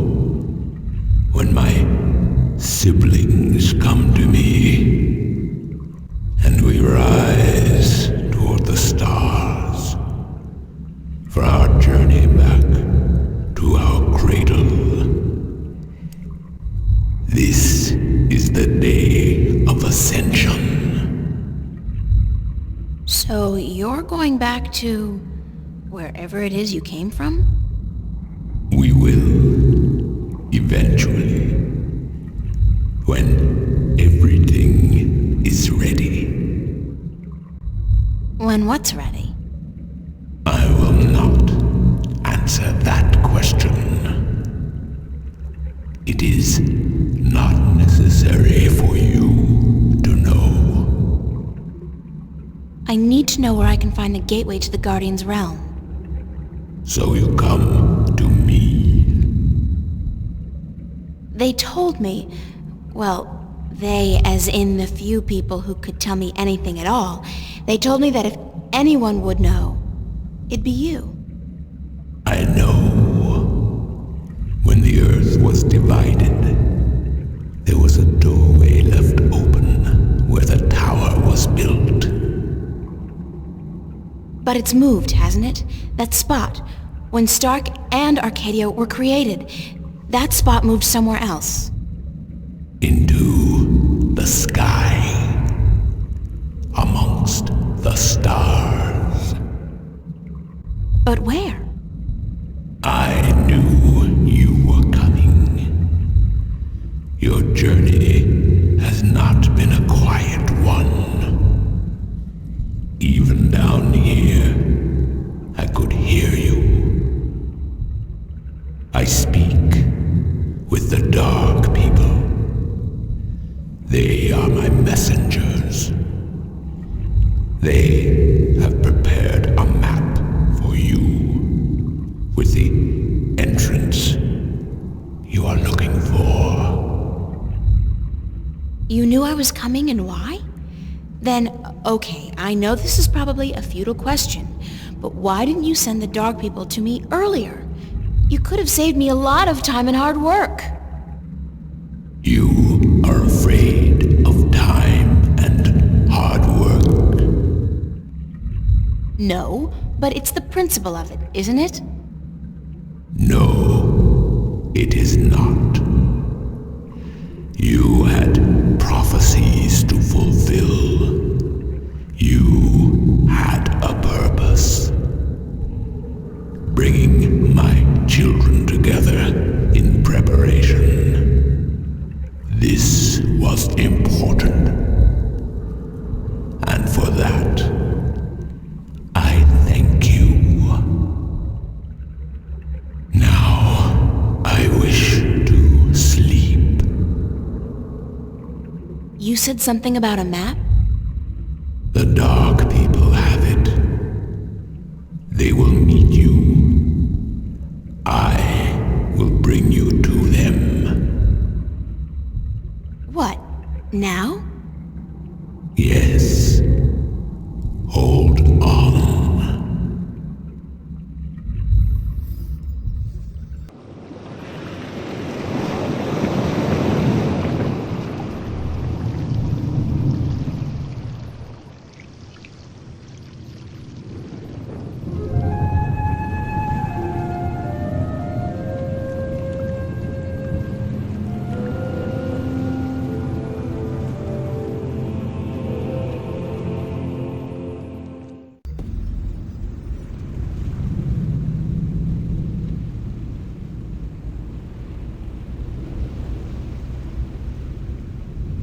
The ship is enshrouded in a thick fog, very mystic-like.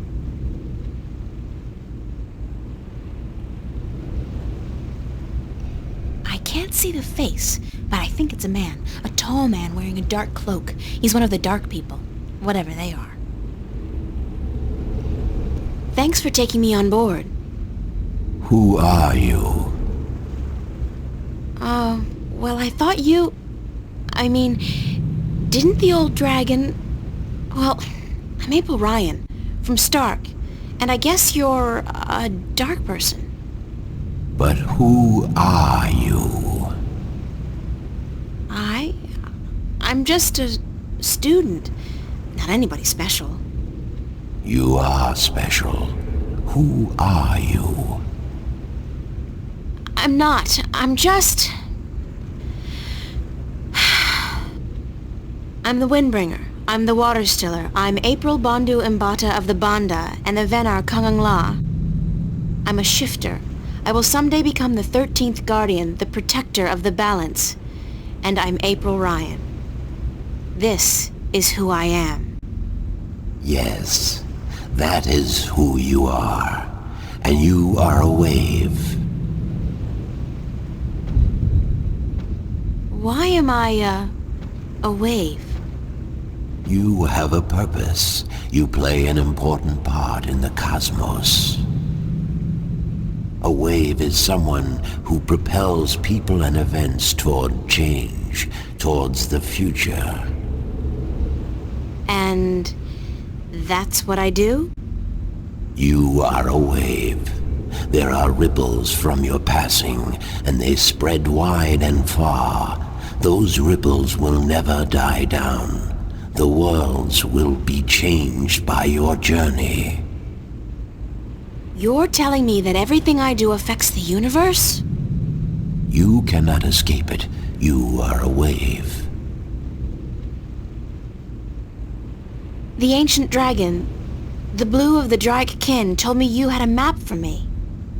A map of stars, yes. It was made for you in our library, and given to me to hold. It is yours now. Keep it well. It is the only one.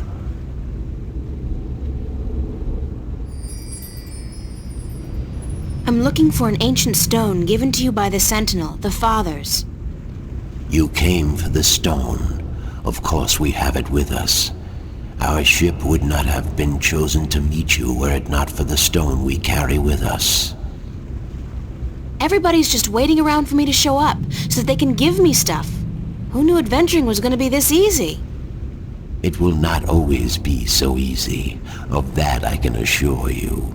But here is our stone. We entrust it to you, as we were instructed to do when the Fathers first entrusted it to us.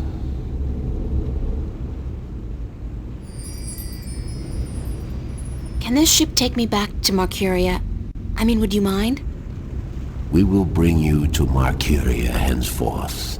It will take the night, but we will be there at first light. That's fine. Thanks a lot. You are free to rest here, to sleep, while we travel. The flames will keep you warm, but do not move too far away. My brothers are not friendly with outsiders. They do not take kindly to intrusion. I'll keep that in mind. I'm staying right here.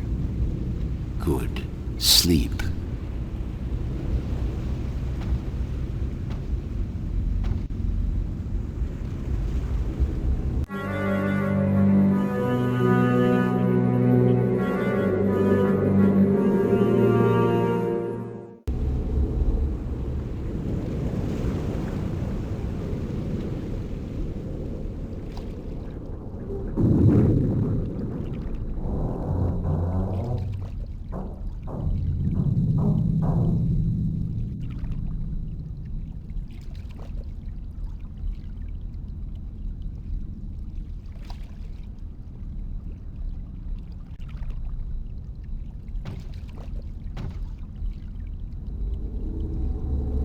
Did you sleep?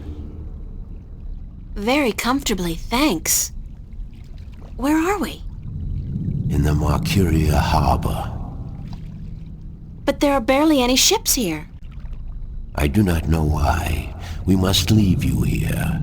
We have other business. Carry your wave into the future, April.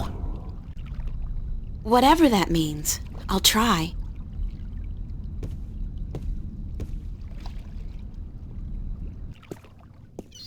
Where did all the ships go? They're gone. This can't be a good sign. I mean, duh. The city looks strangely quiet and deserted. And the sky, those are not ordinary clouds. They look more like smoke. What's going on here?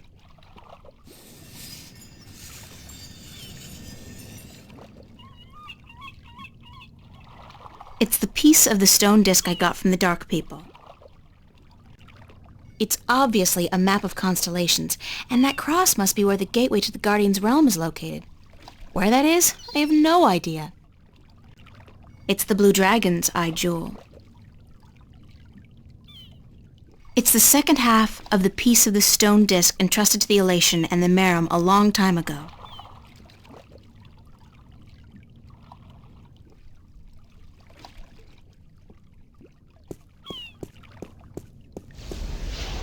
I know that sound.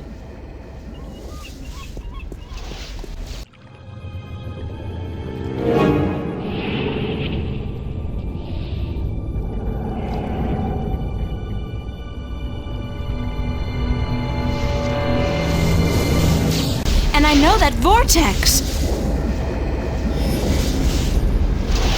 A shift! Cortez must have found me, and just in the nick of time, too! God, that was close. What caused that shift to open just in time? It has to be Cortez. Finally. Hello? Anybody there?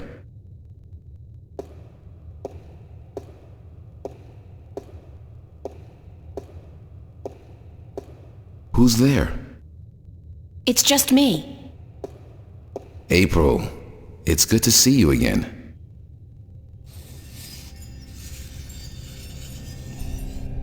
Father Raoul, where is Cortez? I thought he'd be here. I haven't seen Cortez for a week, and it worries me. He usually stops by once every few days. When did you last see Cortez?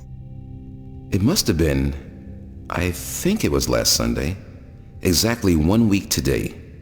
He's been gone longer than that before, but this time What? This time I have a feeling there's something wrong. I don't like that feeling. Is there anything you're not telling me, Father Raoul? I don't know what you, Yes, you do. You're no ordinary priest. You know about Stark and Arcadia, about the balance, and I'm sure you know a lot more about Cortez than you're willing to let on. How did you... I heard you and Cortez talking last Sunday, and it scares me.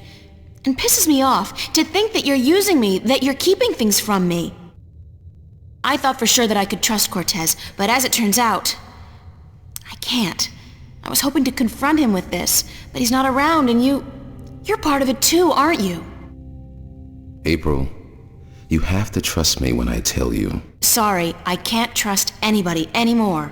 There's so much at stake, and I don't know who to trust, Father. Please, tell me what you know. I'm sorry, April. I'm sorry you don't feel like you can trust anyone anymore, and I'm sorry that I don't know more than I do. But I will try to answer your questions honestly and openly as much as I can. Who is Cortez? What do you mean? The way people react when I mention his name, the fact that he seems to have been alive for a very long time, and that he knows as much as he does. Who is he? It's funny, but I've been asking that very same question myself many, many times. Who is this man? He's old, yes, and powerful. He has strong magic, but he rarely lets on exactly how strong he is. He prefers to be considered eccentric, crazy even. They are both excellent disguises. You still haven't answered my question about Cortez. That's because I cannot answer. I just don't know. He found me when I first came here. You see, I'm not just a Catholic priest. I'm also a sentinel, a minstrel. You're a minstrel? Yes, do you find that strange? How can you belong to two religions at the same time? Belief in the balance and belief in God are not mutually exclusive. The Sentinel Order was founded on the basis of protecting the balance, not to worship a higher power. As long as our devotion to whatever God we believe in doesn't conflict with our duty to the balance, and vice versa, who is to say we can't work in the best interest of both? I guess. I just always thought of the Sentinel as its own faith. It is a faith, but a faith in something less than God, yet more than magic or the laws of nature. The balance was created by someone, was it not? I don't know.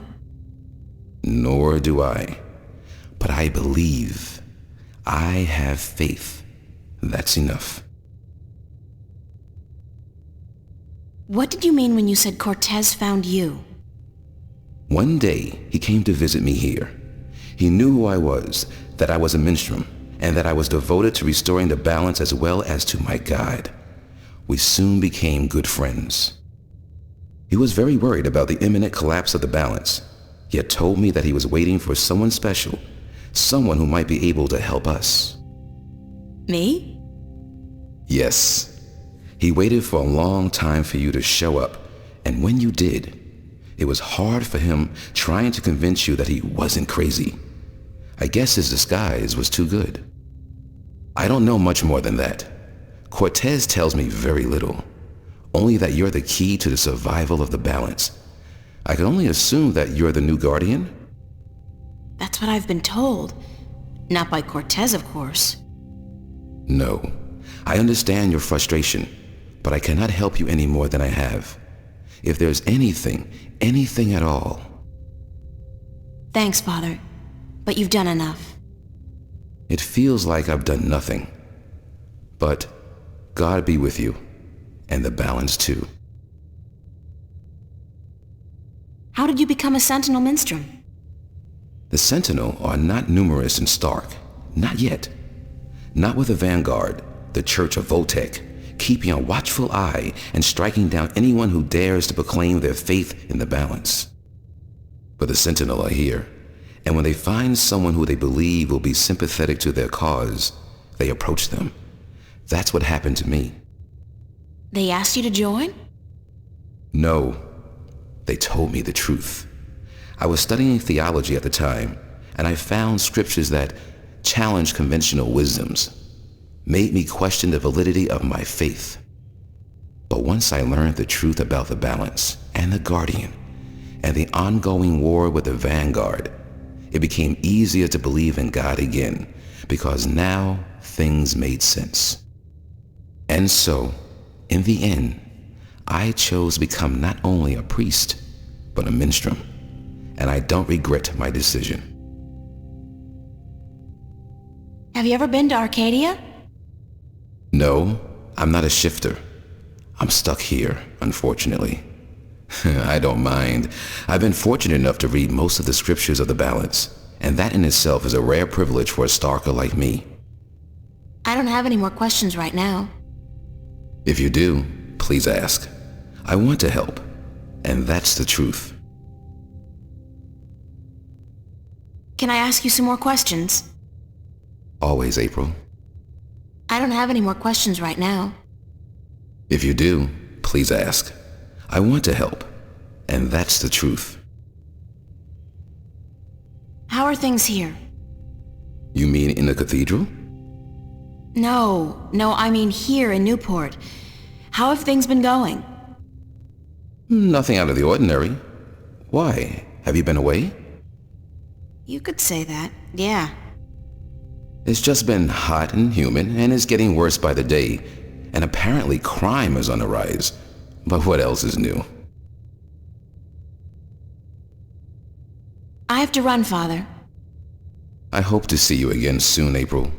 Please take care of yourself. And if you see Cortez, tell him to see me. Tell him that I've been worried.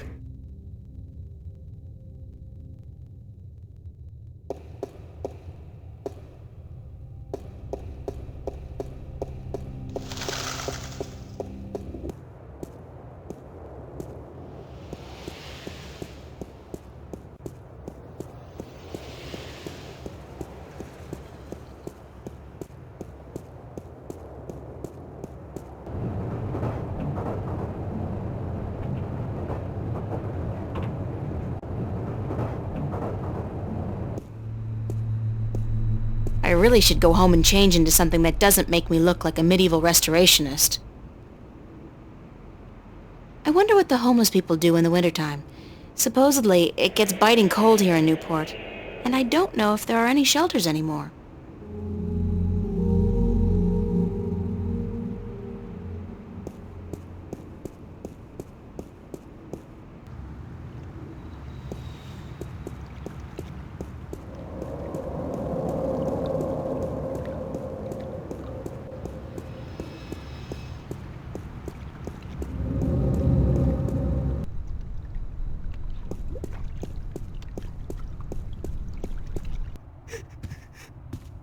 What's going on here? April, run! Get out of here! Why? What's the... Run, April, now! I wouldn't listen to her if I were you. Move over there. I said move!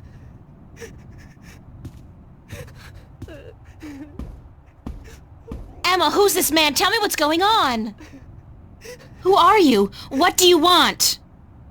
He's just following orders, Miss Ryan. He's just a servant. My servant. I was hoping you would join our little party. You're a very difficult person to find, Miss Ryan. A very difficult person to find. What are you doing to my friends? If you cooperate, nothing. Nothing permanent, at any rate. But if you make this any harder than it has to be, I will have your friends shot. All of them.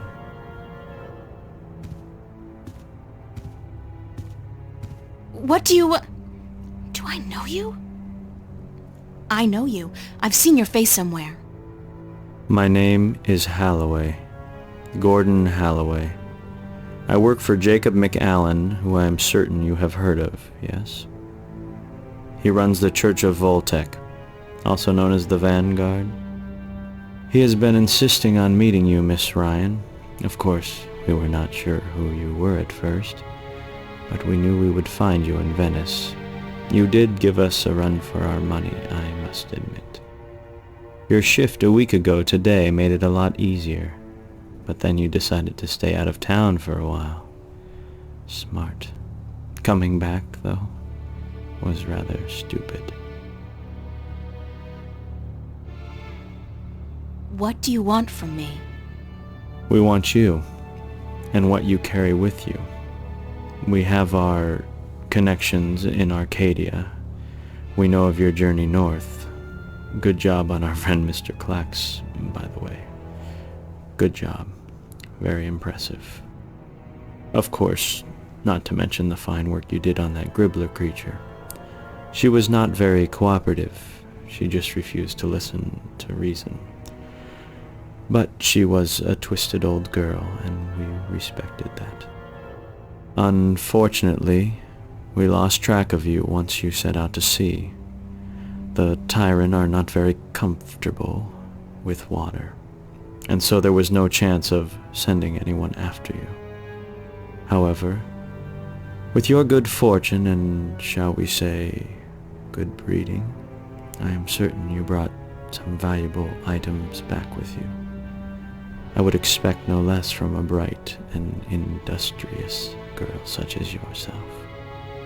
So, give me what you have and let us be done with this nasty business. I will let your friends go, and then you and I will go on a little trip.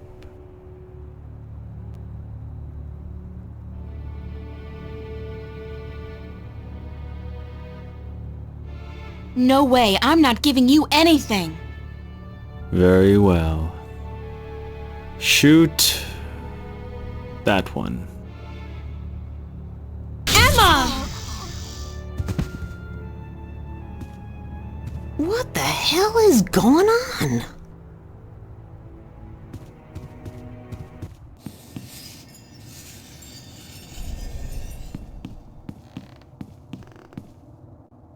Get out of my way, Zach! Where are you going, April? Don't you know the game's up? What game, Zach? They're trying to kill me. They just shot Emma. Who did? The agents, the Vanguard. But they said they weren't really gonna hurt nobody. They were just gonna... They said? What do you mean? You spoke with them? No, I mean, they were just gonna arrest you and... You bastard! You sold me out? You killed Emma? Do you know that? You killed my best friend! I didn't...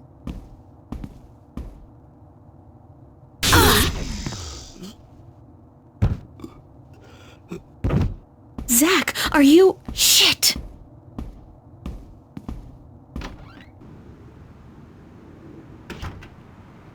Open up! If you don't open, we'll break down the door.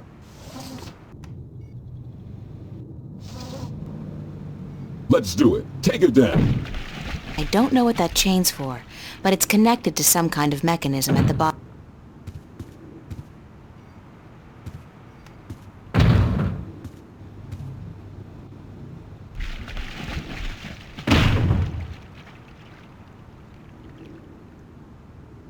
Spiky.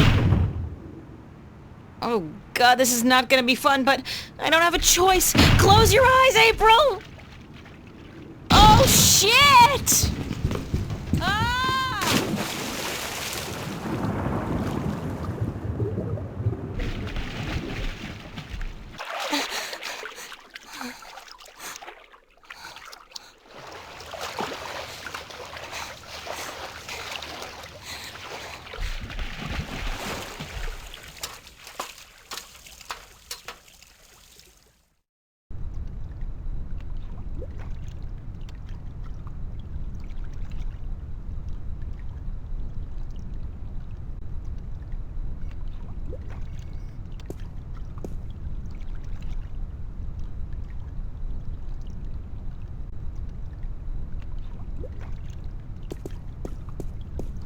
Who's there?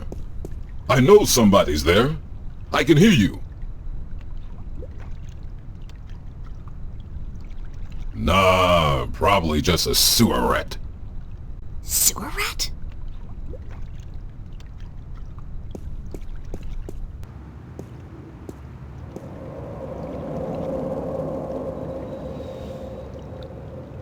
I got my body back. That was a close call, though.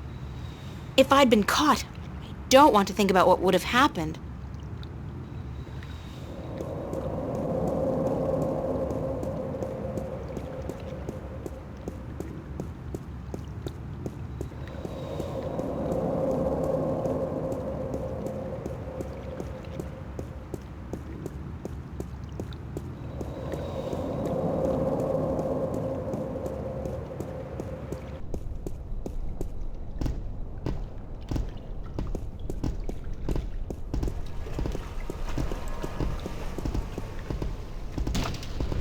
What's that? The mystery door. It's open.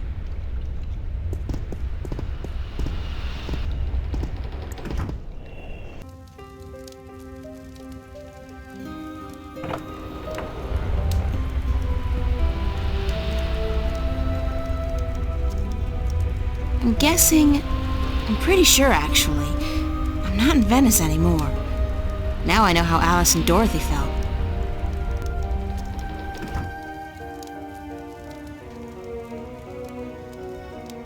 Moby Dick, Oliver Twist, The World According to Garp, Zen and the Art of Motorcycle Maintenance, the Holy Bible.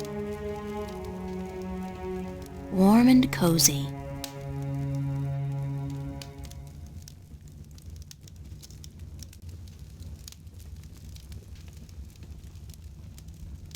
I don't know who she is, but she does look vaguely familiar. Welcome, April Ryan. I won't ask how you know my name, but who are you? The Lady Elvane is my name now. And where am I? What's this place? This is my home, the house of all worlds. This is Arcadia? It looked like I passed through a shift, but it didn't feel... It felt different. Not like shifting. It's similar to shifting, except that you did not pass through dreams, and you're not in Arcadia, nor in Stark. This place is between and everywhere. But don't worry. You are safe from your pursuers, for the moment. Did you bring me here? You brought yourself here. But yes, I opened a doorway for you. Why? Because that's how the story goes, April. You escape. You outrun your pursuers, and your journey continues. It's been written, and we cannot change that now.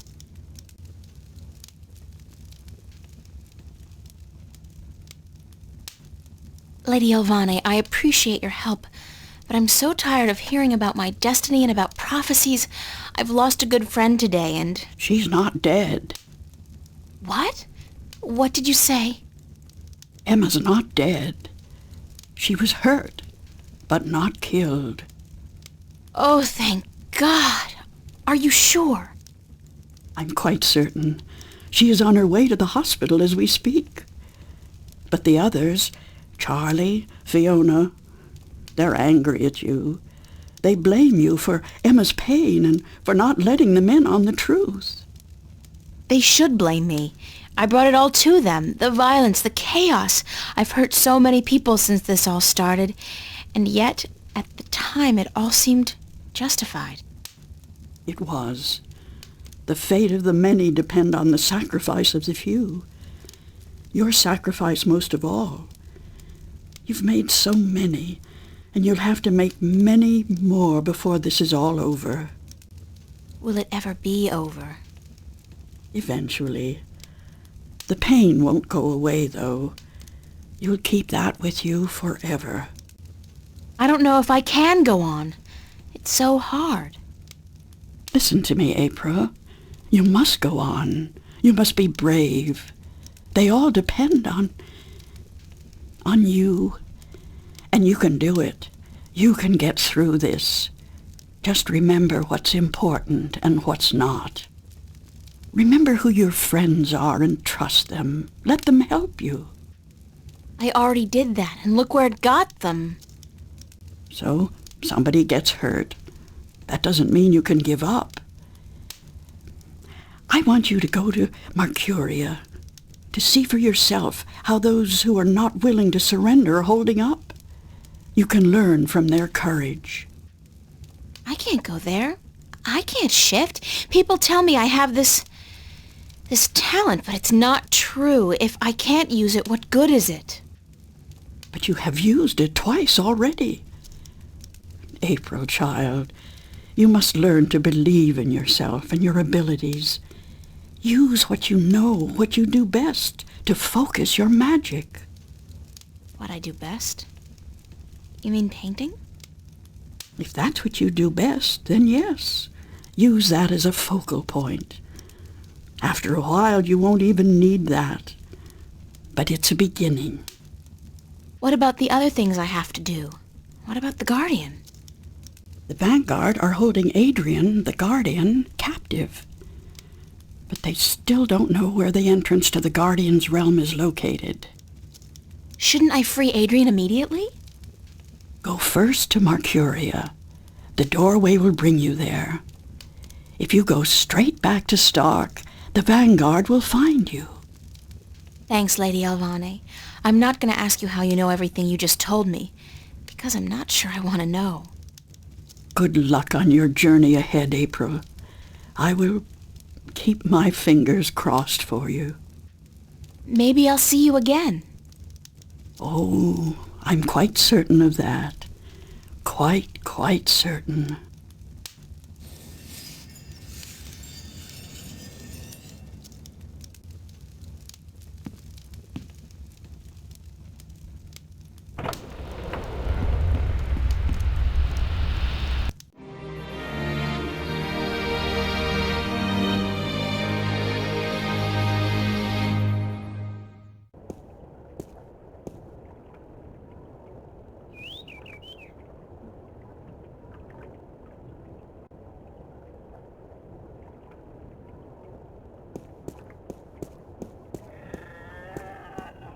It's deserted, and from the looks of the place, I'd say they left in a hurry, too.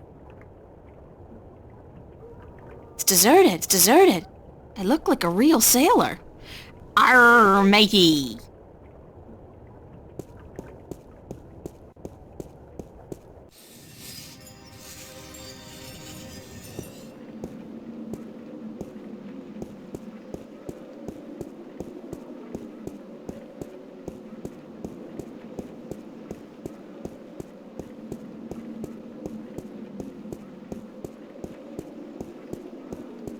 The doors are locked and bolted. I guess the Sentinel have decided to skip town with the rest of the population.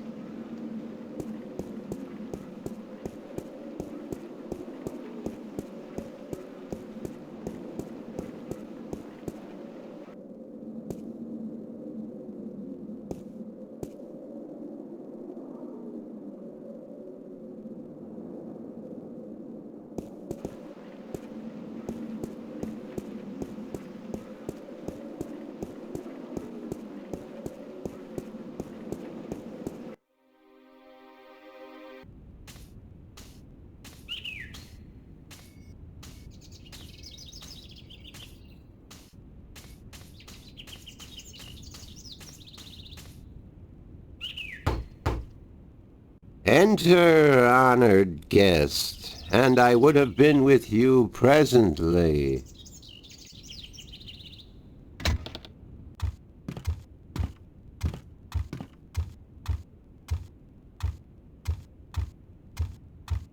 I'm glad to see you're okay, Abnaxis. Should I not have been okay, April Ryan? I wasn't sure. Everybody else has left town. Yes, most everyone did. A war is coming. Shouldn't you be leaving too, then? I am, after I see you again. You shouldn't be putting yourself in danger for my sake, Abnaxis. Then, for the sake of the balance, you will find 3 stones, yes? I did, yeah. Just missing one now.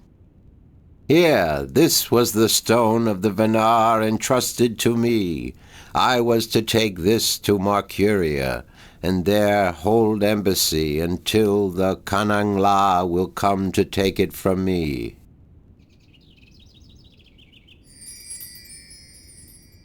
You had this the whole time?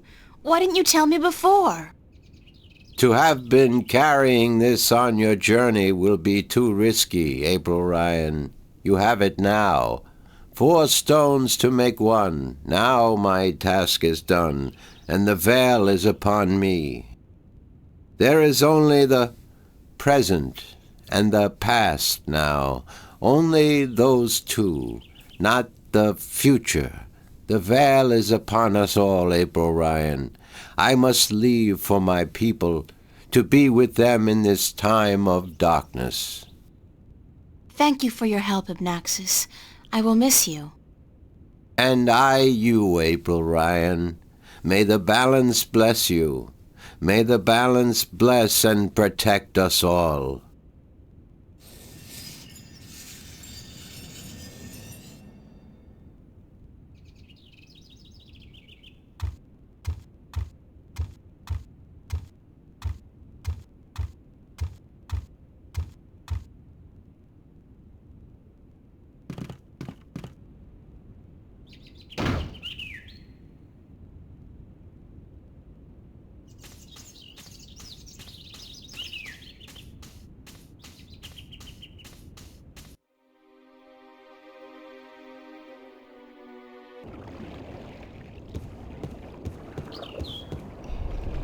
I figured you'd still be here, Brian. April Bloody Ryan. Well, what do you know? It's good to see you, girl. Now get the hell out of Marcuria before the shit hits the fan.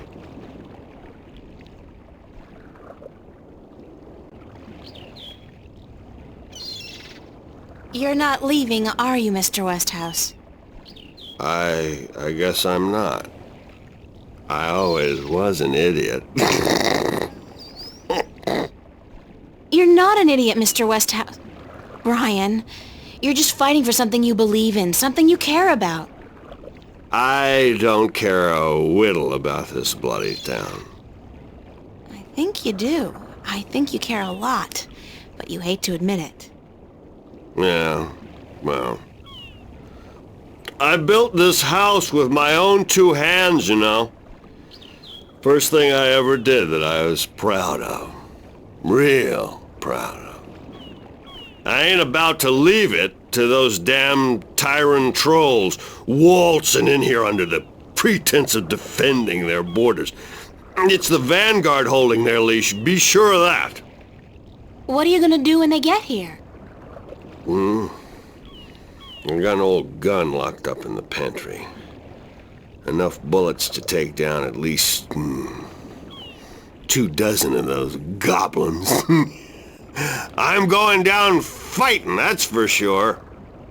You'll be fine, I'm sure of that. Just leave the bottle be until the victory party, okay?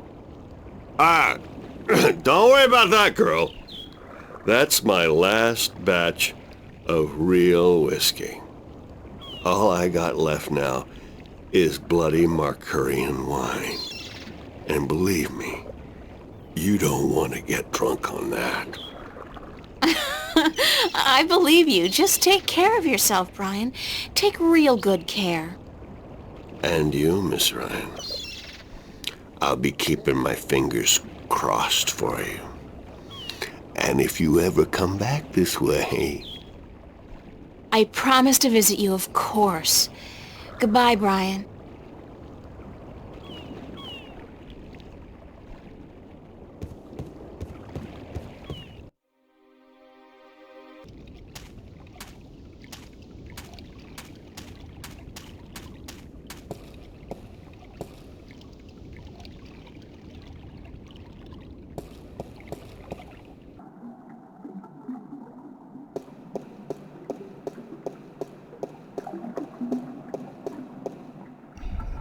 So you're still here? Eh? Oh, it's just you. If you have come to use the library, I'm afraid I must disappoint you. We're all very busy today. Very busy indeed. Don't worry, I didn't come by to do any reading today. Good. With the Tyrant army approaching, we don't have much time. Is Vestrum Tobias around? Oh, goodness. You do not know? I'm sorry to have to tell you this, but Tobias, he's dead. Murdered. No, by whom? We don't know, but we suspect Vanguard agents, of course. In the chaos of the evacuation, the soldiers had their hands full making sure no one was trampled, and that looters were promptly apprehended. When we visited the temple after everyone had left, there were so many books and valuable artifacts we wanted to bring here for safekeeping. We found Tobias by the mules he loved so dearly. He'd been stabbed in the heart, and from the looks of it, he didn't resist much at all. He probably even knew his assailant. Why Tobias? He was the kindest, gentlest man I've ever known. Always helpful, always ready to listen. I'll really miss him. So will all of us. He was a great man, and a great Vestrum, and we will never see another like him.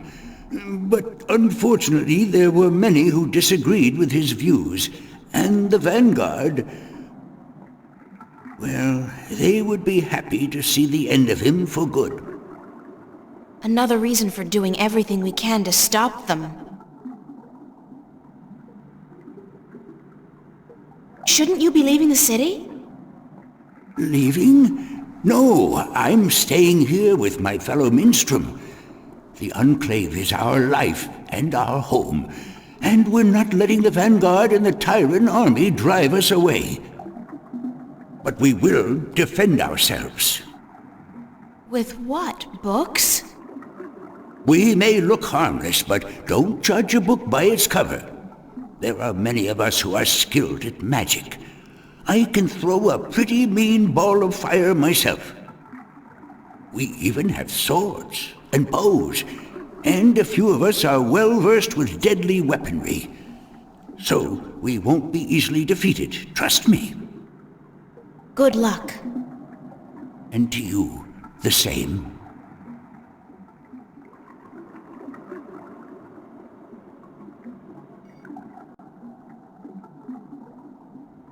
It's a pool of seawater.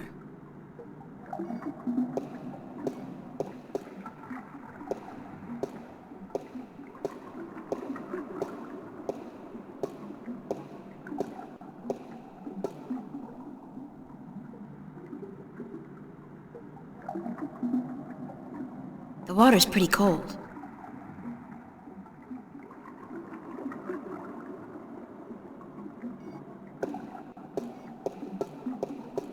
It's a rusty wheel. I look like a real sailor. Arr, matey! It's stuck.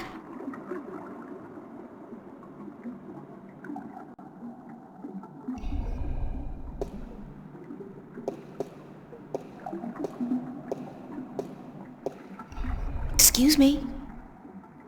Yes? What's the rusty wheel downstairs for? The wheel? Oh, yes, the wheel. That's used for draining the water out of the pool. Good luck. And to you, the same.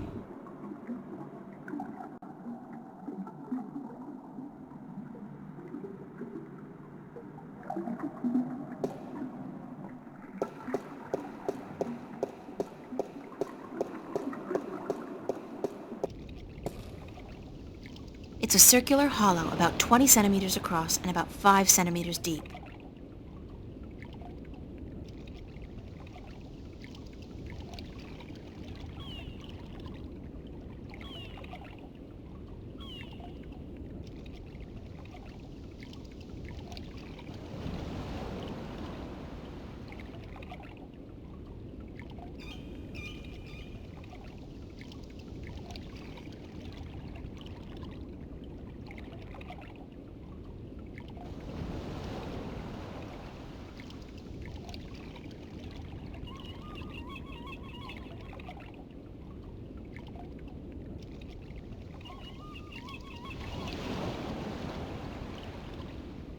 It's a small recess about the size of my fist with a thin duct extending from the recess to the circular hollow in the middle of the floor.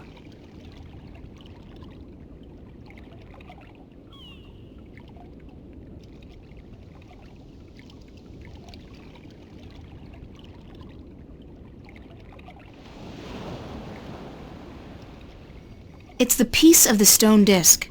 Obnoxus gave it to me, and his people have apparently had it for a long, long time.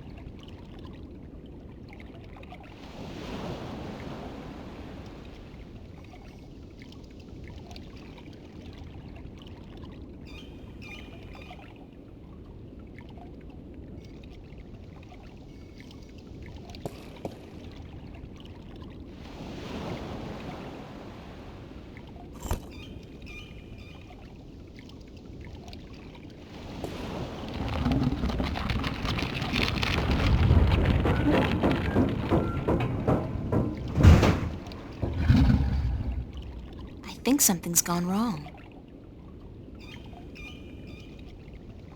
It looks like something's blocking the dragon's mouth from opening up completely.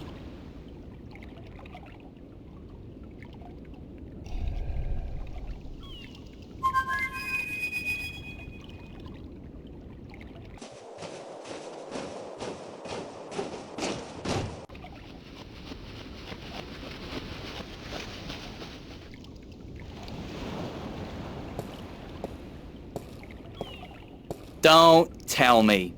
You need help with something you can't get to. Nice to see you, too. Why so cynical? Because it seems like the only times you call me is when you need me to do something. It's never to say, "Hello, Crow, what have you been up to?" Or, "Hey, just wanted to let you know how much I love you." Sorry. There's just so much on my mind I forget to treat my friends right. Friend? I'm your friend. Whatever you need me to do, babe, I'm there.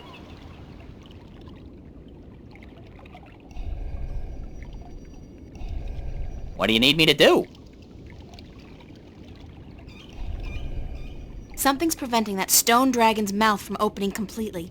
Could you check it out? That's it? Easy!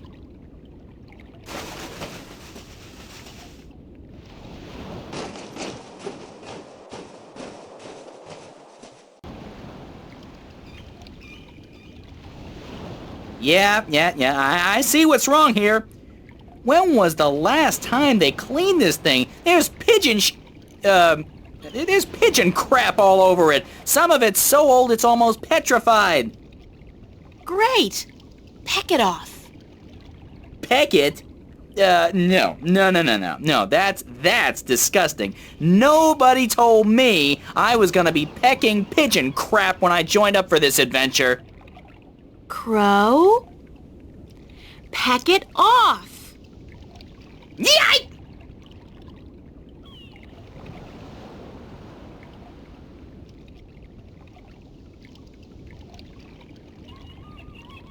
I'm on fire!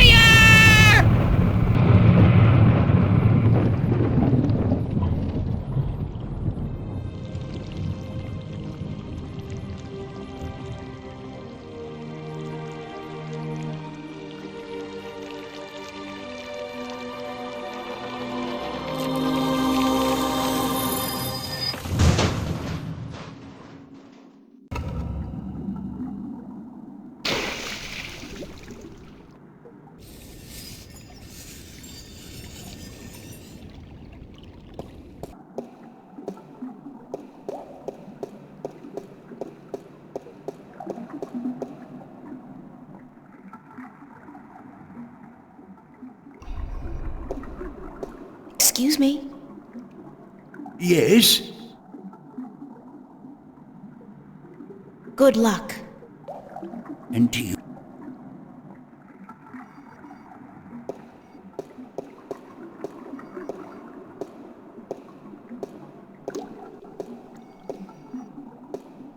It's the disc of the balance key to the Guardian's realm, forged in dragon's fire from the 4 stones I collected on my journey across Arcadia.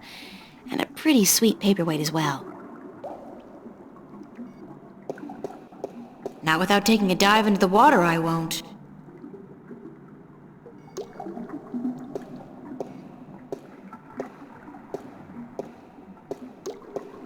It won't budge.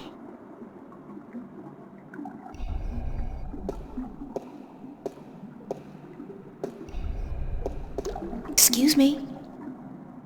Yes? Do you know why the drainage wheel is stuck? Goodness, it is.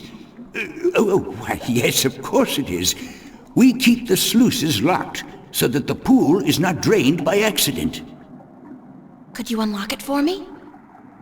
Certainly. But why? Because I need to drain the pool. Goodness me, you do? Very well, I will unlock the sluices.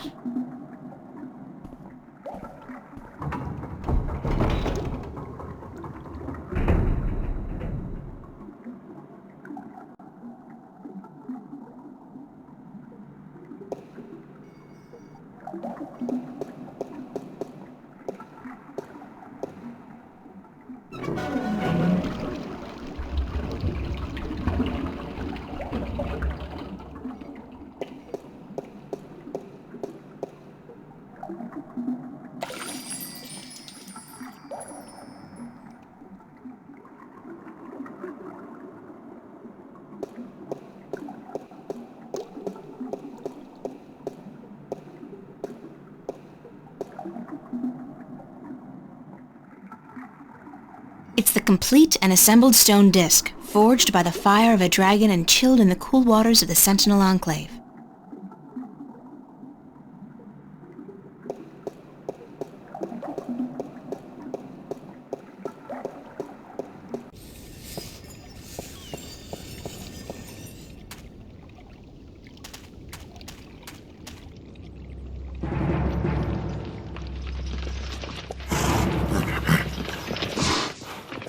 Oh my God, it's an army heading this way, and they've got the road blocked. Where's a shift when you need one? I'm in real trouble here. Come on, shift, shift. I did it last time I was scared out of my mind, and I don't feel any safer now. It's not working. I'm just gonna have to hide out in the... Oh!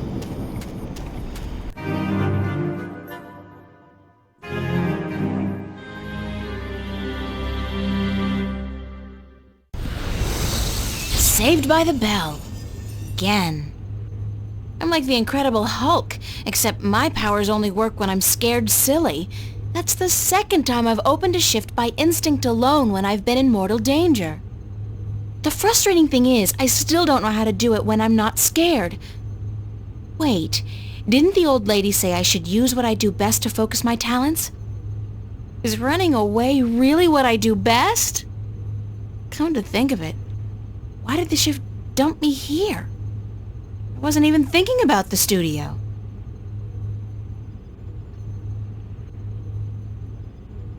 My tools.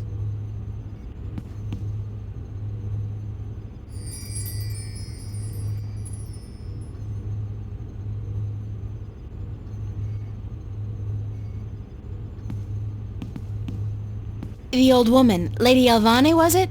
She said something about using my craft to focus my powers, to learn how to open a shift at will. I guess it's worth a try.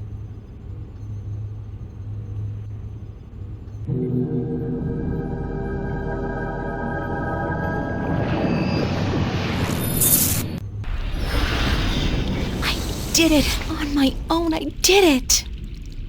April. Oh, Mother. What's wrong with you? Touch me, April.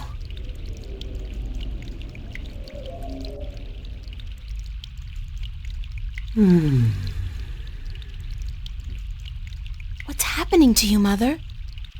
I am dying, April. But you can't die. You're the Mother, the White Dragon. You're eternal. Aren't you? The Mother is, April, but I am not. It is time for the new to replace the old, for the seed to grow into a flower, and for the withered and the gray to turn to dust and pass on into the ages. Help me understand, please. Take my blue eye, the crystal. You need it. But I can't. Take it, quickly. Thank you.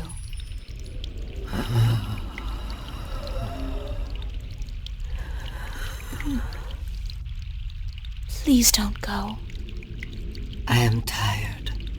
The war with chaos has taken its toll on me. I wish I could have seen my children grow up.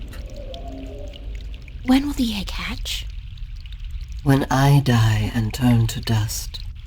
Be here, then, to witness the new mother. I promise. Be who you are, April. Do not be afraid of that. Who am I? My daughter. My own daughter.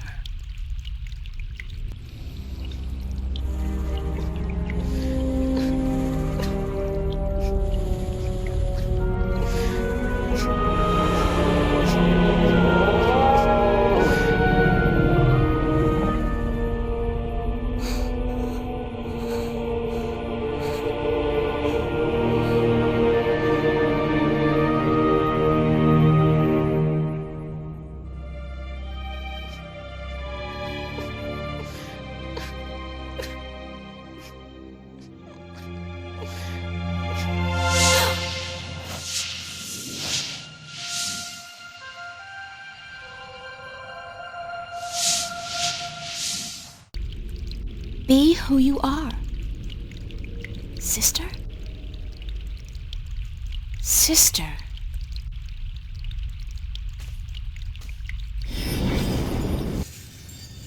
I can do it now. I can shift. It's not easy, but I can do it.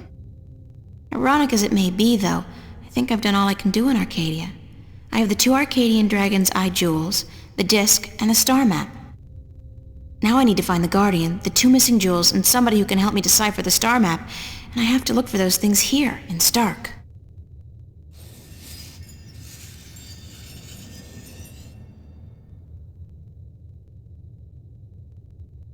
It's the confessional. It's been more than 2 years since my last confession, but no. I'm not in a mood to be counting beads right now, and with my list of, shortcomings, I'll be counting beads for a very long time.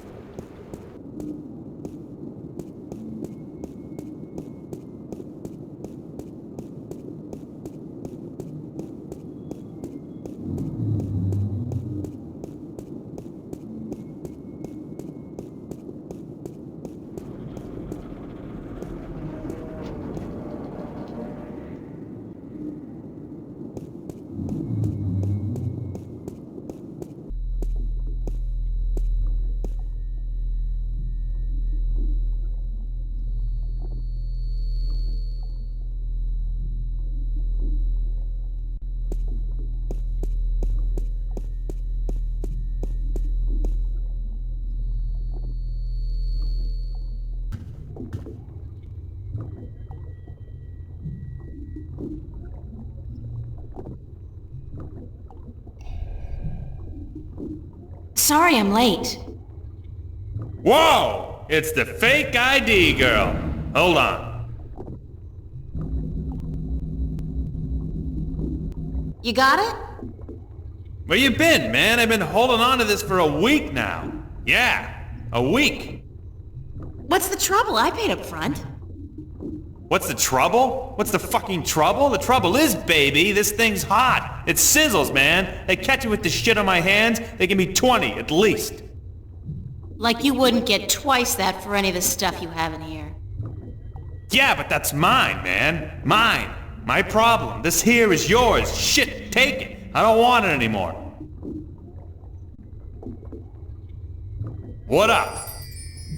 That's all.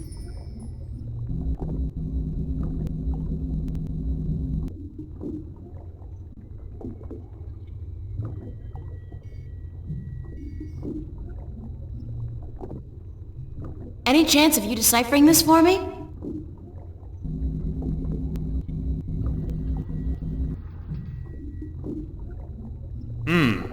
Looks old. This old? It looks old. It's gotta be old. What do you do, rip off a museum or something? Because I'm cool with that. It was a gift. Would you be able to calculate the coordinates of that cross based on the positions of the stars? Shouldn't be a problem, as long as this thing's accurate. I'll just do some chem trace tests. See when it was made, and then figure out the rotation of the constellations and calculate the... Yeah, sure. And what's it gonna cost me? This time? You still got credit from the AG unit you gave me. Works like a fucking charm, I'll tell you, baby. It's hot, I can float like the wind. Toots! Even with 2 people on at the same time. Oh, yeah. I don't want to know that. So, when can I get the results? Can't do the chem tests here, but I'll call a friend of mine. Owes me a favor. Come back later. Yeah, later. Much later. Sure. And hey, don't wait a week this time. Got it.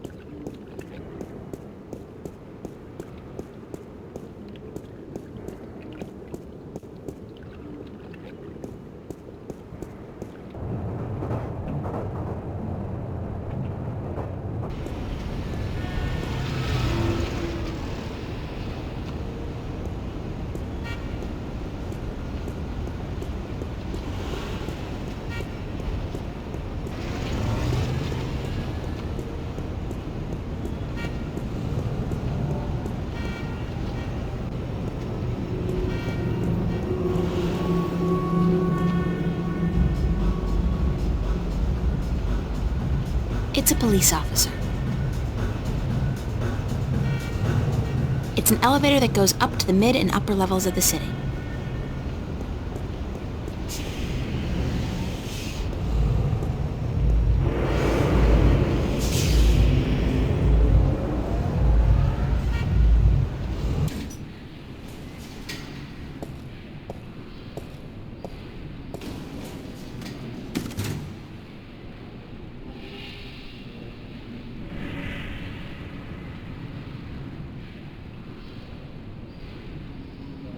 It's a pizza box.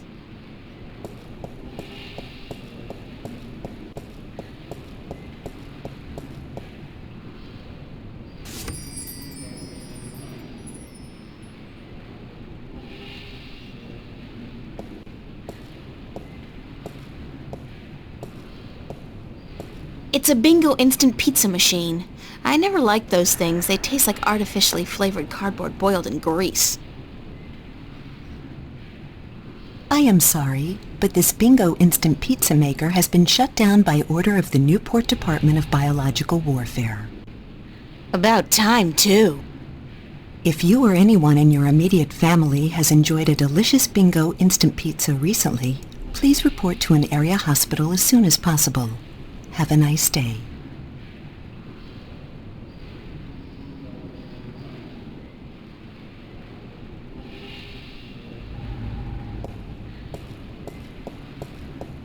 They got the coolest clothes in that store, the coolest and most expensive. I saved for months to buy a pair of socks there once, the coolest pair of socks I ever had. I could definitely do with a change of clothes, and so what if this store's way out of my league? After what I've been through, I deserve to splurge a little.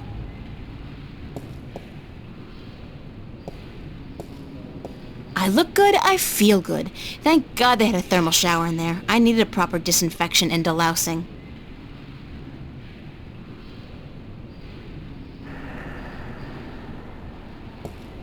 I can literally feel the price of this outfit. Nice. I can literally feel the price of this outfit. Nice.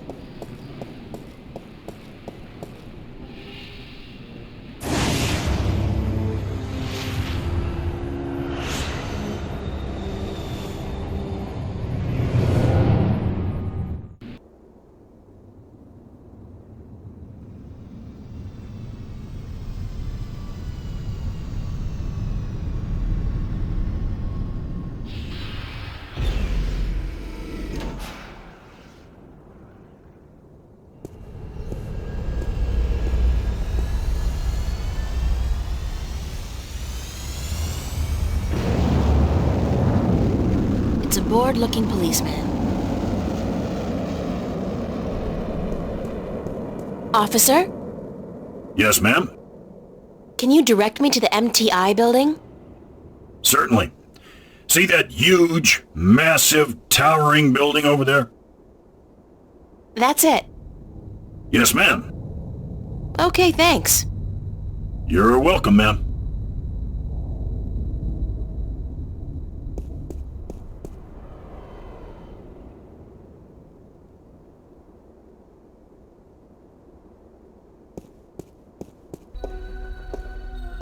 Wow, it's a faux Roman palace. How very Las Vegas.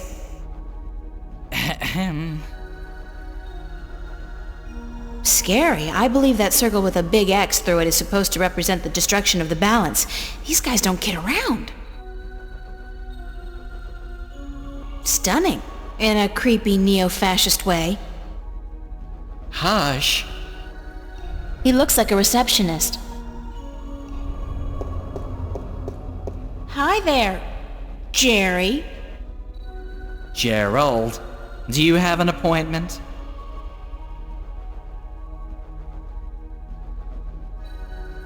I'm visiting a friend of mine. Oh, really? Then your name would be in my appointment diary, yes? I don't know. I don't really have an appointment. You don't say. And do you really have a friend in the building? No. Then I suggest you turn around and walk out of here, miss. This is a private building.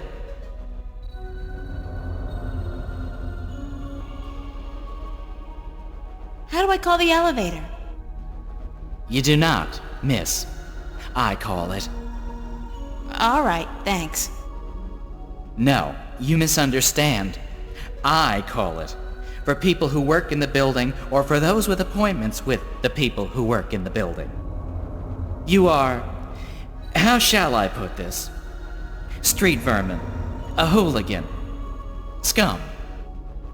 You were homesick the day they taught diplomacy, weren't you, Jerry? Gerald, please leave the building. What floor is Jacob McAllen on?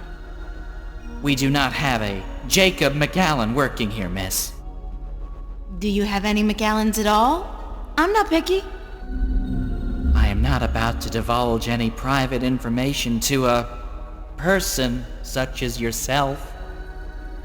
Good for you, Jerry. Gerald, it would be so nice if you left now, miss. Can I bribe you? I'm sorry. What? Pay you to let me slip by you, unnoticed, into the elevator? For goodness sake, miss, absolutely not. I am not your common lowlife.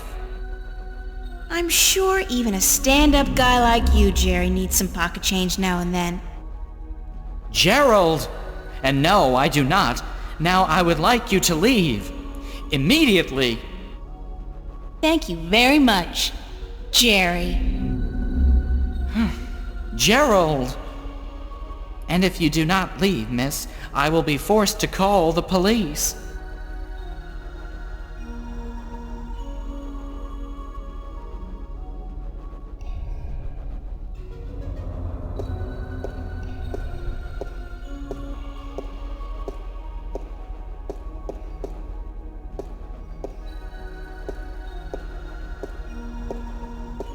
Got a pizza delivery for Mr. McAllen. Really? There's been no... Wait a second. Weren't you in here before? Me? Nah. Been delivering pies to to Venice. I ain't been up here before. Nice hood, clean pavements, good air. I could have sworn... Oh, very well. Give me the pizza and I will see to it that it's delivered to Mr. McAllen as soon as possible. No can-do, guy. This has got to be delivered now, before it gets cold. You know how Mr. McAllen gets when his mozzarella is cold. I can't very well leave my post, so... All right. Step into the elevator and I will send you to Mr. McAllen's office. But I want you back down here pronto, do you understand?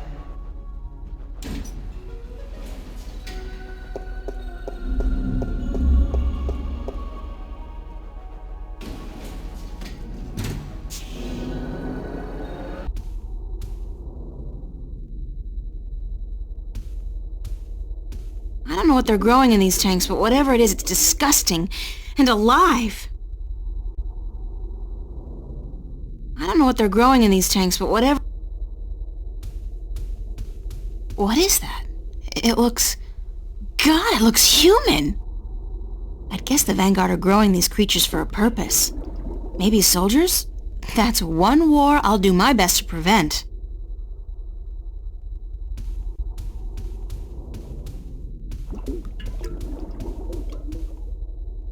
That's an amazing view. I can see clear across the city. They're humanoid.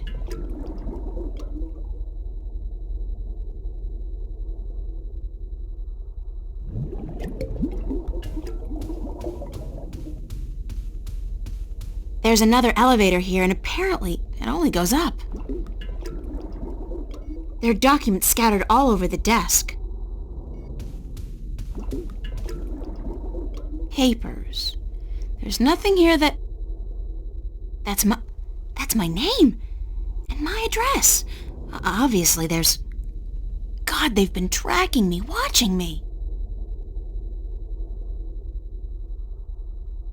Uh-oh. Oh.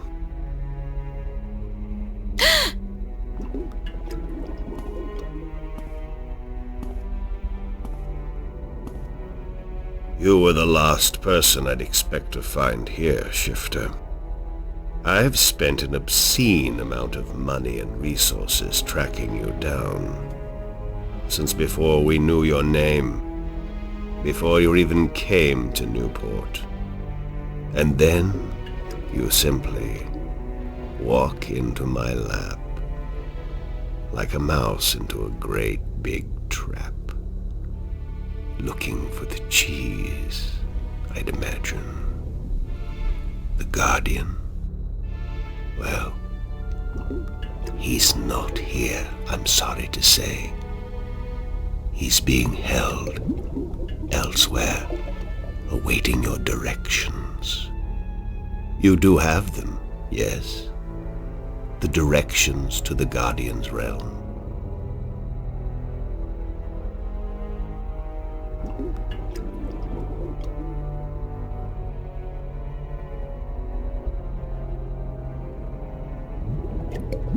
Sorry, but I never managed to find the entrance to the Guardian's realm. Pity, really. And I thought you'd done so well on your journey across Arcadia. At least you have the disc and the 2 jewels I'm missing in your possession. So good of you to bring them here. I thought I might have to go pick them up myself. I have friends. Oh, you do? You do. The very best friends, too. Don't make me laugh, girl. Did you really expect your good buddy Cortez to tell you the truth? Or to come to your rescue like a knight in shining armor? He's been using you. Tobias, Cortez, the bloody kin, all your friends. They've been using you for their own selfish reasons. They're no different from me, Shifter. No different at all.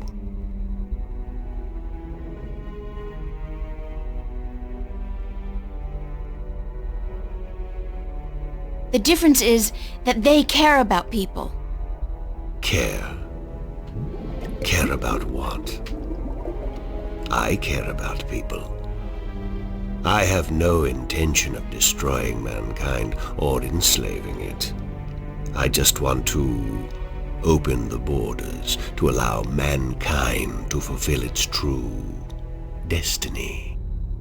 The Sentinel, they are the ones who wish to keep the truth secret, to keep the past locked in their sacred scriptures and behind their well-guarded doors. Now, you have been kept from the truth just as much as everyone, Shifter. You are just a piece in a grand game of chess. You're not even a big piece. You're a pawn. Now, give me the disc and the jewels, the dragon eyes, and then we can wrap this game up. I'm quite certain you know more than you let on about the Guardian's realm as well. I'll have that information too, very soon.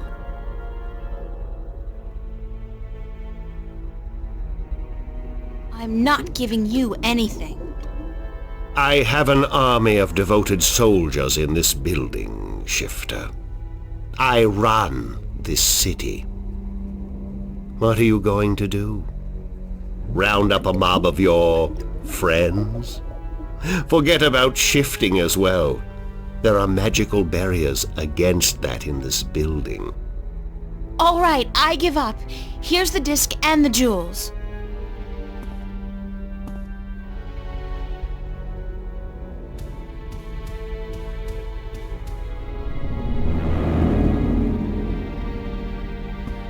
You see, I wasn't lying to you, unlike some of your accomplices.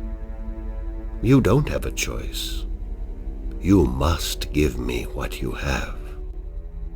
Fine. Who the hell cares anyway? I'm exhausted and I give up. Cortez has abandoned me. I've hurt my 2 best friends in the world and maybe you're right. Maybe you're no different from the Sentinel. Maybe they're as bad as you, and maybe you deserve each other. It doesn't matter, you've won. What are you gonna do now? Let me guess. This is where the heroine coaxes a confession from the villain before the final act of the play commences. Very well. I'm all for a satisfying denouement. What now? I have the Guardian, I have the disc, and the jewels, the key to the tower. And soon, if you play along like a nice little girl, I'll know where the gateway is. So you don't need me anymore? Apparently not. I thought I might, so I decided not to kill you. But now that I have the Guardian himself, your role in this game is up. After you tell me what I need to know, of course. Then what will happen to me? Nothing. I'll let you go. You can do me no harm, and I'm not a cruel man. Not unusually so, at any rate.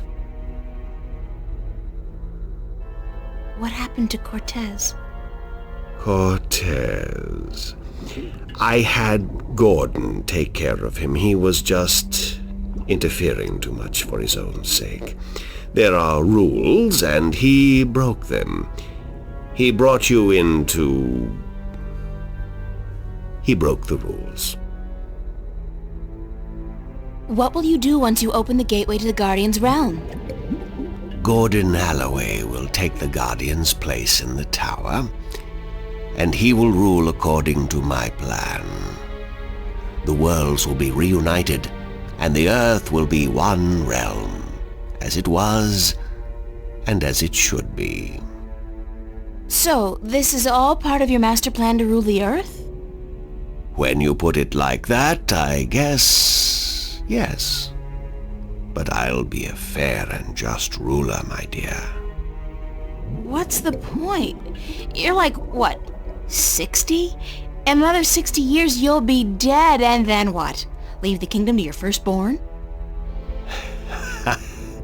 I'll be around a lot longer than 60 years. A lot longer. You really don't know me, do you? You really don't know anything about me. Apparently not. How did you get the other 2 jewels? I've had one of them for ages.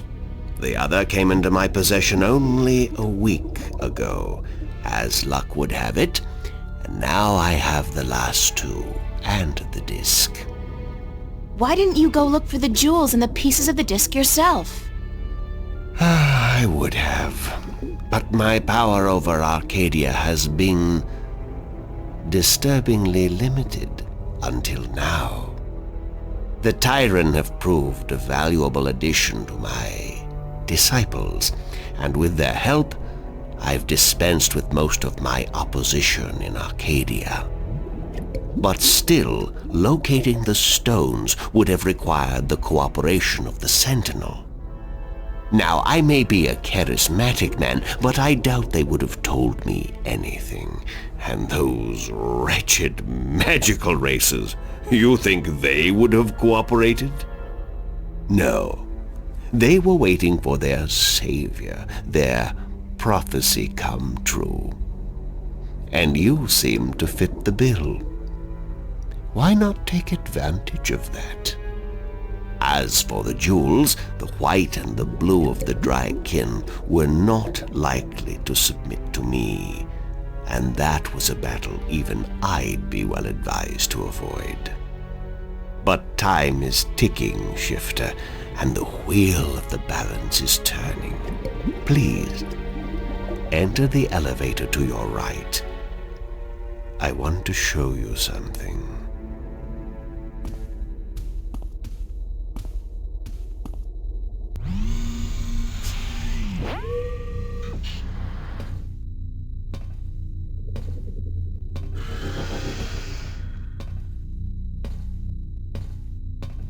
What do you think?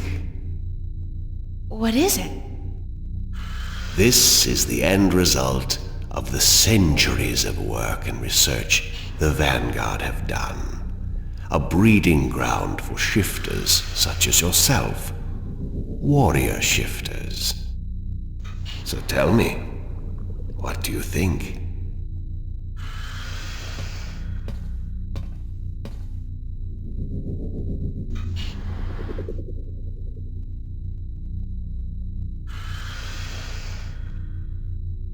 Does it matter what I think?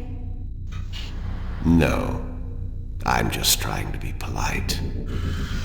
Now, give me the disc and the jewels. And don't try anything this time. I might have to hurt you myself.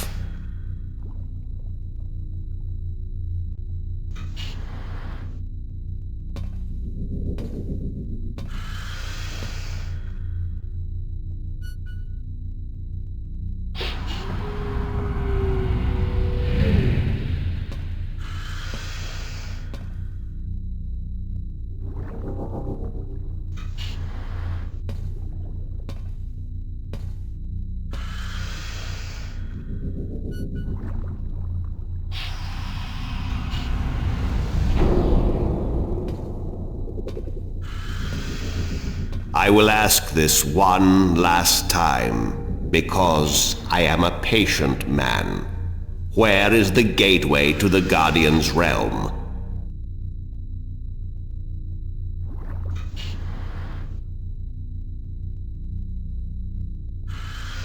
And I'll say this one final time because I'm a patient woman. Go screw yourself. That's all I needed to know. I'll leave you alone here for a while. When I come back, I'm sure you'll be a lot more cooperative.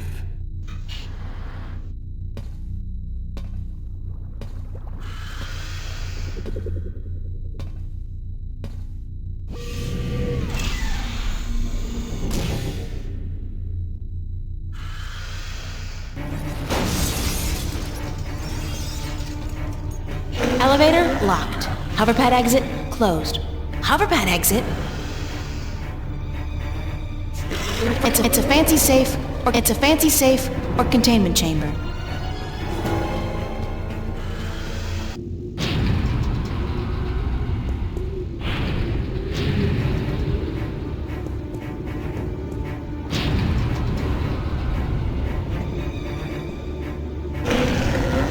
It's still coming after me.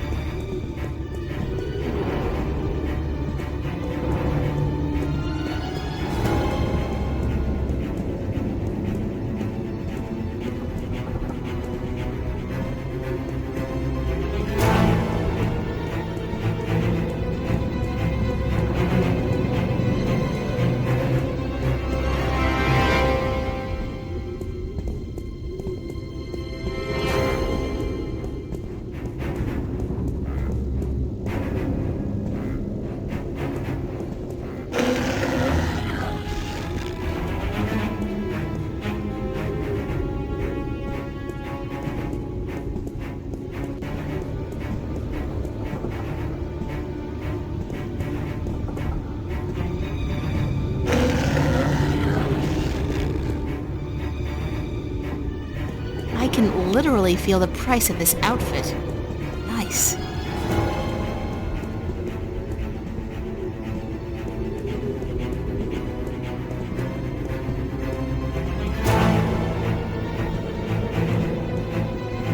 I can literally feel the price of this outfit. Nice.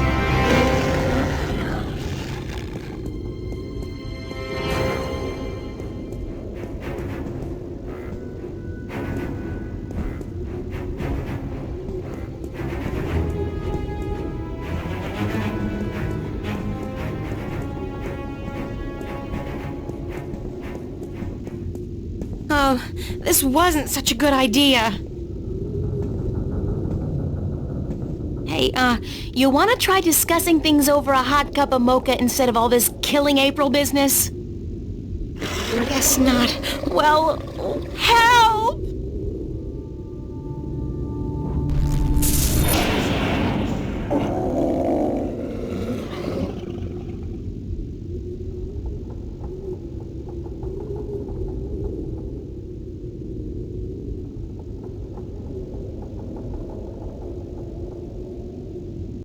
Cortez! You've been keeping some rough company, señorita. Better be more careful in the future, no? Where have you been? What? Were you worried? Yes, no, I mean, I was scared you were, dead. So you care about me. Ave Maria Purísima. What am I going to do now without you telling me to get lost? Don't joke about this, Cortez. I've been in a lot of situations these past few days where I could have needed your help, but you weren't there. Perdóname. Forgive me, señorita. I've been indisposed. When I finally managed to escape my prison last night, I began looking for you. You left an interesting trail, I must say. What do you mean? For one, the border house, most of Venice for that matter, was under guard. There seemed to be some question as to how you managed to escape the Vanguard agents. Magic. So I thought. You've been picking up a few pointers in Arcadia. I'm turning into quite the Girl Scout. It's amazing how resourceful you can be when you're in a bind. I see. I've noticed.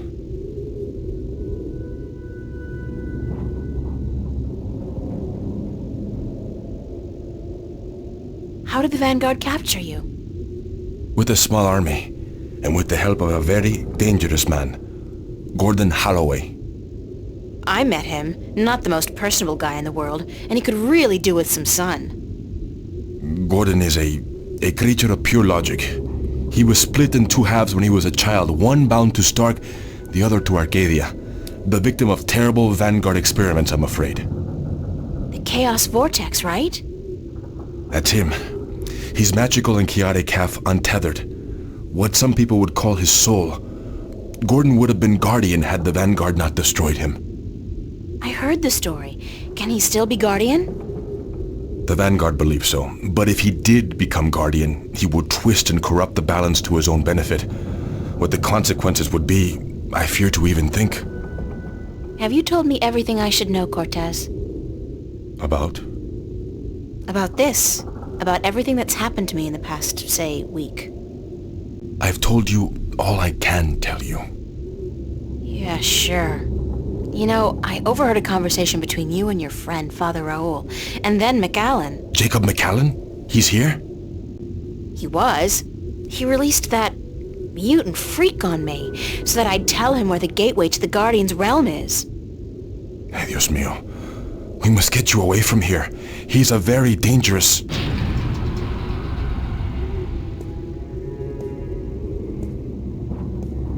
Why, if it isn't a family reunion.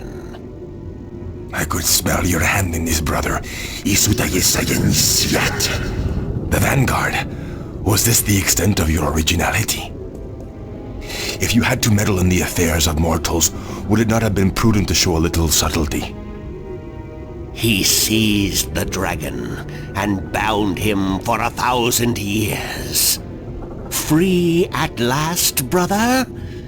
Thais Salutaris. Kisei. I didn't picture you walking amongst men in a man's body with a man's name. McAllen. The balance must not have dealt you and yours with the best of hands. The balance will cease to be, brother. The scales will topple and the old walls will fall. The age of dragons is imminent, whether you join us or not. Join you?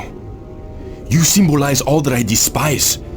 You hate and fear these mortals so much, you bring on chaos to destroy them. But you will only succeed in destroying yourself. Our time will come eventually, but not by your doing. Are these worlds of mortals so important to you that you forget who you are? I never forgot who I am. That crime is yours alone, brother. There is still time. You are blood of my blood, kin to my kin. You are immortal dragon, and our destinies weigh the scales of the universe. Where do you get all those cliches, kin to my kin? Doesn't it ever bother you that you sound like a badly written play? Oh well. I will not miss your sarcasm, brother. It always felt a little strained. Tabas!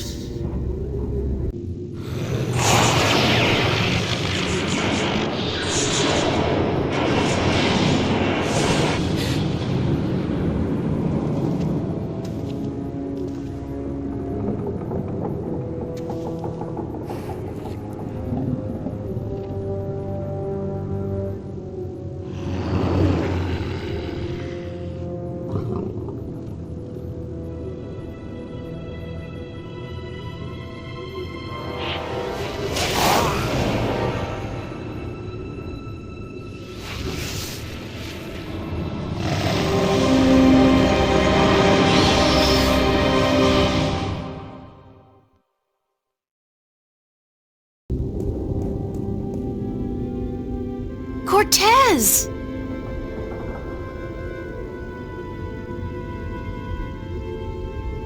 Cortez's watch stopped.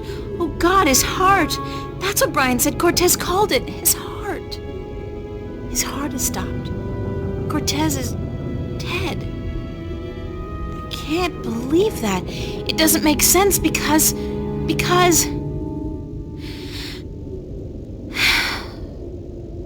he's gone.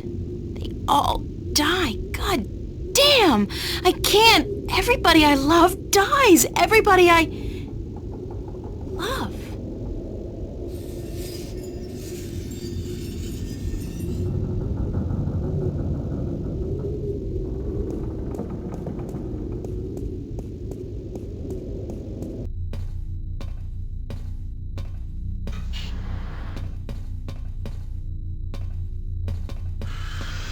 Unlock containment chamber?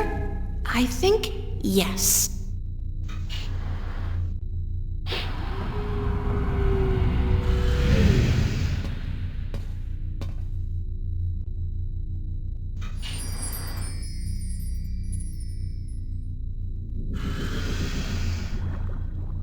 It's a fancy safe or containment chamber.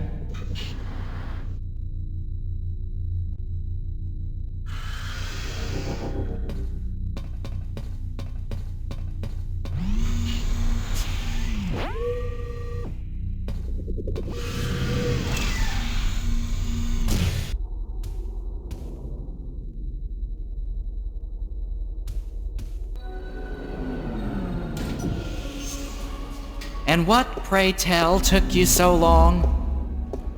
Excuse me. I'm talking to you. Stop. Screw you, Jerry.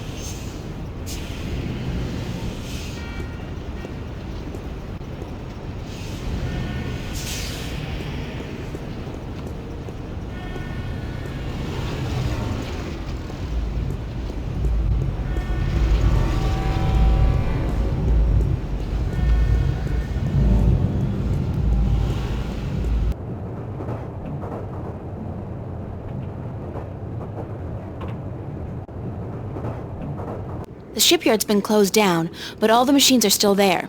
It's a wonder nobody's bothered to dismantle it to prevent accidents.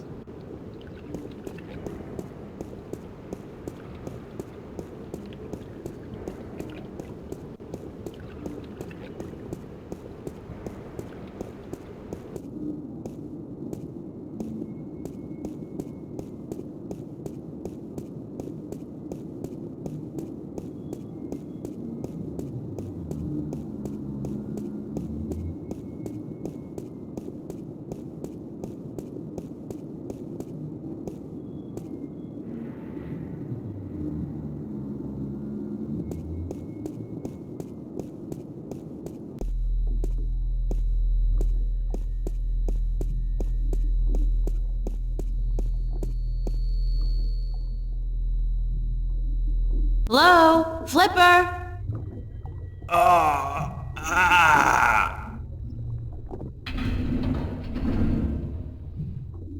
Oh my god, what happened to you?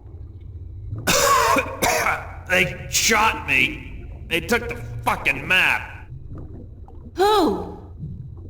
I'm sorry. I didn't mean to, but they promised me I'd walk again. Who did? Holloway, the Vanguard. I had a deal with them. Then, when you come back, I sent word they wanted the map, information on it. They wanted you. You sold me out to the Vanguard? I'm so sorry. They threatened me with they said you can walk again or you can fucking die. Your choice. My choice. I understand. Just take it easy. Don't move too much. I'm gonna call the cops and then... No! No, don't. I'm dying. They would just put me in jail. Listen to me. April, the map, I deciphered it. They took it with them, everything, but I made a copy. Over there on the screen.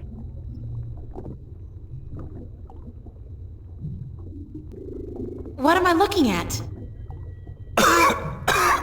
I played with the map you gave me, and though there was information missing, Why don't you just take it easy for a while? Don't say anything. They took it. See the flashing cross? That's the destination on the map. Some kind of anomaly, I guess. Nothing about it in any data bank, but right next to it, there's a spaceport, the Morning Star. Transfer terminal to the colonies, luxury hotels, casinos. If you need to get to the position on the map, that's the way to do it. Go to the Morning Star. Holloway was bringing something with him up there to the station. I heard them talking about it. Sounded important. The Guardian? It's gotta be the Guardian. These guys are bad, the worst. You gotta be careful. I'm fucking telling you. I'm the only chance we got. I know. Get him. Get up there to the Morning Star. Go to the Morning Star. Do what you have to do now. I will. I'm sorry. You okay, Flipper? Flipper! Damn. Thanks, Flipper.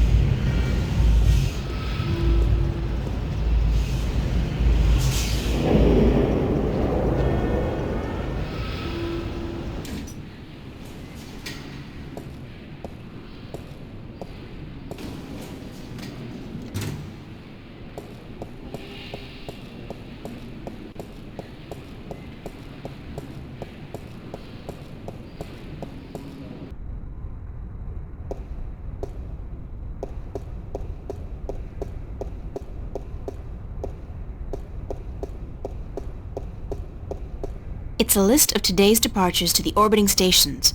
Most of these are bound for the Morning Star, an MTI-owned station in geostationary orbit above the city. Rapture Revisited. They're relaunching the original Amethyst drug. Stimulant. Twice as effective at half the cost. Time to usher in a whole new generation of drug addicts. Those documents are just for show, to create a faux retro atmosphere and put the customer at ease.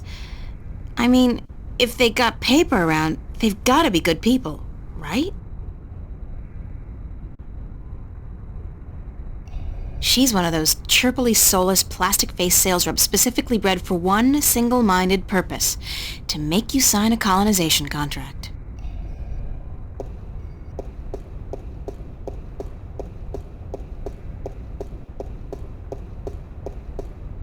Good morning, ma'am. How are you today?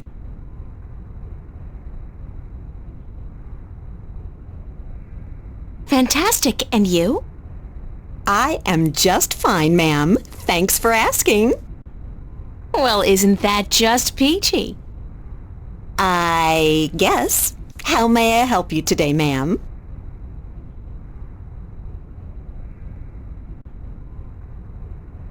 I'd like to register as a colonist. Very good, ma'am. You won't regret this decision, I can assure you of that. I'm sure I will. In fact, I already do. Yes, well, we'll do our best to find the perfect colony for your tenure after you fill out a simple multiple-choice form and...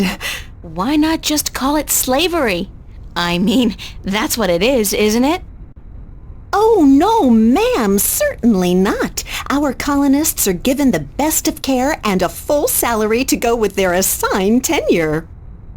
Whatever, I just need to get on a ship that'll take me through to the Morning Star transfer station. We do have a ship leaving this evening with colonists bound for Bokamba 8, and that does stop at the Morning Star, but I'd suggest you go through our pamphlets.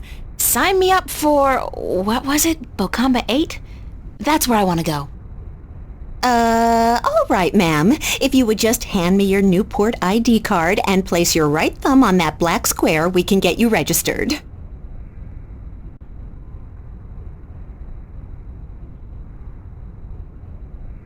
There. That's it, ma'am. You're registered. Now, if you just take your baggage... No baggage. Nothing, ma'am? Well, you will receive everything you need when you get to the colonies, so no problem. Just head up to gate number 1 and wait in our lounge. And I have to remind you that if you choose not to board your ship this evening, you will have committed a corporate offense, and you will be subject to imprisonment. And a nice day to you, too.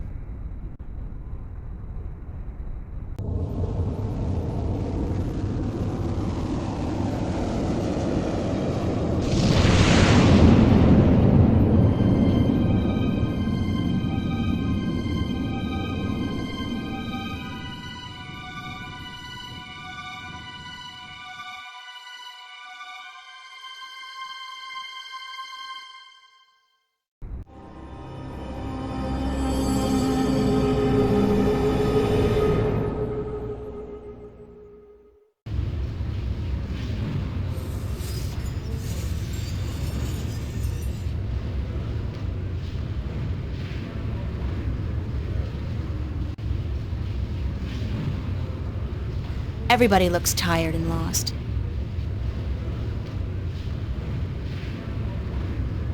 Restaurants, stores, casinos, bars, all designed to squeeze those last precious few dollars out of the colonists' pockets. Well, at least they won't be needing money where they're going. Earth. I didn't know it could look so beautiful and peaceful.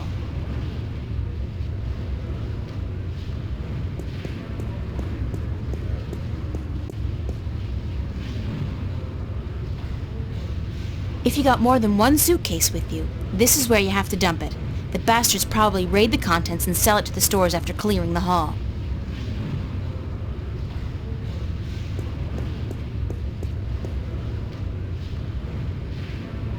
It's a station guard keeping the colonists out of restricted areas. In other words, making sure we don't get out of this hall.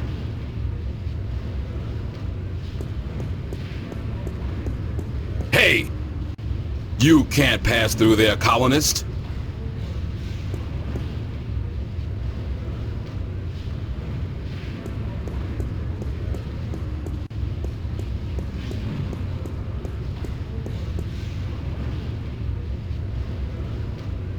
It's the ladies' room.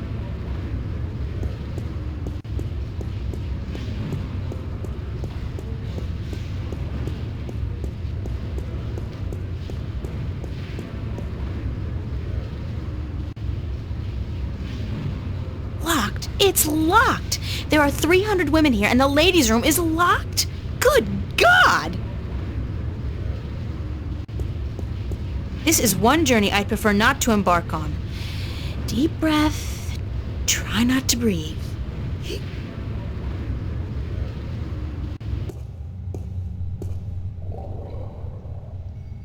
I don't even want to find out. I'll go some other time. I shudder to think what's been done in this. And get my hands dirty? I think not. It's a garbage can. I feel like I'm spending my entire life pushing trash from one place to another. Weirdest thing, that. Hey, looky, it's a hole in the wall, cleverly concealed. You gotta hand it to them. They know security. Instant heat. For that special moment when manly vigor is required. Fast. Ha! Their secret revealed.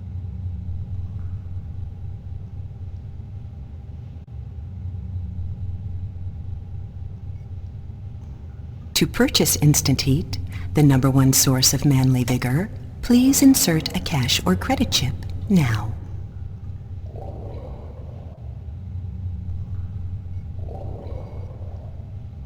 Thank you for purchasing Instant Heat, the #1 source of manly vigor.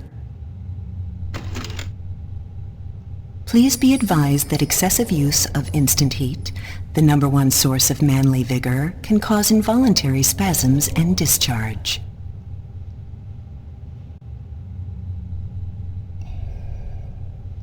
Instant heat. I think that's like the #1 source of manly vigor, or whatever. Ugh, no!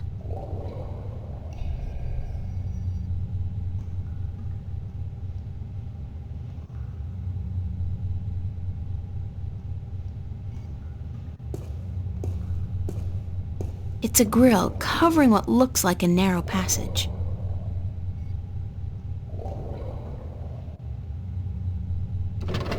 It's screwed tight. Curse the day I traded away my screwdriver.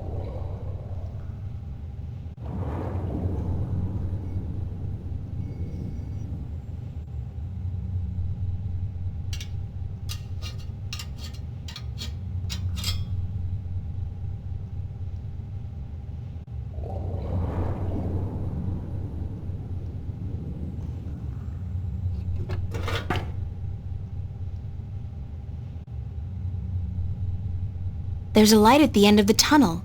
Looks like it leads into a larger ventilation or service duct of sorts.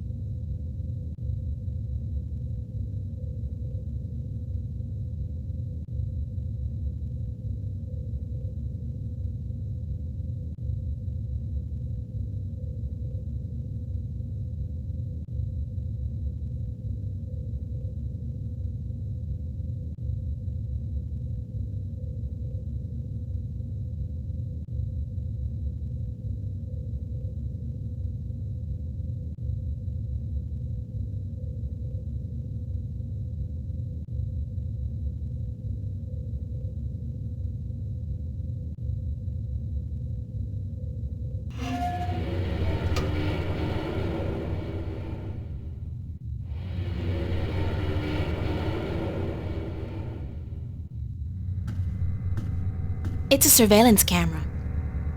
It's connected to the station feed via an optical cable.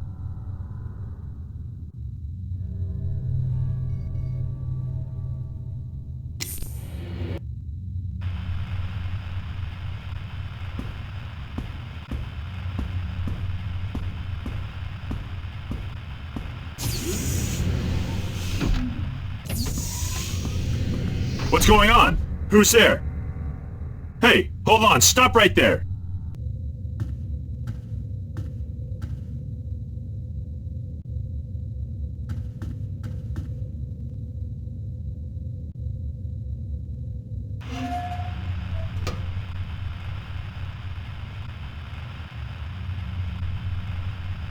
It's a coffee mug. Is one enough? Ah, what the hell. I'll use all of them, just in case. It's not as if I'm gonna be needing them myself.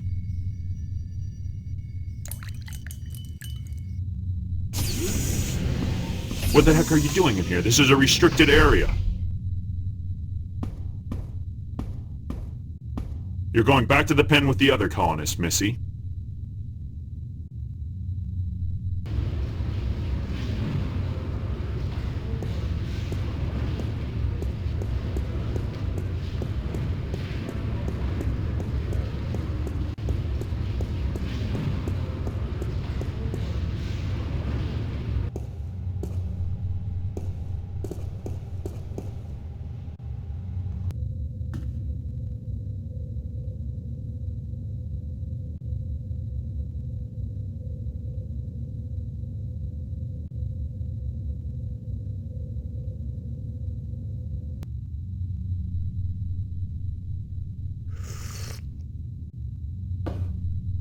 This doesn't taste right. I feel... Mary, Mother of God. I really feel...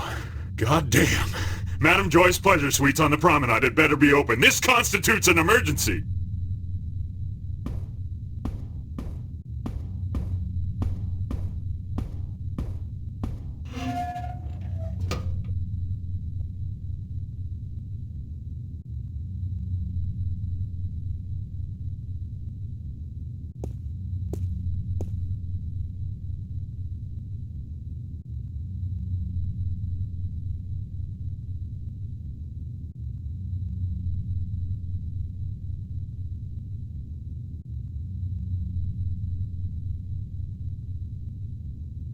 It's a bank of security monitors connected to cameras around the station.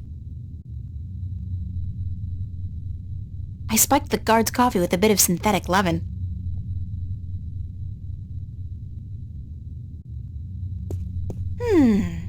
I think this is a registry of all the prisoners on the station. Let's see. Yeah, cell block registry. Cell number 1, Agusty Bryan. Cell 2, Ruth Pawani. Cell 3, Morgan Enger. Cell 4, Hammer Hansen. Cell 5, reference G. Holloway. G. Holloway? Gordon? That's gotta be it. The Guardian's in cell number 5. It's an official-looking coat. There's something in one of the pockets. It's a short and thin cylinder. A magnetic key, I believe. That might come in handy.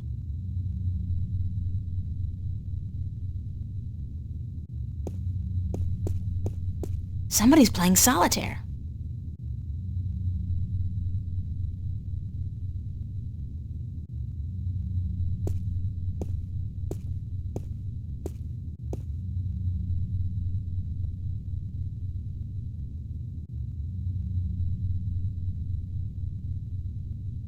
Roger that, Central. Taking a break. Out.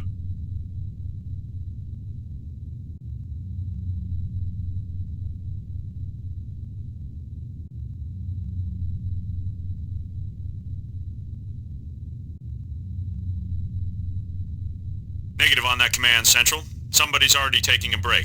Over. Everything is clear, Central. Over.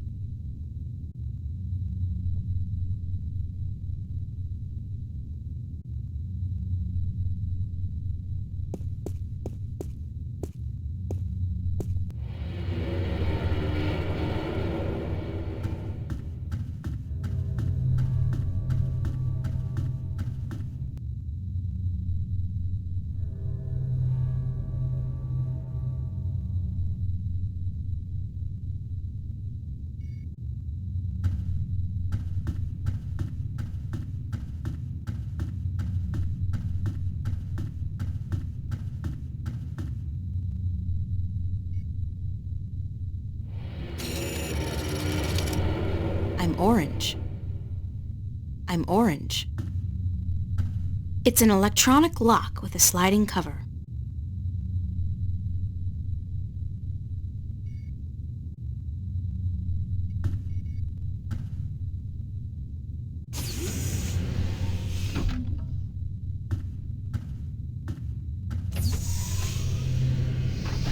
Hello. You are a hard man to find. You speak Navin. Are you from Arcadia? No, but I have had a lot of practice. I'm a shifter, like yourself.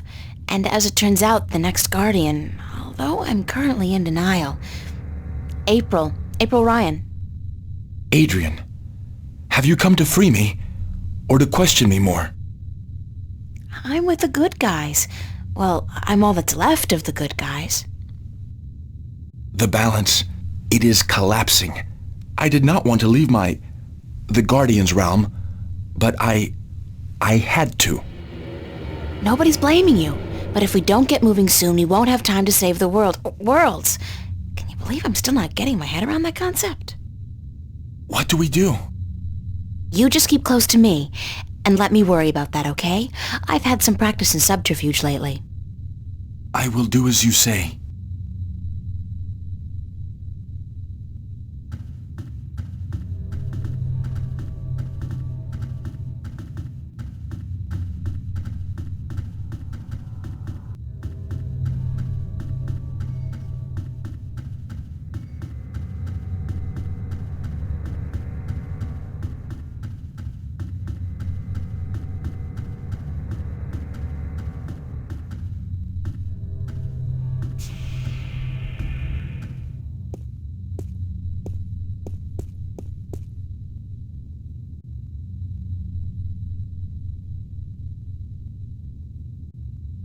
Roger on that command, Central. Moving into position. Out.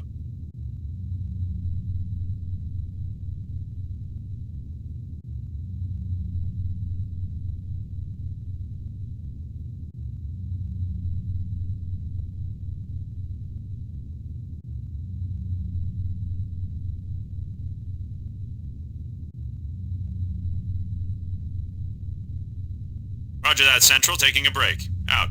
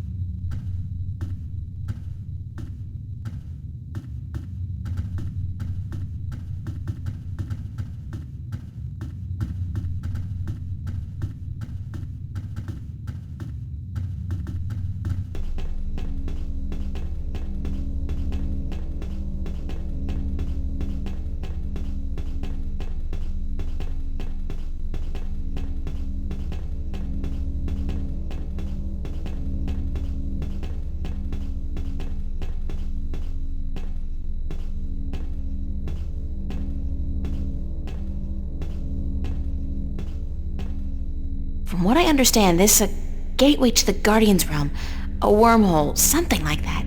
It's somewhere outside the station? Not far from this metal box. No, not far. I can sense it. It calls to me. Perhaps a day's journey on foot. We'll be going a lot faster than that, trust me. Stay here while I get everything ready. Don't go anywhere, okay? I will not. Believe me when I say I do not want to go anywhere. This place frightens me.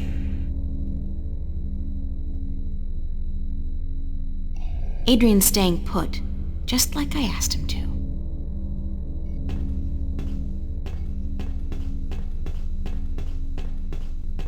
Load pod.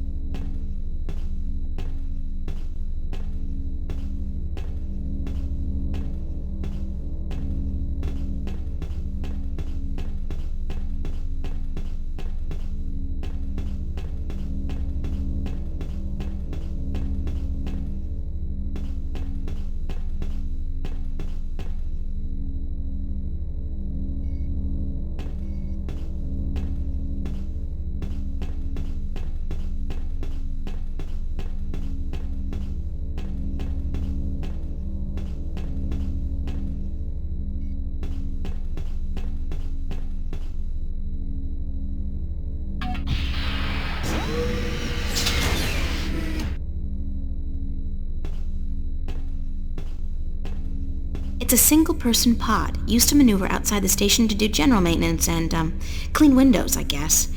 We used to run simulations of similar pods back in school, just for fun.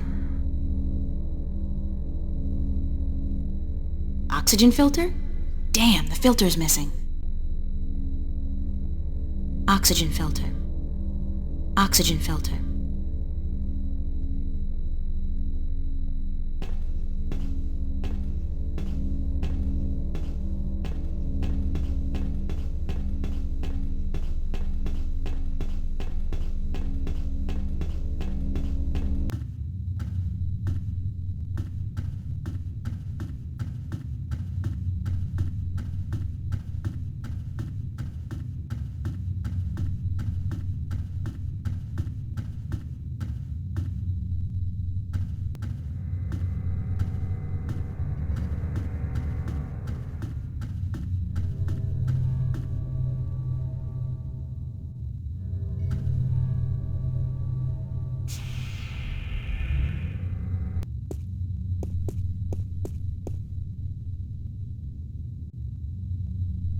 Negative on that command, Central. Somebody's already taking a break. Over. Negative on that command, Central. Somebody's already taking a break. Over.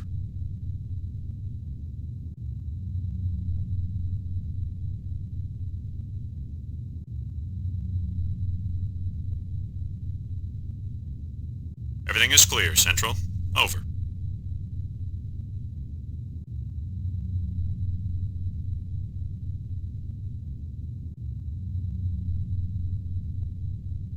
Negative on that command, Central. Everything is clear, Central.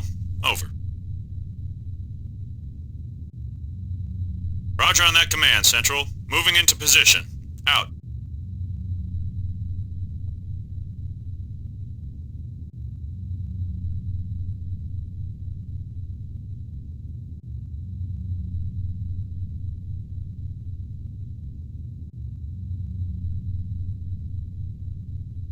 Roger that, Central. Taking a break. Out.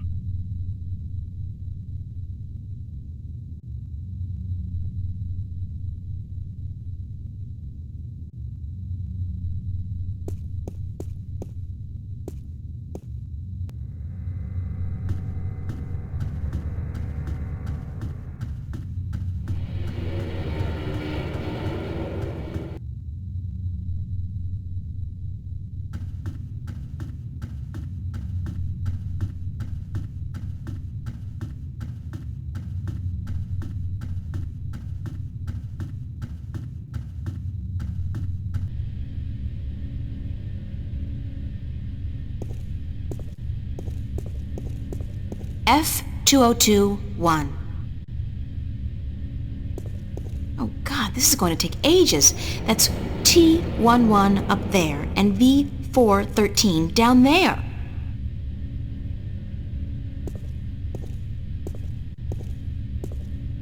C34, 102, and 103, D99, 1 to 4, and E2019.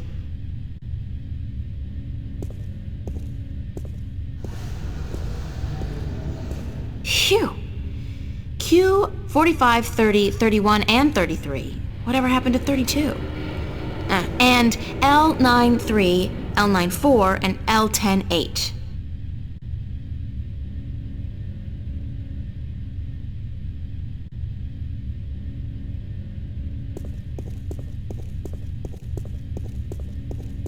It's an inventory database of all the parts stored in the cargo bay. I'll do a quick search for the oxygen filter I need. Pods, spare parts, oxygen filters. Bingo! They've got a bunch of them in stock stored at L109. L109.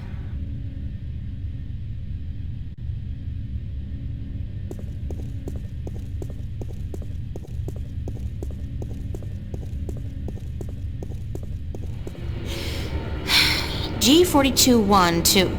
This whole row seems to be the G42 series. G98 10, 13, and L10 10, 11, and 12. E1489-102, and L109. L109, that's the one.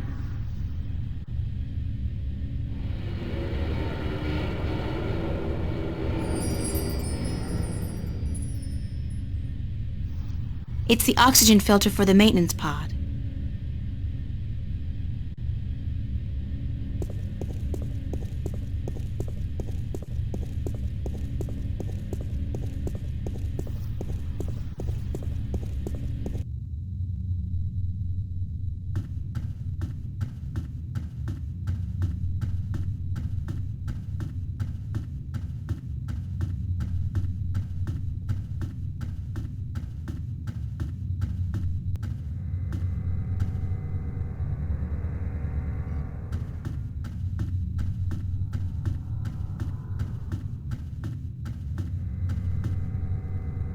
I'm orange.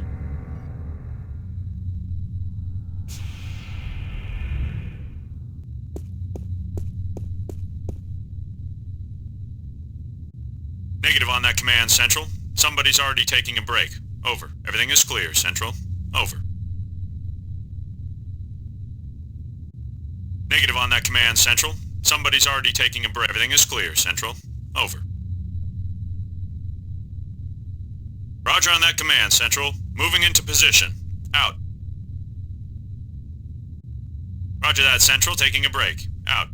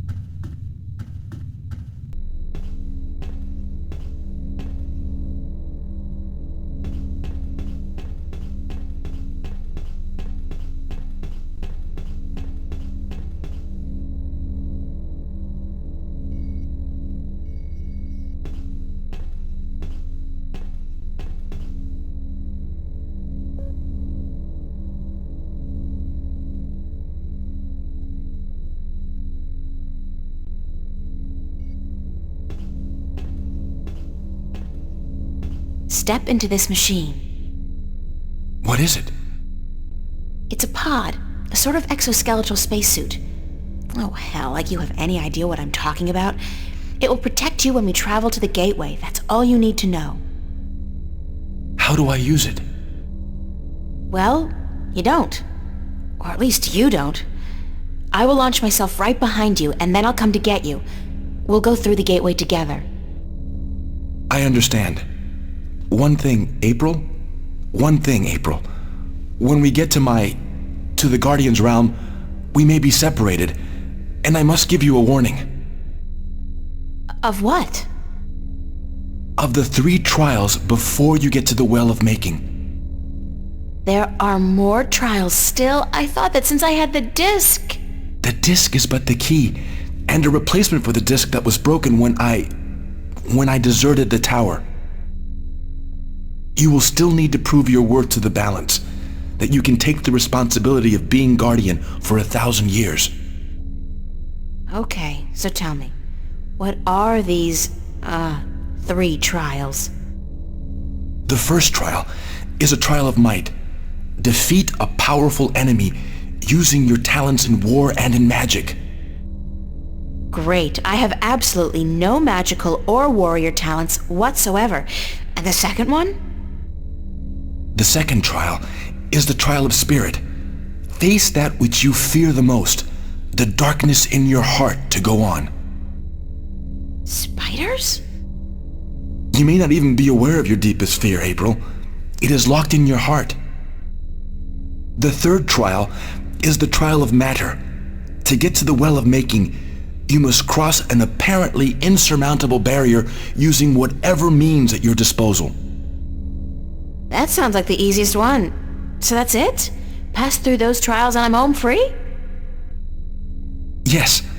Like I said, there is a chance I might not be there with you. And in that case, you must make your way towards the tower. Okay, got it. Now, let's hurry up before somebody finds us here. Go into the pod and don't worry, I'll be right behind you.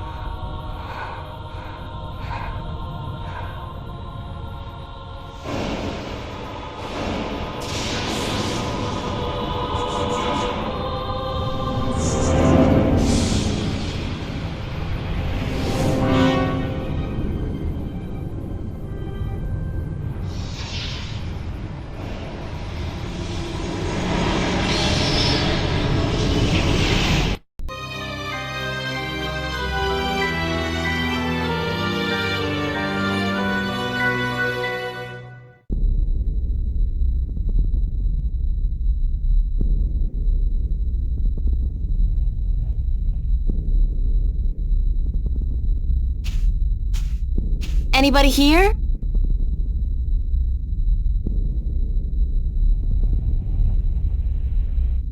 Compared to this place, Arcadia was about as alien as my bedroom. Blue sand. Never seen that outside of a Picasso.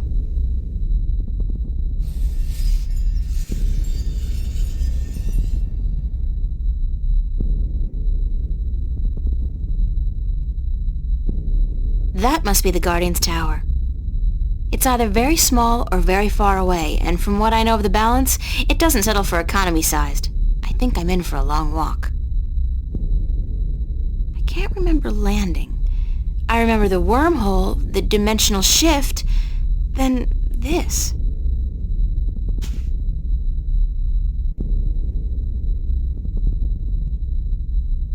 The pod took a beating, though. I don't think I'll be able to use it again.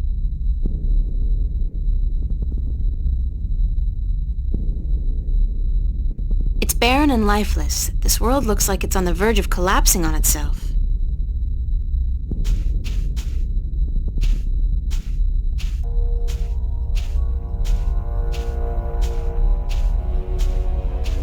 There's the second pod, but I don't see...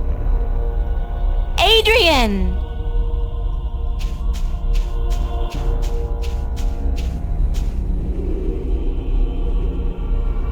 He's not in here. So he must have survived the landing, but where is he? Adrian? Adrian!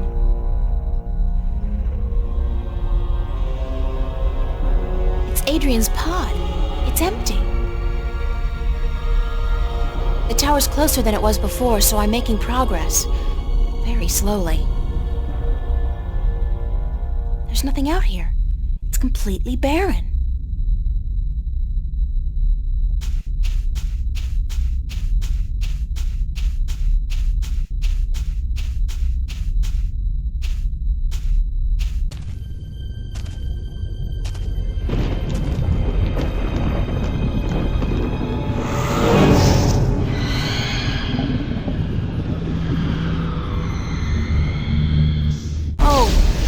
God, not that thing again. It's even bigger than before.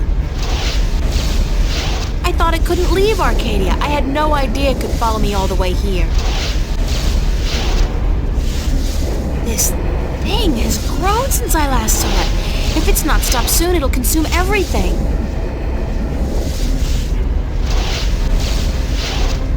With that thing ready to attack me, there's no way I can find a way across the chasm.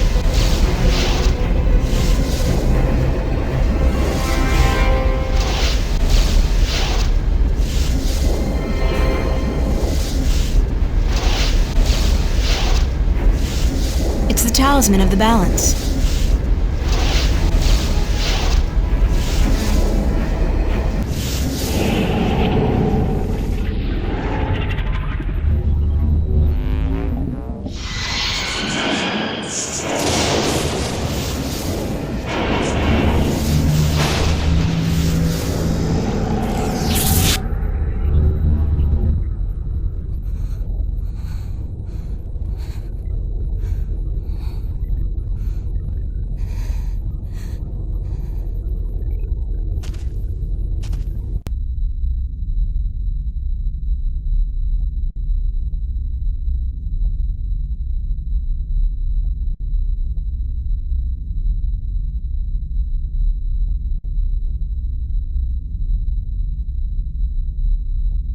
If I had wings, I could fly across.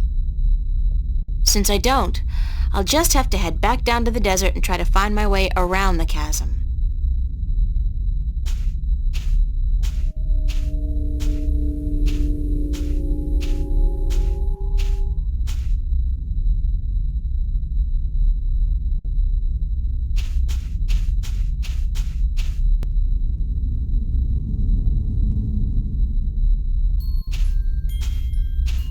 What is this? It looks like home. It's home. It's not... It's like a projection, but it's definitely the kitchen back home. The way it used to look when I was 8 or 9. God. No, what's happening to me? Who's there?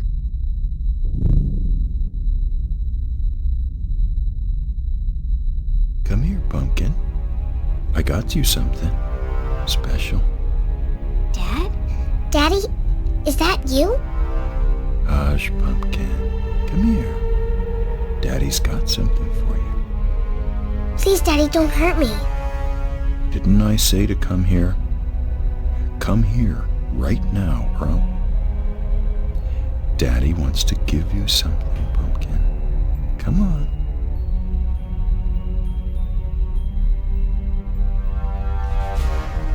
Daddy looks so scary. Come to Daddy, Pumpkin. Come to Daddy, and I will make everything quiet. It's our kitchen, where Mommy cooks breakfast, lunch, and dinner and cleans the dishes.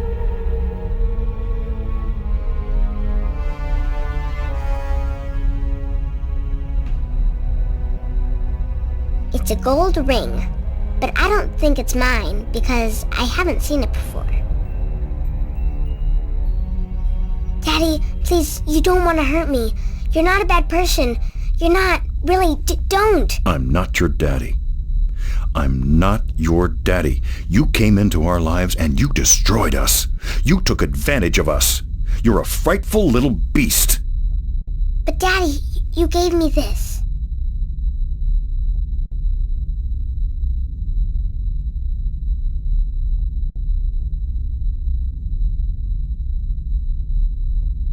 You gave this to me, Daddy.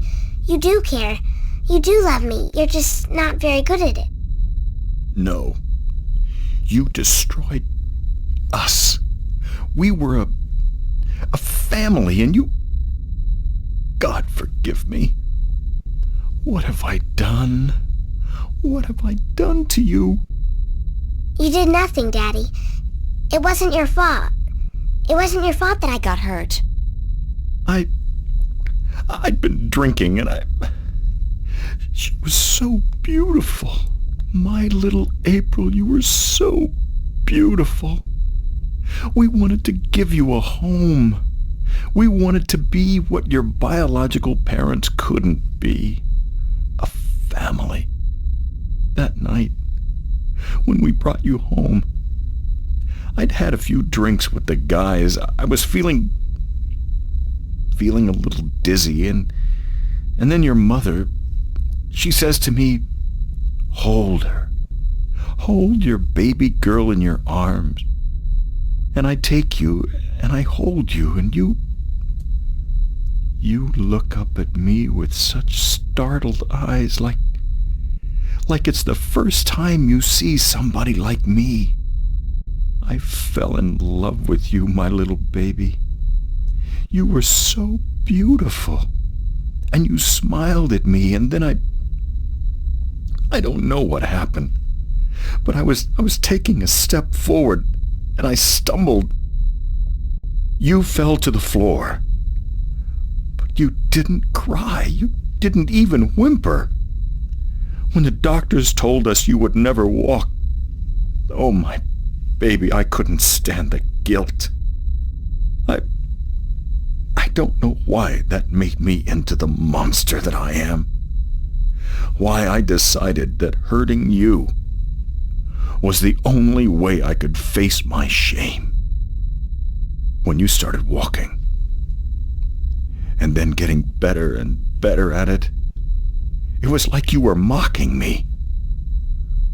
I was such a fool, a selfish fool, and now I lost you. Forever. I forgive you. You do? Yes, I forgive you for everything. I forgive you. I forgive you, Daddy.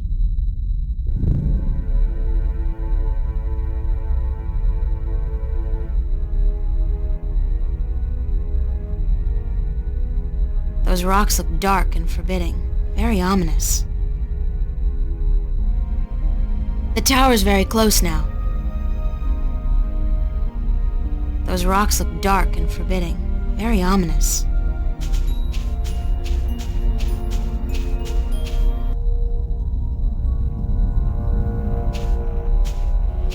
Finally, I thought I'd never make it here. Oh, great. There's a large canyon circling the tower, and there doesn't seem to be any way across.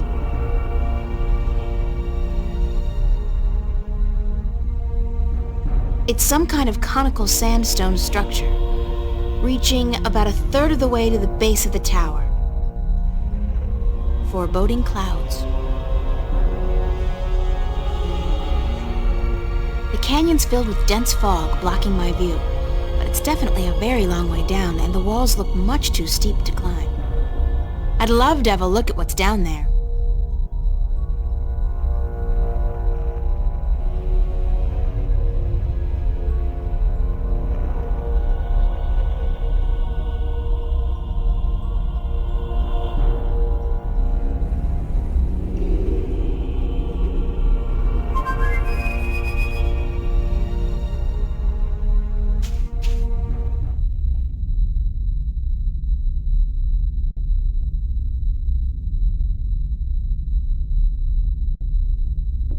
It worked!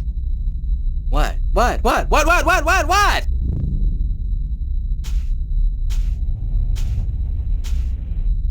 Hello, old friend. April! What the heck? What happened?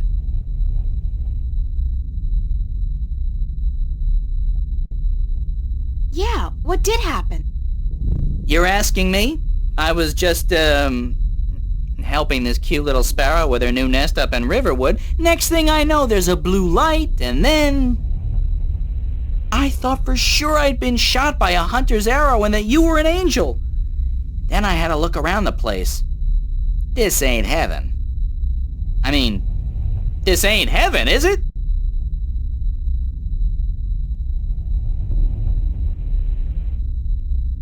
Sure it is, Crow, and I'm the Archangel April. Sweet! Are there any other birds in heaven? Are there? Pretty ones? We got all the dodos you could ever want. Oh, that's great! That's... Dodos? Dodos? You gotta be kidding me! Oh, I see. You are kidding me. Ha ha ha ha, very funny. Why the heck did you bring me here, to have a good laugh at my expense? I need to find a way across this canyon and into that tower over there. Why don't you just flap your wings and fly then? Oh, that's funny! I kill myself! Flap your wings and fly! Oh, baby! Whew, that's a zinger. I gotta write that down somewhere. Wait a minute. Oh, flap your wings and fly! Jeez. Anyways, when did you ever need my help? Oh, sure, you brought me along, let me do your dirty work once in a while, but come on! You could have done just as well on your own. I mean, you just left me high and dry at the end there, didn't you? Just up and left without a word of goodbye. I didn't mean to leave you like that, Crow, but you couldn't come with me. Oh, sure. Use me, then leave me. Don't worry, I know how that works. I'm not half as innocent as you seem to think. But I thought we were friends. Crow, we are friends. Good friends. That why you gave me the name Crow? Oh, I thought it was nice, all right. Real ring to it. Until I found out what a crow actually is over there in Stark. Crow? Right. Crow. The sneakiest, dirtiest, most despised bird there is. They're like flying rats. You even have something called a scarecrow to chase us off with, don't you? I mean, crows are so stupid. They're scared off by straw people dressed in rags. Huh. And that's the name you come up with? Crow? Bah! That's not... No? No excuses. I can't bear it. Oh, the pain. The pain. That's all I am to you, a flying flea bag? I'm sorry, I can't bear to look at you anymore. I gotta fly. Stay and shut up! But you... Gave you that name because of a cartoon character I loved when I was a kid. His name was Crowboy. Crowboy? He was the star of a series of what we call animated cartoons. It's like puppet theater you can watch on a canvas or a screen. Puppet theater. I love puppet theater. Crowboy was just the coolest bird there ever was. He was a crow and a cowboy. And he had a hat and a lasso and an albatross called Old Whitey that he rode on. He had an albatross? His own albatross? And every week he'd come to a new town where the bad guys were making life tough for everybody else, and he'd sort it out like a real hero. He was a hero? Crowboy? So that's why I called you Crow. I figured you're not a cowboy, so it'll be just Crow. And besides, I think crows are cool. Oh, damn. Got right. Me and my big beak. I couldn't keep it shut, could I? I had to say something stupid. I'm so stupid, dumb, stupid, stupid, dumb, dumb, stupid. It was a misunderstanding, Crow. It could have happened to anybody, even good friends, especially good friends. Yeah, but I'm so stupid. Are you gonna keep beating yourself up, or are you gonna help me? Time's running short. Of course I'm gonna help you. Anything for you, April. Just tell old Crow what to do, and he'll do it. Like that. I can be a hero too, just like Crowboy. Okay, let me think.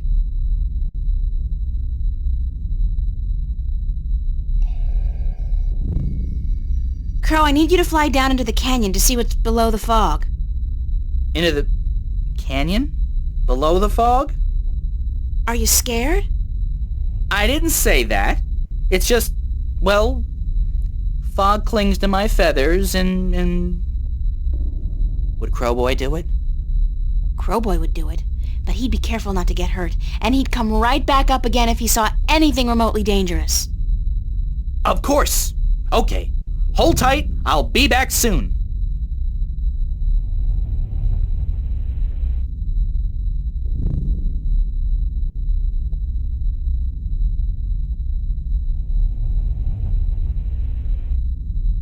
So what did you see, Crow? What was below the fog? You're not gonna believe me. What? I told you, you're not going to believe me. Just tell me what you saw. Nothing. Nothing? As in nothing out of the ordinary? No, as in nothing at all. The absence of anything. Below the fog, there was nothing. It was terrifying. Until you've seen what nothing looks like, you won't be able to fully appreciate something. Anything at all. I used to hate this blue sand. I mean, blue sand. What the heck? Now, though, I love it. It's sand. And it's blue. It's something. Not like that nothing down there. It was freaky. So there's no way I can climb down, cross over, and climb up on the other side? You'll fall into the nothing. I'm telling you, I don't even think time passes down there. You'd be falling through nothing forever. Damn.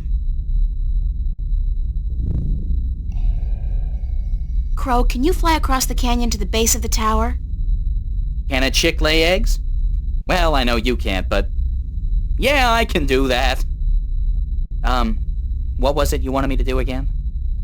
Just fly across the canyon and see if you can find any weird buttons or levers or something like that. What for? There must be a way to cross this canyon, and maybe there's a magical bridge that needs to be activated. I don't know, Crow. Just fly across and check it out, okay? Will do. Hang on. What am I saying? Of course you'll hang on. It's not like you have any other choice.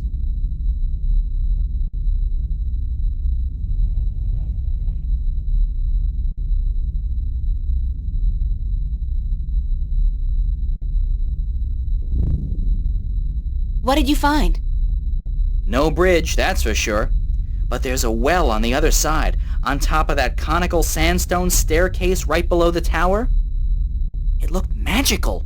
It had that no good, stay the heck away blue shimmer to it. So I didn't fly any closer. Who knows where I'd end up? That's gotta be the Well of Making. Well, maybe it can be making us a bridge then. Making us a bridge! I'm killing today. You're easily amused, Crow. My brain's 1/10 the size of yours. What do you want from me? But maybe you got a point. Maybe the Well of Making can help us somehow. It was only a joke, April. I know, but still.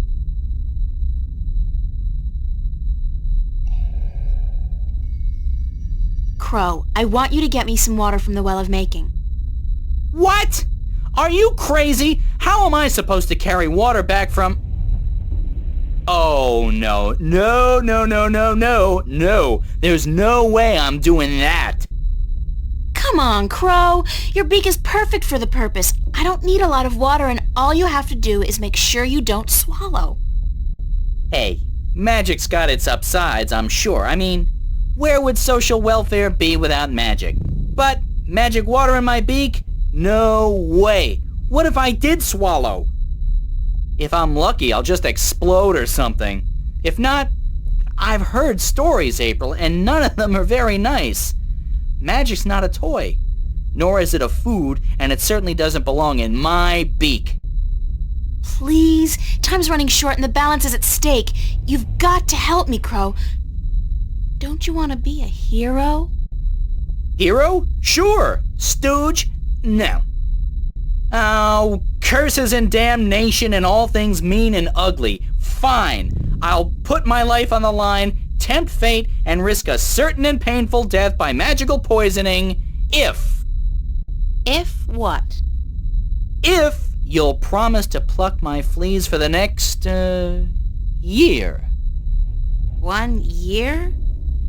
So honor and glory mean nothing to you? Not as much as a good flea plucking. No. Okay. Deal. Now, fly! Yike!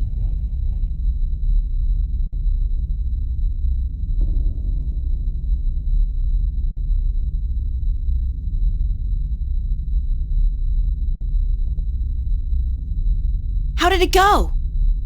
Oh, good.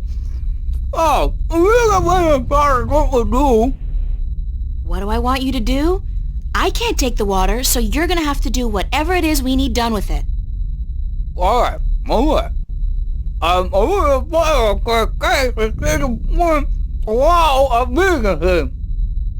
Okay, let me think about it for a second. I got an idea, Crow. Well? You said there was nothing down there, right? The absence of anything. Uh-huh. The water in your mouth is magical water from the Well of Making. Whoa. So what if we add the magic of making to nothing? What happens then? Something, right? Something's better than nothing. Fly down there and spit the water out on top of the nothing. Then get out quickly. Something will happen, I'm sure of it. I'm just not sure what exactly. Okay.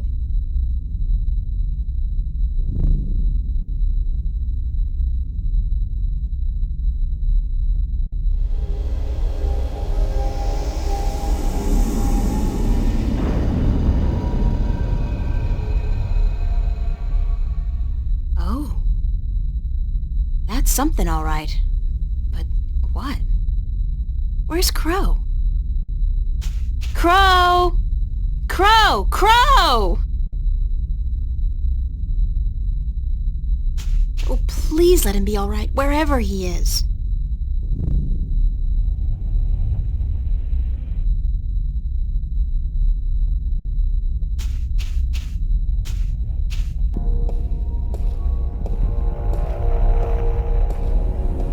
It's been a long journey getting here, but this is it. The end of the road. All I have to do now is figure out how to get up into the tower. I thought I'd already passed the 3 trials. There's always something. Guess it's not supposed to be easy.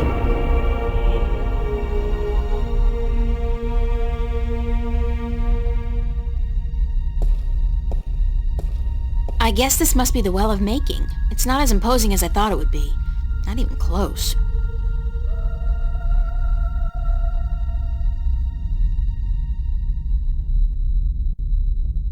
It's the Well of Making.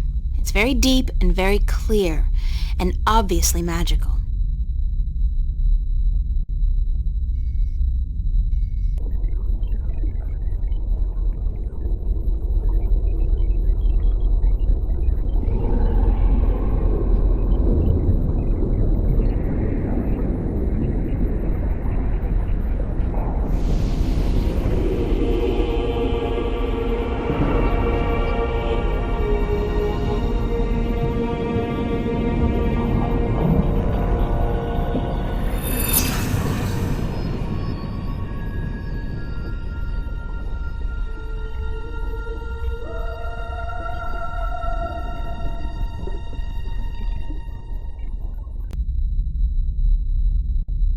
The water has shaped itself into a hand.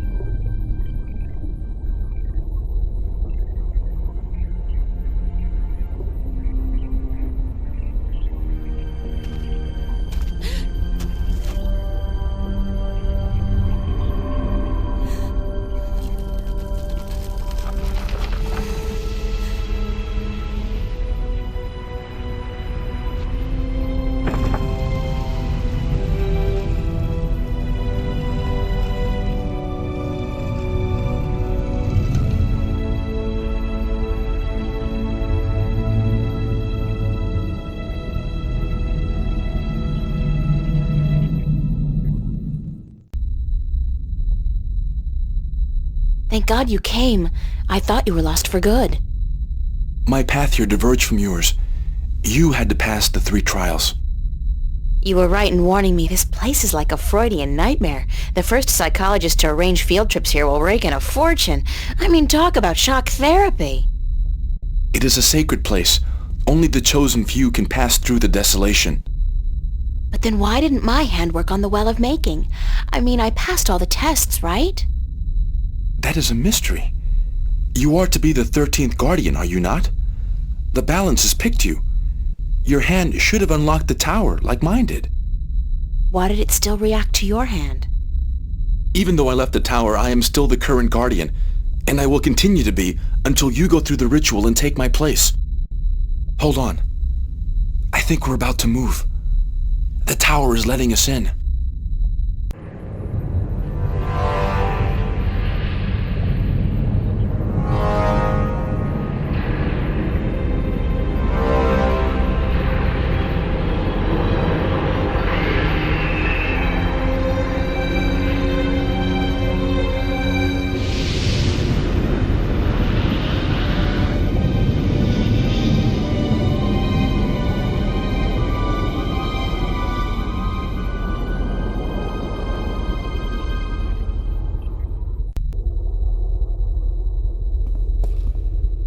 I never thought I would see this place again.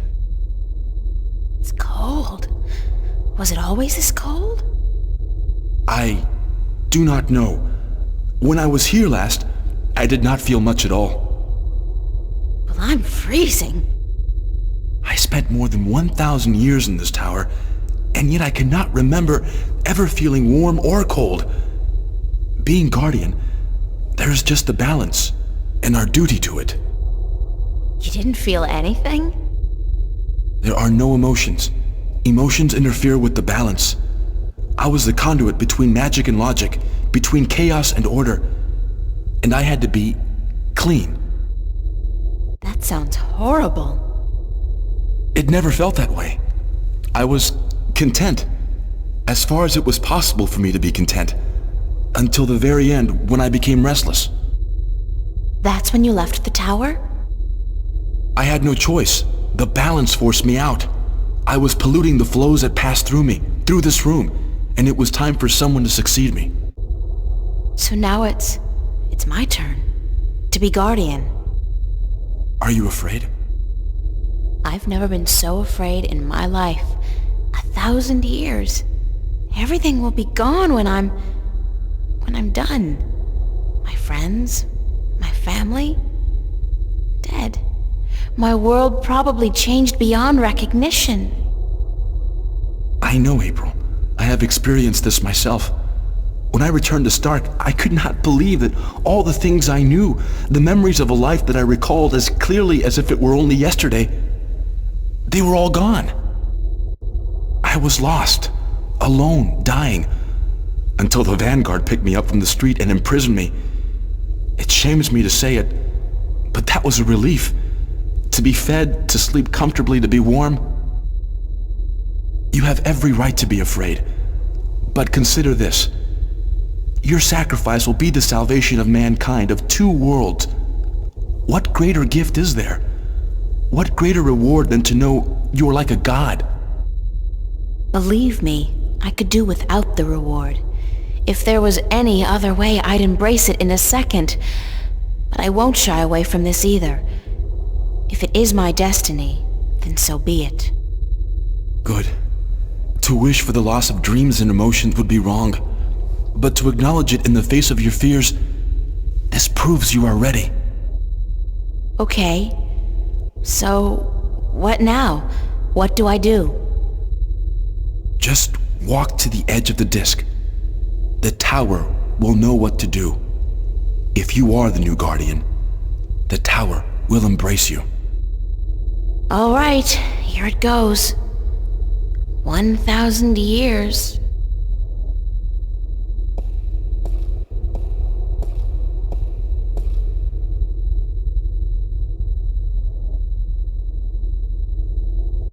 Now what? Nothing's happening. You are right. Then it is as I suspected. What? What did you suspect? That you are not the one chosen to take my place in the tower. You are not the 13th Guardian. But if I'm not, then... I think I may be able to answer that question, Miss Ryan.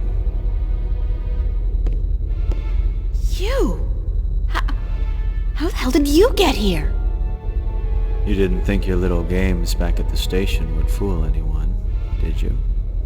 Well, aside from those moronic and useless guards.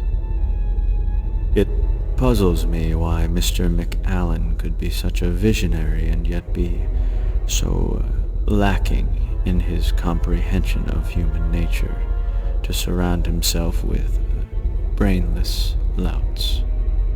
Maybe because he wasn't human. He was not. That would explain a lot. If he was not human, then what was he? You mean you didn't know? He was your boss, and you had no idea who you were working for. How pathetic can you get? Don't toy with me, child! Don't you dare toy with me! I don't. I do not know what came over me. I'm not prone to anger. In fact, I'm usually quite incapable of it. Must be the environment that's... I don't feel quite right. Like there's something in here that's calling to me.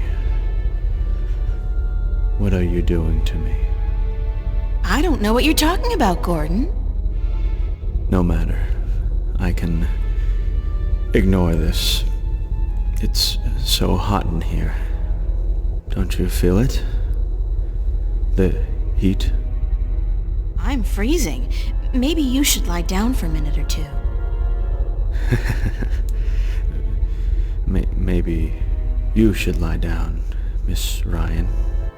I actually have a good reason to be here, but you do not. After all, you are no longer a candidate in this race, are you? I may not become the new Guardian, but neither will you. The balance will never accept you. Don't be so sure, April. That's your name, is it not? April? Yeah? I will be the Guardian. The balance will have no choice. Not with you and the previous Guardian gone. And I'm... There's something here, isn't there? Someone's calling my name. Someone's... No. No. Not that. Not here. You brought it here, you stupid bitch! Stop!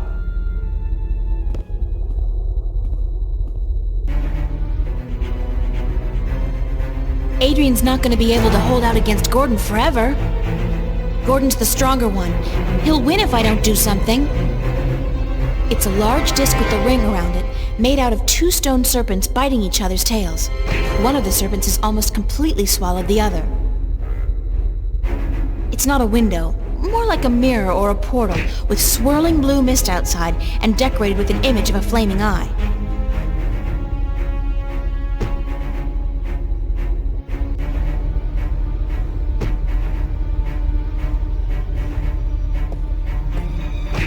No! Stay away from me! Don't! No!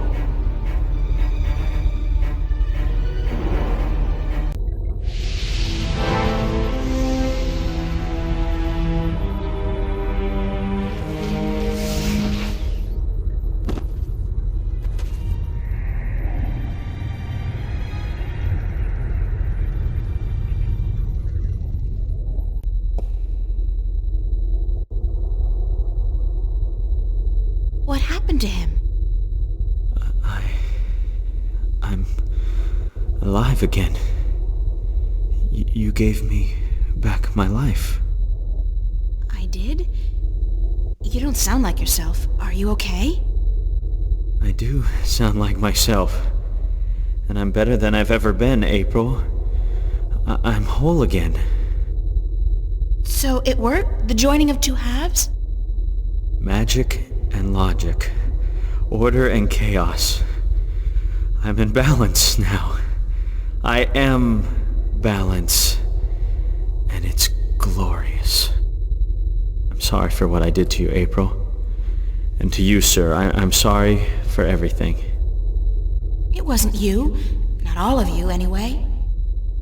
It was me, but it misguided me. I wish I could undo all the harm I've done to both worlds. Both as Gordon Holloway and as the Chaos Vortex.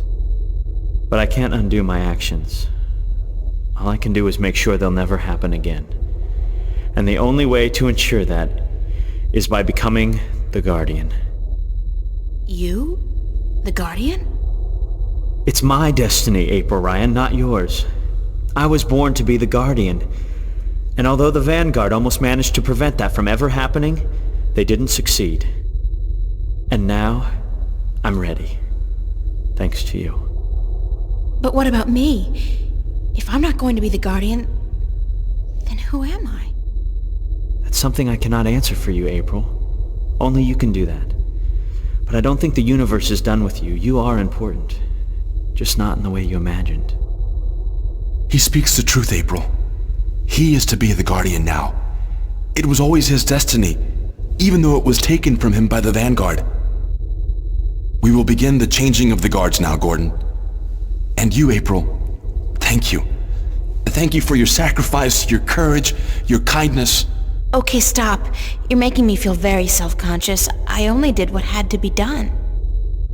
Which is more than most people would have done. Your journey here will be remembered, April Ryan. Remembered and retold for all time. Right now, I'm only concerned about what's coming next. Where do I go now? Where can I go? That is your choice to make. But do not fret. This world will never hurt you again. How do I get back to Stark? Or Arcadia, for that matter? Walk. Walk until you are outside, and then go back inside. It is easy from here. You can go anywhere you wish. I guess then that this is goodbye. Perhaps we will meet again. Yeah, why not? It's not an impossible thought. Anyway, you guys have an important job to get to. Don't let me hold you back. Thank you. Goodbye. Yeah, goodbye.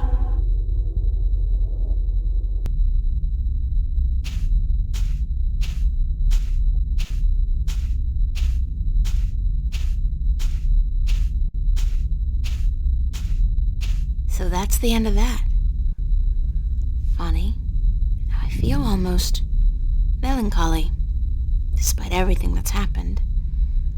I'm actually gonna miss this adventure. After all, what am I doing now? Going back to school?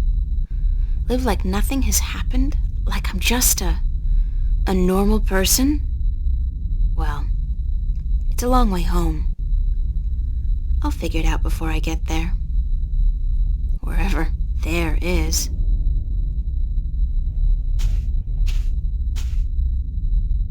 Hey, April, wait up! Where you going? Wait! Don't leave me here!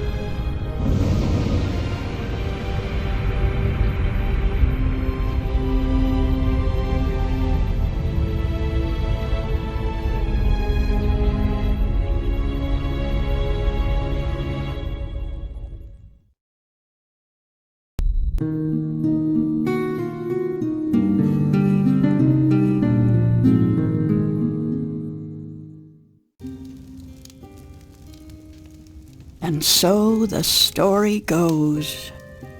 Is that it? But whatever happened to April Ryan? And did that man, Gordon Holloway, become a good and just guardian? That is the end. If you had studied your scriptures, child, you would know that the 13th guardian was the last guardian to watch over the balance. Was it after his reign that the worlds were reunited? During his reign. Not long after the events I have just described.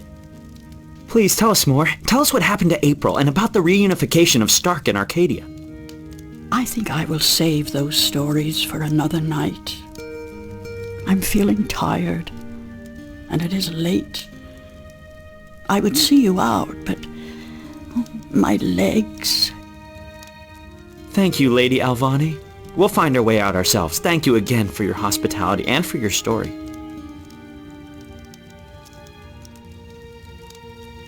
And so the story goes. How strange it was to tell it again. To remember April Ryan. That was such a long, long time ago. And now my story is almost over as well. You're as healthy as ever. You still got a lot of life left in you. Wish I was half as lucky. Don't say that. You're okay. You can still fly. Fly, yes. But those cute little birds, they don't seem to appreciate that. They're holding out for their young, handsome suitors, and they don't have time for an old crow like me. Well, you got me, Crow. Isn't that something? I guess. Yeah, sure. Oh, of course. Unless you're not planning on going out there again, are you? On a new adventure? 'Cause, I don't know. I'm kinda happy staying here. Don't worry, Crow. I think our adventuring days are over. But that doesn't mean we can't tell stories, does it?